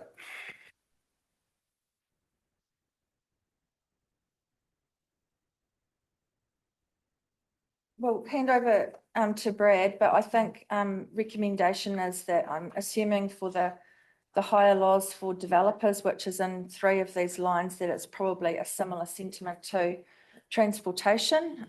You might want to take it those just as a group and not delve into it. So maybe Brad, you skip over that. Talking about developers and just community and neighbourhood reserves in regards to the other aspects. Yeah, so there's quite a bit of hierarchy through the parks and reserves list here, so we'll take it one by one. Community and neighbourhood parks, growth in our new development areas have really been a bit of a push for our team over the last 3 or 4 years. We've kind of got to a point with new resource this year that we are currently meeting that, but as we continue to have new areas of our towns broaden, we need to also increase our maintenance teams if we continue with the current level of service. So, yeah, car parking renewals, as Brian mentioned earlier today, well, not just car parking, but in renewals with hot mix and chip seal and things, that's increased quite a bit over the last while. We're currently not meeting, we're not staying ahead of the game with our renewal program there, so we're letting them get to a poor condition before we do target those renewals. And we do have a lot of increasing expectations from our communities as well, especially as people move in from Hamilton or Auckland, where they've seen, or potentially seen new higher levels of service where they've come from. Happy to take any questions on that. So just to be clear here, just specifically you were talking car parks there, that's not part of roading, that's part of your remit. Car parks within. Car parks in parks. So Is- we is do have a you- partnership with our transportation team. We give them allocation of budget and they do what they can with it, but it's not been stretched very far right now. Okay. And just everyone, this is a pretty big part of the budget. The operating cost in parks, so we're sort of in the 12 to $14 million range. So there's a big one compared to where we've just been. So specifically, which one are we talking about? Katie and George, do you have a grouping suggestion here, or are we going through as it looks like? We're going through as it looks like, but just not the developer Yeah, one. agreed. So the developer one we'll skip. You want to do it? Okay. What are we? Yeah, what are we going to do? I mean, I don't mind to skip it, but what's our proposal? Oh, sorry, my thought was, and it could be wrong, is that it's the same conversation as we had for transportation and that developers are up here. Yeah. Now, is that, just let's explore that for a minute. Is that valid? Because this is parks, right? And so the ongoing consequential OPEX and replacement and stuff doesn't have to be the same. So in the other one, we were looking to actively encourage developers to lower their standards to ours. Do we really want to do that with parks? And also, Monty, can I just add, we've also got some destination playgrounds, which have other economic benefits and community social benefits, but Brad will tell you whether they also incur increased OPEX later on. So you just might want to explore this one in a little bit more depth for those reasons. Yeah, no, so I'd agree with taking the same principle as what you have with transportation. We provide guidance as they develop the parks or playgrounds as well, but sometimes they can be above and beyond. So some of it, I think exactly what Brian said, some of our new paths have got cobbles in them, quite, I wouldn't say necessarily rare, but expensive cobbles. You know, they come with their own maintenance challenges, and then to renew them, a higher cost than what we would provide our standard concrete path. So it's those kind of things that we'd probably be looking at just to try and bring back down to our normal level of service at time of renewal, and having conversations early and strongly with our developers. Taking on Steph's point that, you know, sometimes we do get some really good benefit from this as well, but I guess that's your decision on terms of level of service, whether the benefits outweigh the costs. Okay, good point. Questions, Dean? Can I just clarify? So under community and neighbourhood reserves, are we talking about all of them lumped together, everything from a little playground there on the end of my road to the Memorial Park and the Rose Gardens, all in the same pool here? Angela, I'm just going to throw to you. Under this, are we including Premier Parks as well? Yes, yep. But my point is I'd like to have this Premier Parks identified and treated differently, because I've got different views on Premier Parks and the playground down the end of the road.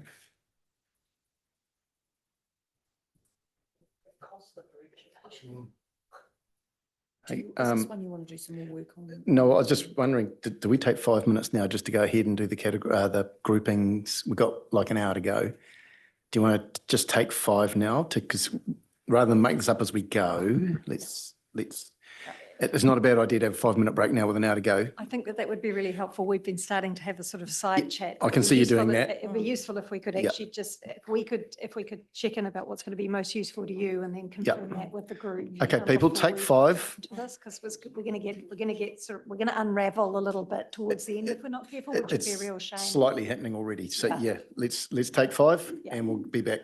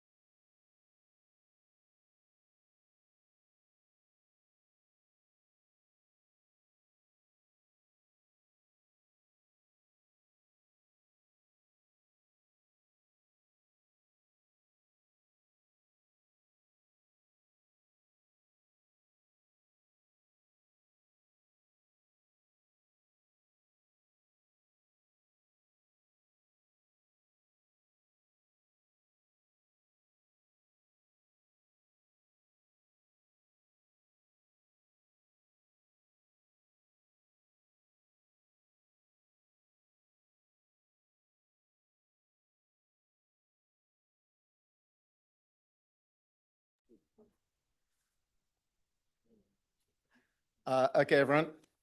We're now into our last hour. And so the team have just done a little bit of a rejig on what we are going to get through. And we're going to be pretty brutally efficient through this last bit. So any special requirements straight on the board, we're not going to dwell on them, okay? Because it's really important we get through enough of this that we give the team enough work to do in July, basically, while we're not here. Okay, over to you, team. Cool, thanks, Monty. If I can just make a clarification on what this first one under the heading Community and Neighbourhood Reserves contains. So that's all of our premier parks, our amenity parks, our community parks, and our neighbourhood parks. What it excludes, and we'll talk about further subsequent to this, is our conservation reserves, our sports grounds, our cemeteries, our public toilets, and our tree provision. Yep, so that all comes later. So this is Correct. normal parks. We can call it that, basically. Okay? Questions? Normal parks. Roger, you were first. Thank you very much. Thanks, Brad. And I suppose the question here is, because this is such a large, it is a big budget, isn't it? The lawn mowing and the maintenance of the parks and reserves. Is this a question, and I take into point Katie's comment that we've not really looked at any reduction at all, would an increase in the time between services give us a reasonable saving in this area? If the direction is to go away and do some more work to look into that, I can give you a more definitive answer.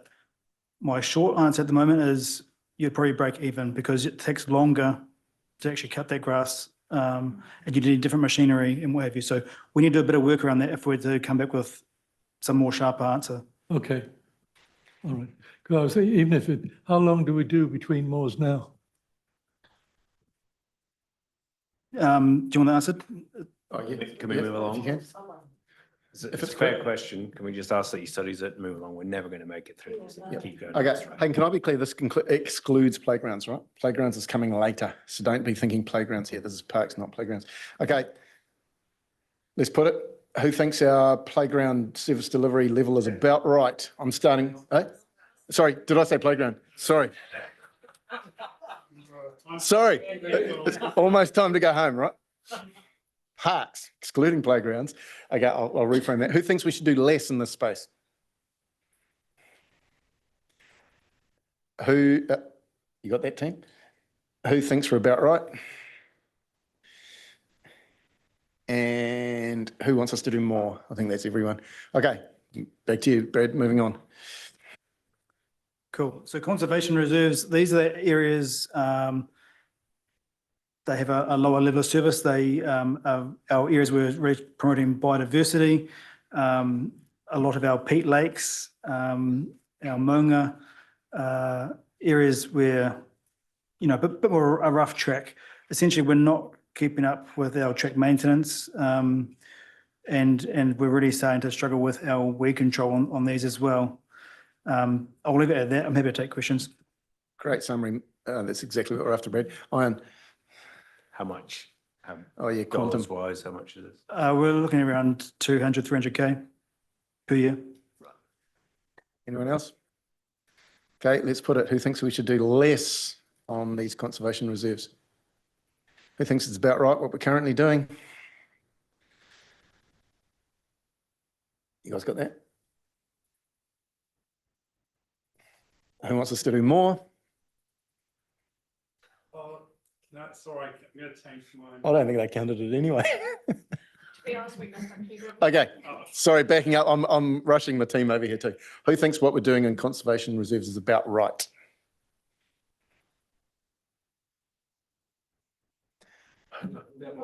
That was about right. Yeah. We had some casualties along the way then. No, we didn't. I did. No one Okay. voted for less. And who wants us to do more?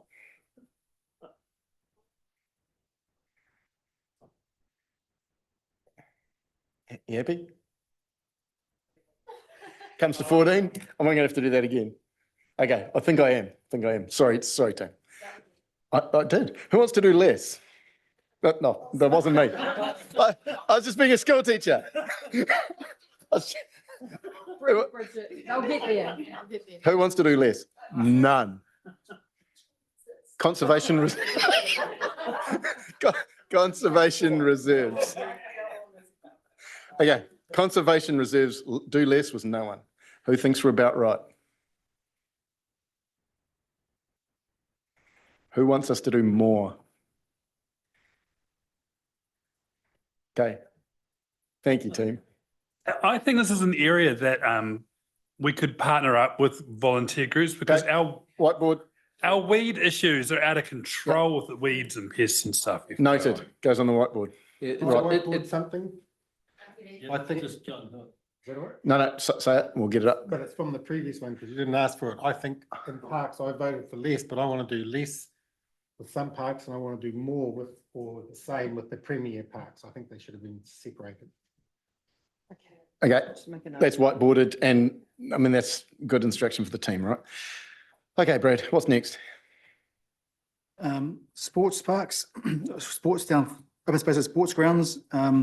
So obviously we've had a bit of a change of personnel around the table. We've previously done a piece of work around our lease model review, which is inconsistent with many councils around the country, especially we think Head Start and merging with other councils. We're quite different to what our neighbouring councils are like. The piece of work that we did, I think it was 2024, indicated that we did need a change because at the moment our parks are held by lease by a sports club and they dictate essentially everything that goes on in that space. We've seen that kind of come to fruition in over the last 12 months where some clubs have looked to try to remove other codes from the park or their availability to that, and so that kind of coming home to roost. And we are also, as part of that, trying to do our town belt master plan to support some of that work. But the direction or the recommendations from that report we had done was that yes, we do need to change or consider changing our level of service or the way we deliver our sports fields. But at the time we sort of parked it, pushed it on hold because we had quite a bit more work to do with our sports clubs around understanding what their assets could look like with us, how we partner better, the costs and all that sort of stuff. So that has been parked and we still need to do that piece of work. I suppose what I'm just trying to highlight here is that the issue hasn't gone away and it's not going away. And so, yeah, I suppose I'll leave it at that, but I just want to flag that we have discussed this previously. Questions on sports grounds? Joe? Huh? Oh, Quantum? Is it currently stands or? Yep. Sorry, the level of detail in my head and my hands at the moment. Angela, do you have that easily accessible?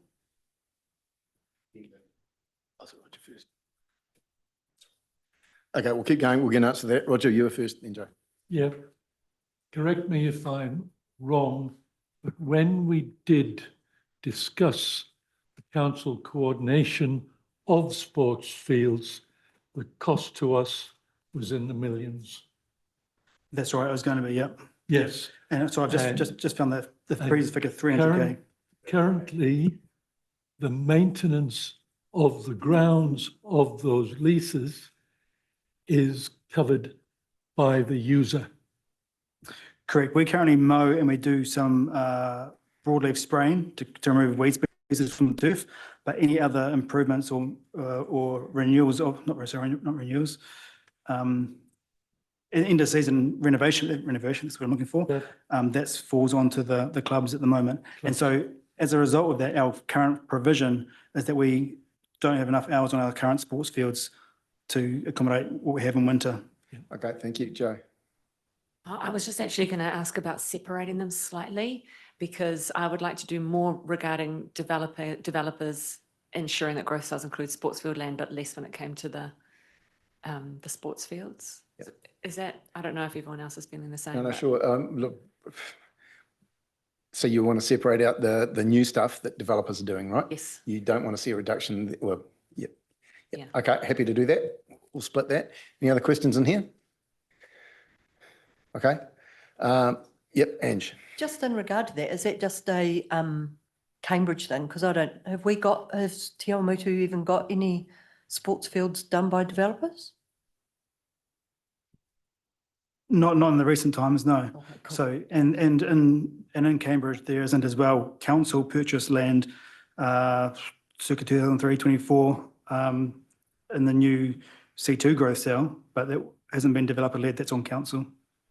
How do you feel about that, Joe? Does that satisfy you that, given they aren't doing it? Yeah, yeah. Probably more parks rather than sports grounds, right? Hey, just before we put this, I don't want people to get confused on the sports grounds lease model, because if you say more, is that what you mean?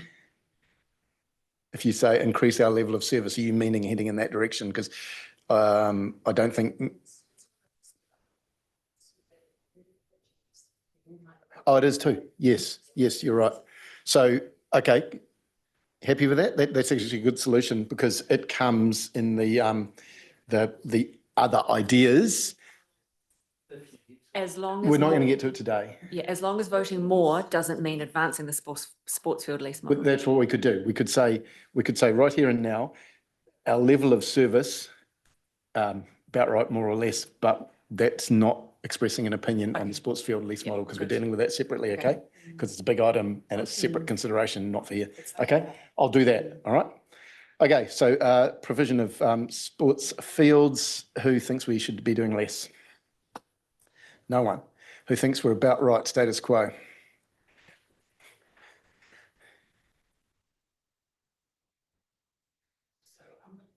Big hands, Liz. Yeah. You got it? Okay, and who wants us to be doing more here? Right, good. We don't even need to put the lease model on the whiteboard because it's expressed elsewhere. I'm happy. Okay, back to you. Moving on to cemeteries. Done that, open spaces sports ground. The bottom one, the open spaces, town and village entrances.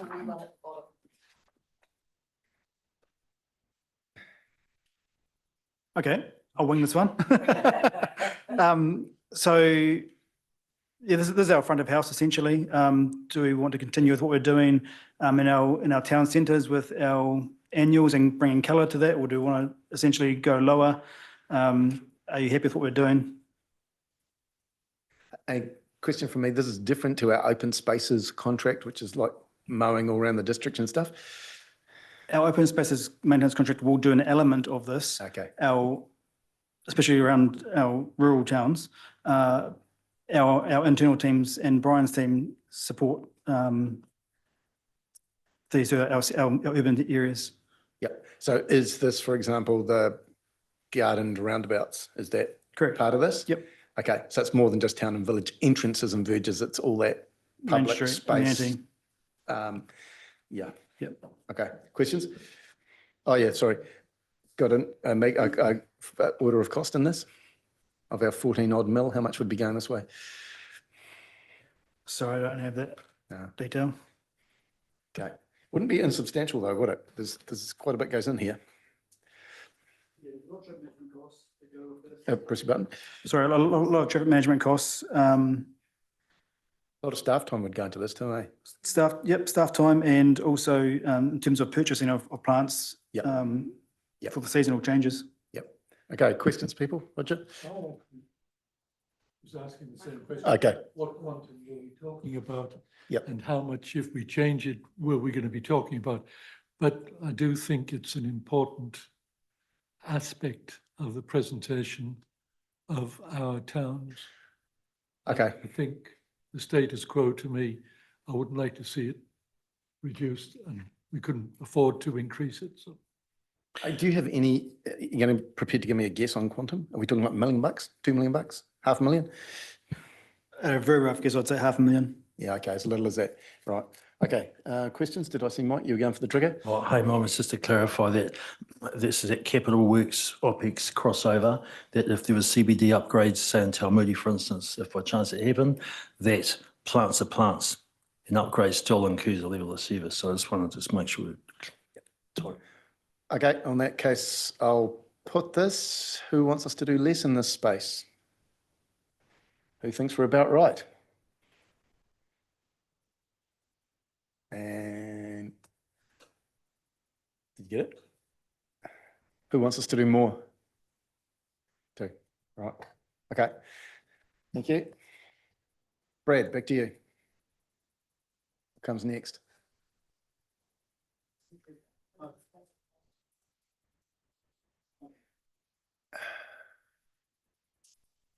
This is separate to stormwater, is it? It's sufficiently separate because stormwater does come later. Yeah, okay, good. Look, I'm happy to take this one as read. We have two staff that look after the maintenance of stormwater through the urban areas. Brian's team look after it in the rural spaces a bit more. Okay.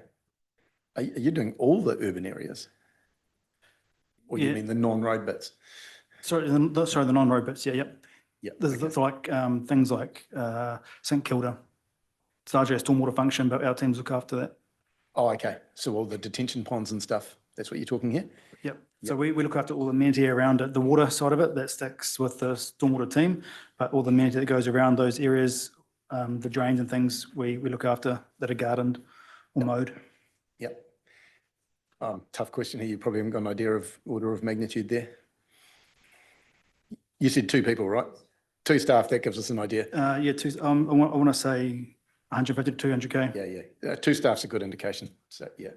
Okay, questions?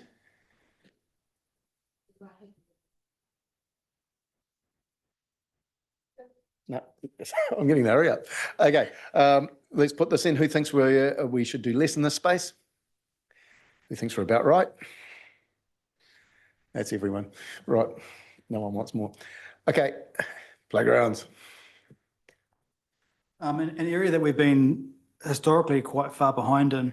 In fact, at one point in our national yardstick, we were the bottom council in terms of provision. We are still some way away from having the anywhere near the medium. And so there is, in terms of provision, there is still work to be done. We're doing quite a bit around our renewal program because for a long time we didn't have a renewal program around our playgrounds, and we were quite at risk around our health and safety and compliance risks. And so we still do have more work to do in that space as well. We need to stay on top of this. We spend about 50K in maintenance and about another 100K on safety servicing to keep things compliant, essentially. And when you said we're below average, is that in terms of provision or quality or both? Provision. Yeah, so inadequate provision. Right, any other questions here? I have a bit of a sense that our playgrounds are gold plated. Am I wrong? I look at them, I just go, they're crazy, gold plated. I would argue against that. Yeah. You're the expert. Tell me why I'm wrong. Some of our newer ones in developed areas, maybe that might be the case a little bit. We definitely don't go and make things usually just for the sake of it. We want to make sure that we've got accessibility is a really key one. Safety is a really key one. There's a lot more compliance these days to the old swing and slide that there used to be. And we want to make it attractive for people to come in and use. So in that balance, I think we've got it right. If you want to tell me different. It's probably the last bit I object to, that make it attractive for people to use. Health and safety I get, and compliance, obviously. Right, Roger. Yeah, I agree with what you just said on health and safety, goes without saying. But I sometimes wonder whether the state-of-the-art playgrounds are really in line with an adult mind rather than the child themselves, because the child loves playing. And it doesn't really matter sometimes whether the equipment is brand new or whether it's a year old or 10 years old, as long as it's safe and it's health and safety. Then sometimes I think we tend to invest more than is necessary for the enjoyment of the kids. You and I are old school, Roger. Any other questions here? I'll put it then. Who thinks we could do less? Sorry, was that a question coming, Shane? Yeah, no, just that it's got here, increase number of playgrounds, and then it's the ongoing maintenance of what we've got. To me, it's sort of like two different things. And And I would have thought increased number of playgrounds is a capital cost and it's not level of service, so We need to be clear on what we're clarification. voting for. Brad, do you want to comment on that? A new playground would be a capital cost, level of service costs. But Brad did start this off by saying we were short both on quantum of playgrounds and quality. Quantum is probably a capital item. Do you want me to split them? Well, one's capital, so it can be. We shouldn't be really discussing it if it's capital, it comes later, right? Are you happy to just give a general view on your view of playgrounds, ignoring the capital part of it? The provision of service that we're doing, the current level of service? Sorry, I kind of disagree there. I think the number of playgrounds is important. It is a sort of a service level in terms of per population. So I think you should retain it and split it. And then it can be further discussed through the capital program. Cool. I'll do whatever you say, George. All right, we'll split it. DIA measure. If that would be Let's split it. Let's split Let's it. do provision first. So the existing playgrounds, should we do more or less, or are we about right? Let's do that, okay? Existing playgrounds. Who thinks we could do a bit less? Sorry, there was a question. Oh, I'll come to Liz. Is this less provision of playgrounds? No. This is not the quantum of, this is the type of playgrounds, the quality of playground offering. Okay? So hang on, hands up. This is for less. Lower quality, lesser quality, provision of, quality. Okay? Yeah. So, yeah. Look at that. Stick your hand up for long enough, everyone agrees. Yeah. His voice is missing in the room. Okay, you got that? Who thinks we're about right? Okay, and who would like us to do more? Are there any left? I don't think so. Done. Sorry, Liz, I did miss you. Question. Yep. I'd just like to say, I think we're in a position of, do we have quality or quantity? Like, I mean, there's plenty in town, but you got areas like Paronga and some of the other, they've got nothing from that point of view. So, bring the quantity down, a little bit. That is a good specific call out for the whiteboard, okay?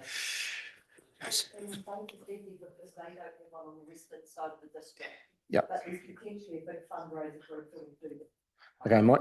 No, I just note on the whiteboard too, I mean, schools unless they're gated are public places. I know they officially don't count, but we should put them in a count. If they're available, they should be, you can't stop people using them. No, I know that, but in terms of provision, people on extra, you might realise that there's other opportunities out there. There's partnerships, right? Partnerships and doing the things different ways. Good on you.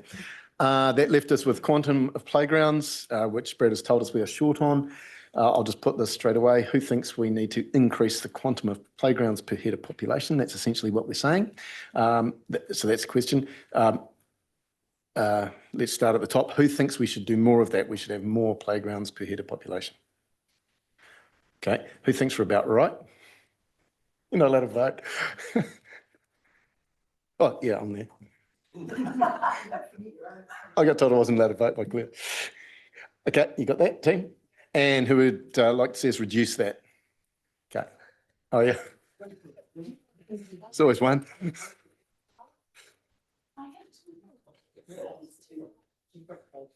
Okay, back to you, Brad. It's playgrounds. So we're into walkways and soccerways now. We're saying that we're struggling to maintain these with our current funding. And we know that walking in particular is still the most popular form of exercise. And we have very little tracks around our developed parks as it currently stands. So I'll leave it at that. Okay, questions? Dean? Can we split these, please? Yep, what's your suggestion? What do you want? Cycles and walking, different things. Okay, cool. But they use the same. This is in parks, right? Not footpaths and streets. Okay, oh, look, I'm happy to split it. People want to split it. Okay, we've got questions. Ian, Sorry, I don't understand. The cycleways, what's the distinction, these cycleways versus the ones we did earlier? These are on parks as opposed to on road reserves. So it's only cycleways inside a park that we're talking about? Correct, Brad? Only in parks, right? Yeah, in parks or park to park. So if it's got a function that's going to a street that comes into Brian's area, if it's park to park, it's ours, so. Are we talking a shared path? Brad? Yeah, there could be a shared path, or, I mean, they could be separate or they could be shared, so some of them are different throughout the district. Yeah, well, that's exactly my point. How Okay. can you split it? Okay, so you're happy not to split, given they're primarily shared paths in parks? Roger? Well, I'm a walker and I do a lot of walking around Cambridge. And I don't find any problems with the park walkways or the cycleways or wherever I walk. Quite adequate. Cool. I'm going to let you put your hand up in a minute then. Right, on this, who thinks we should do a less? None. Who thinks we're about right? Who wants more? That's two. Got it? Done. Trees, is it? Trees next? Trees. Yep, trees.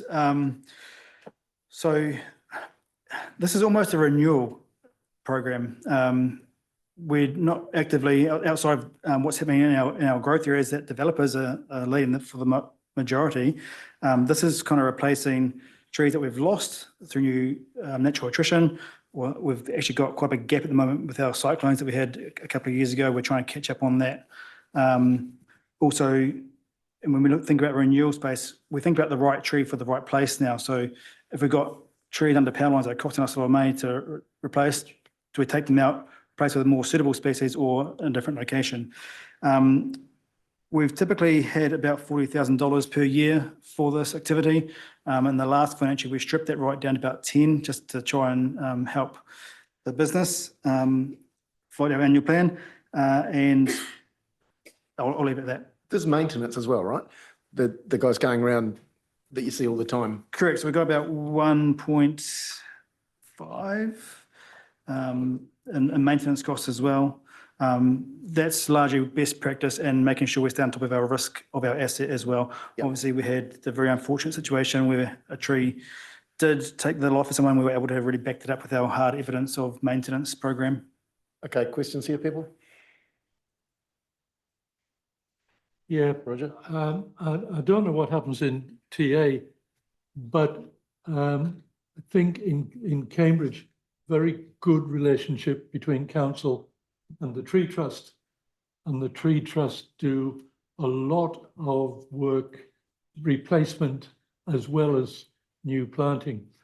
But you had a problem close to where I live with some Dutch elm disease. Can you give me a cost off the top of your head, approximately, of what that removal of that Dutch? I'm going to overrule that one. That's detail we don't need, okay? Okay. That's not a level of Well, service. Yep. the quantum that he talked about there. It's quite small. I was actually surprised at quantum, but yep. Okay, I'm going to put it, unless there's any other questions around level of service. You got one, Dean? Well, I think we've got the tree town and we've got Te Awamutu. I think we should break the towns up because honestly in Te Awamutu, I'd say don't do anything, get rid of the trees, stop having to sweep the roads for the public trees on the sides of the road. And people. I'll split it if you want. I would. No, we can't. We're doing I would district. recommend Yeah. against that. Yeah.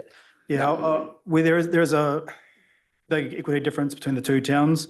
And we need to consider the benefits of those trees from a stormwater function, from a safety, from a value, property value. There's much more than just a few leaves. Okay, no, fair call. Let's put this as district wide and it can come out in the wash later on. Les? You know, are we planting evergreens instead of trees that drop their leaves all the time? We plant a mixture of both. Evergreens still lose their leaves. They just don't, they do it over the course of a year instead of one hit. But we do a mixture. All right, this is going to be the last question. Real quick one. It's 1.5 what you mentioned that we have. Sorry. Yeah, $1 to $1.5 million for the maintenance program and our tree planting. Okay. Yeah. So this is Yep. $1.5 It's a million. contract that comes through service delivery every 3 years or whatever. And so I knew it was that kind of. It's just been renewed. $1.5 million line item, this one. Yeah. Okay. Yeah. That was not what I got the impression of, so, okay. Yeah, fair call. I think a lower number had been mentioned earlier. Yes. Yep. Okay, I'm going to put it then. What's it called? Tree provision and management. Who thinks we should do less in this space? 4? You got it? Who thinks we're about right?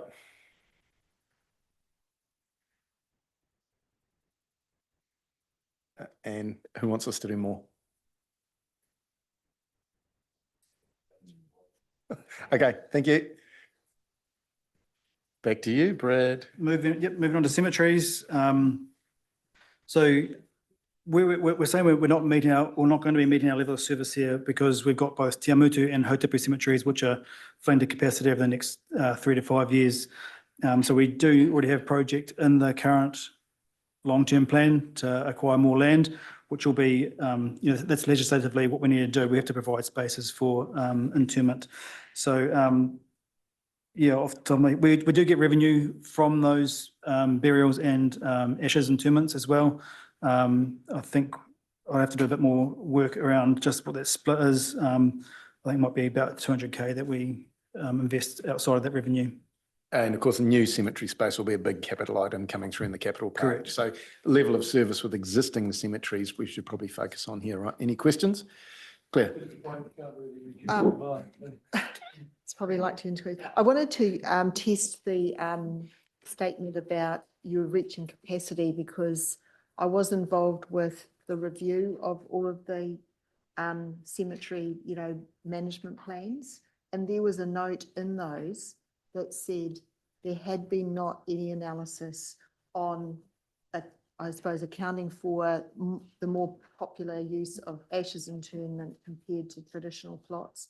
And that if that was applied, we might actually not be reaching capacity in the time frame that was indicated. Are you happy to leave that to the capital discussion because it is essentially a capital item, or do you see an operating Well, it's component just of that this? it's on the list here, actually. So, and that's all.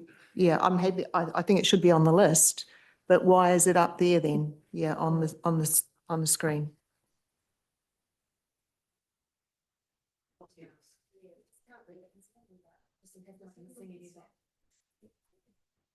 To do more, it's saying implement cemetery developments and concept plan to unlock additional capacity, undertake cemetery improvements.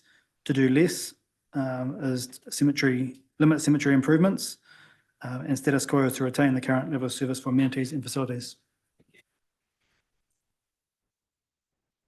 Okay. You got a order of money for what we spend on this operationally? That's what I said to you before. I think it's about 200K by the time we take into account the revenue we get. Okay, cool. Sorry, I must have missed that. Les? This is a growth industry. I was reading the other day, we're running out of land from the cemeteries. There's only one cemetery that you can actually do it in to be buried in from that point of view. I'd like to put on a whiteboard that is important from a point of view of a family that wants to have be interned as a group and that sort of thing, and plots, and to be able to have plots is very important. Our family's got 8 plots in a row. So that's something to take into account when you're looking at trying to reduce what doesn't need to, there is a need for interments. That was a statement, not a question, eh? So you're putting it up there? Okay. That's right. I mean, what I'm hearing is a really similar comment that you made around some of the playgrounds. And so this was actually about the geographic location of some of these things, which is noted up here around the distribution of sites is the thing that you're calling out. Okay, and Steph's got a question on this. Brad, we're responsible for all residents and ratepayers in our district, and I wonder whether we've done any work to ever consider what support we give as council to marae for urupa and the infrastructure associated with urupa. Yeah, that's a very good point. And in our, work that we did around our cemetery capacity, that was noted.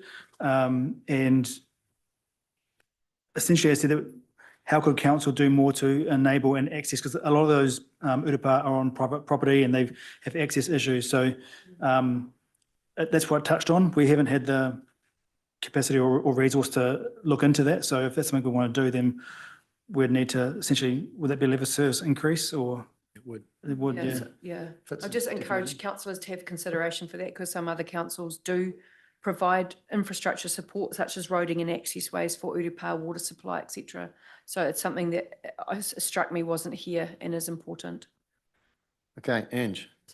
Just a quick question of where are we up to currently? Because I know you've pretty much finished Te Awamutu, for example, with all of the upgrades and reroading and extra parking up there.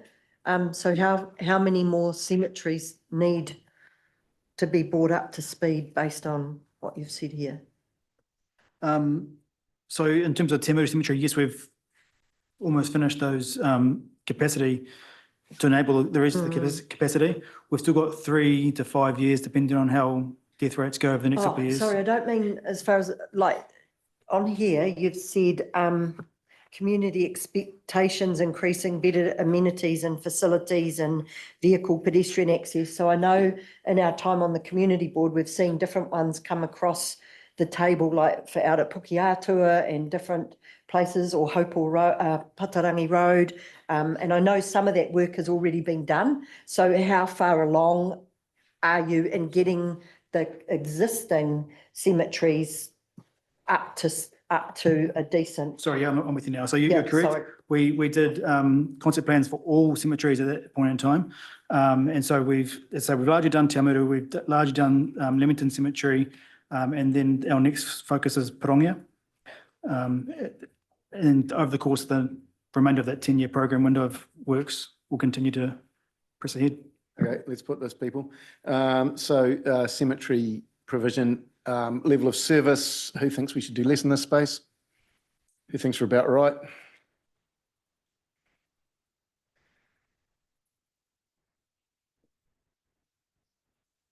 Who thinks we should do more? Done. Thank you.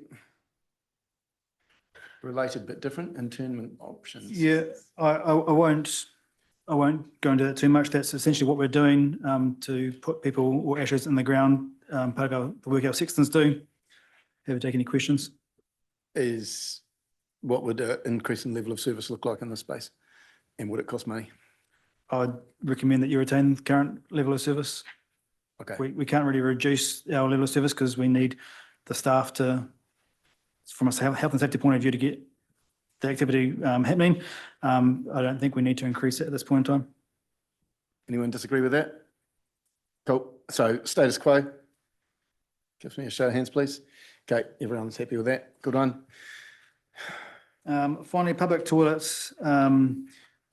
These cost us about 1.4 million, 1.5 million a year, and invokes a lot of conversation, especially at the moment. Our proactive maintenance is not really proactive maintenance anymore. It's just simply fixing theft, vandalism, and other breakages.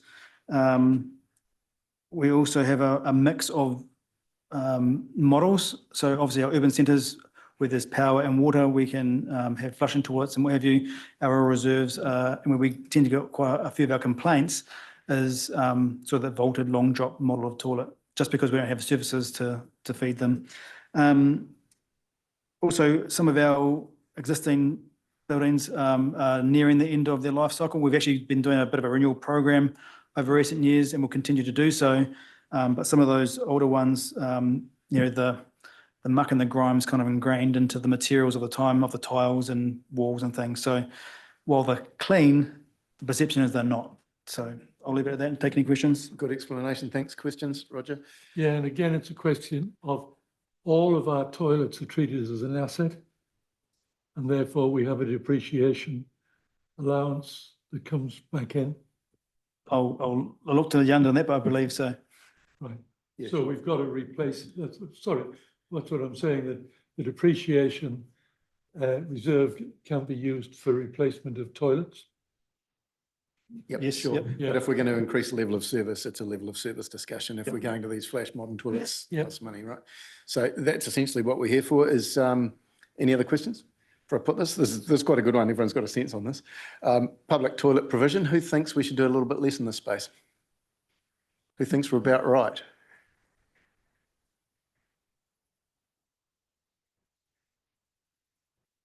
Okay, got it. And who wants more? Nice. Okay. All right. Look forward to that coming through. If I could, through you, Mike, just on that do more, is that the quantity or is that the quality or is that the frequency of cleanliness? Is it? I'm going to leave that with you, Brad, because you've just had an indication from your elected members that they think we should do more in the public toilet space. Leave that to you to come back with us, okay? Come back to us with whatever that might look like, right? Cool. Yep. We're not going to solve that here. Okay, Katie, seeking your guidance. We've got 10 minutes. I suggest that we do not start a new topic at this point because you are going to fall apart. And that's not a good use of time. So what I suggest is that we actually just use this time to just breathe a little bit and reflect on what we have done and what we haven't done today, because we've got partway through, and then run through some of the key messages that we've heard and we've been capturing on the board so that you've got confidence about and you understand what we're going to go away and do as staff over this next month and then bring back to you next month. So Melissa, while I'm talking, would you mind just flicking the board around? This was hard. Thank you for your energy today. And we were overly optimistic as staff about how quickly we might be able to get through those topics. And so we will obviously need to come back to you and have another session for those things that we didn't get through today. And we'll certainly be taking the learnings of, what you found helpful, what were the consistent questions that you asked to make sure that we front-footed that in the information that you get next time. And so some of the specifics about that, by way of example, I'm making sure we're really clear about the dollars associated with each activity so you understand the sort of quantum. We've got some trend analysis, for example, and that kind of benchmarking overall that's been requested and will come to you. So those sorts of things will make sure we really try and front foot in the way the information comes. I think, though, that although we haven't got through everything and although the list of things we haven't got through is still long, in terms of the quantum of OPEX, leaving aside the support services, as we discussed, we've actually got through about 2/3 of our OPEX list today, and those are the bigger numbers. And so I think that if you look at it that way, that's still helpful to think about. We've really broken the back of that, and that we can take the questions through for the remaining third as well. In terms of total number, in total areas, I need to just, here we go, I was going to log in again. In terms of total areas where you would like to do less that we've looked at across the board, then if we go back to, I don't have transport on the same chat, but let's working backwards. So we've got 2 from our transportation area. We've got none from our heritage area, none from our libraries area, and 2 again from our parks and reserves. So, and 2 again for parks and reserves. It just reinforces that this is hard. Although I think that what you have done is give us a real indication about where to look for efficiencies, where we are trying to retain level of service, where we really need to chase down sort of potential partnership opportunities in different delivery service models, which is where you've got your questions I've wanted to go each time, because that's where we hope we might be able to find those efficiencies. But certainly we're going to need to think about how we might need to have a second pass at some of this once we've actually got a bit more information to help. But that's certainly helped us think about where we're going to focus our efforts in the next little while. Yeah, I appreciate your point, but we've not really given you much to work with if we're got this idea that we want to have quite a considerable saving in our on our OPEX budget. Is there any opportunity, do you think, for the managers of the various areas to come back and say, look, recognize that you've stated this, but could we put a suggestion in front of you that perhaps you may reconsider and give us, a suggested area of saving? Because without having those dollar values, I mean, it's been very difficult for me to actually look at a reduction in a level of service, in a reduction of a level of service to our community. And yet, that's what our objective, we're trying to reduce the cost to the ratepayer. And So I'm just wondering, is there an opportunity for staff to come back and say, well, you said this, but had you thought about this as a possible saving? So certainly that was already a question that we had put to managers when this information was put together. And you'll see that throughout the material, there were some suggested opportunities to increase and decrease levels of service where staff had identified those in the first place. So I think that the greater opportunities is to keep looking at where there are areas for efficiencies in the way that we maintain the level of service, which is the sort of the point that you've put here. We're not going to rule out ideas if staff come up with new things along the way, but I don't think that that's where you're going to get the greatest value of staff putting their time, because, like I say, that was an explicit question that we had put to staff as we pulled this information together for you.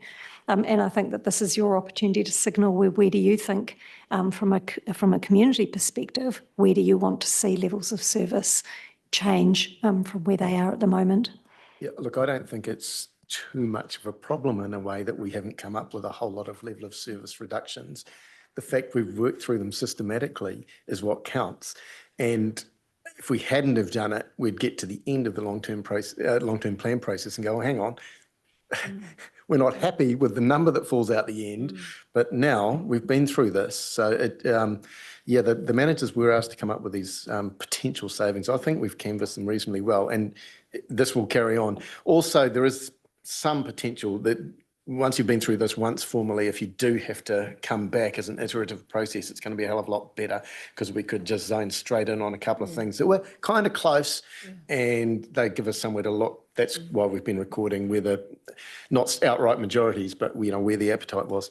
Okay, do you have a question, and then we'll wrap this up, okay? Yeah, just one. Well, actually, I think you answered it. Firstly, thank you very much. That was very good. Well done. Good job. It was just that in terms of the voting, we kept track of all of it, right? Not just which came out, because I think that's where it's going to go, right? Yep. It's going to be. It wasn't a straight yes, no. Sense of direction might be important in places. You can get a prioritisation list of something out of this. Perfect, thank you. Hey, Mike, I'll give you the final comment. So Mine's just a question based on what Marcus suggested before. I mean, am I correct in saying we're not really going to have enough time to come back?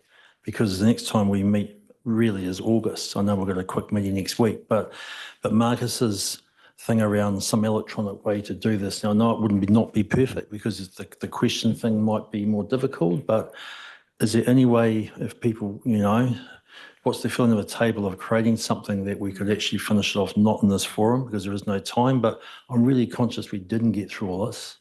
And we've actually got the hang of it now a little bit. So just putting it on the table. No, a really good question, and I'll throw that to staff, see what they think about that. Would certainly, I think that any steer is better than no steer, and I think that would be a really good way of doing it. I think that we will. The best thing is if we send you a fresh table with the things that are left, with some clear instructions about what we're asking for, so that that's there. If we can do that in a shared way so that you can see each other's views, that's obviously the preferable way of doing it. We will collate any questions or comments or special considerations, but we won't then be getting into a back and forth about that with everybody, which wasn't what you were asking for. But we will round that out so that we can bring it back to the collective group at the next time. But at least we'll get a steer about some of these. There's an opportunity to utilise better parts of Diligent for this because it can do that. And also, yeah, I know, roll the things, but no one sort of knows how to use it properly. But I think this is a great opportunity that we can jump on and actually look to use in the future. And also now that we've got a little bit more Microsoft, like Microsoft Forms or something like that. Cool. Hey, Dean's patiently had his hand up. Can I just go to Dean? I was just going to ask, you're going to include everything we didn't get through today? Because there was a section at the, right near the end before we wrapped up around things that we thought weren't on the list on projects. That'll be included. Tim, can I just ask, because I think there's some real value in the conversation and I'm also concerned about some of those end conversations. Is it possible to have another workshop, even if it was in August? Is it too late for direction on levels of service for the LTP? But I do think that the conversation and the general understanding around this is really important. And it's the second and third order level of consequence for the LTP later down the line. The importance of the conversation itself, but later on when we get to going out to the community about what our proposal is. So I'm just wondering whether for the remainder, we could do something electronically, but is it actually worthwhile coming back into the room and finishing it in person at the earliest opportunity? Look, absolutely at the beginning of August, and I think we need to go away and have a think whether we've got sufficient workshop time with you at the beginning of August, or whether we need to add more time to so that we can round off this conversation and then have the so what conversation as well. And I suspect it will need that additional chunk of time, but at least we will have been able to progress something in the meantime. I would encourage us to really think about that because I think the level of clarification and understanding of what we're doing as a business and where it sits is really helpful for elected members. I don't envy them their decisions later on, and I think the more full and comprehensive we can make this, the better. Okay, let's bring this to a conclusion. Thanks, Brad. You did well. I always say you activity managers know your business so much better than us. So it's really worthwhile having you sitting here, even if you're not 100% on the numbers. It's great. Thanks, staff. Look, an awful lot of work went into the preparation of these materials. So acknowledge the staff on that, okay? And if you could join me in our closing karakia, please, with me. Puratea te rangamārie, puratea te araha, puratea te ngāko pai, puratea ngā wawata, kia kore, inaro, homie, uie, taihie.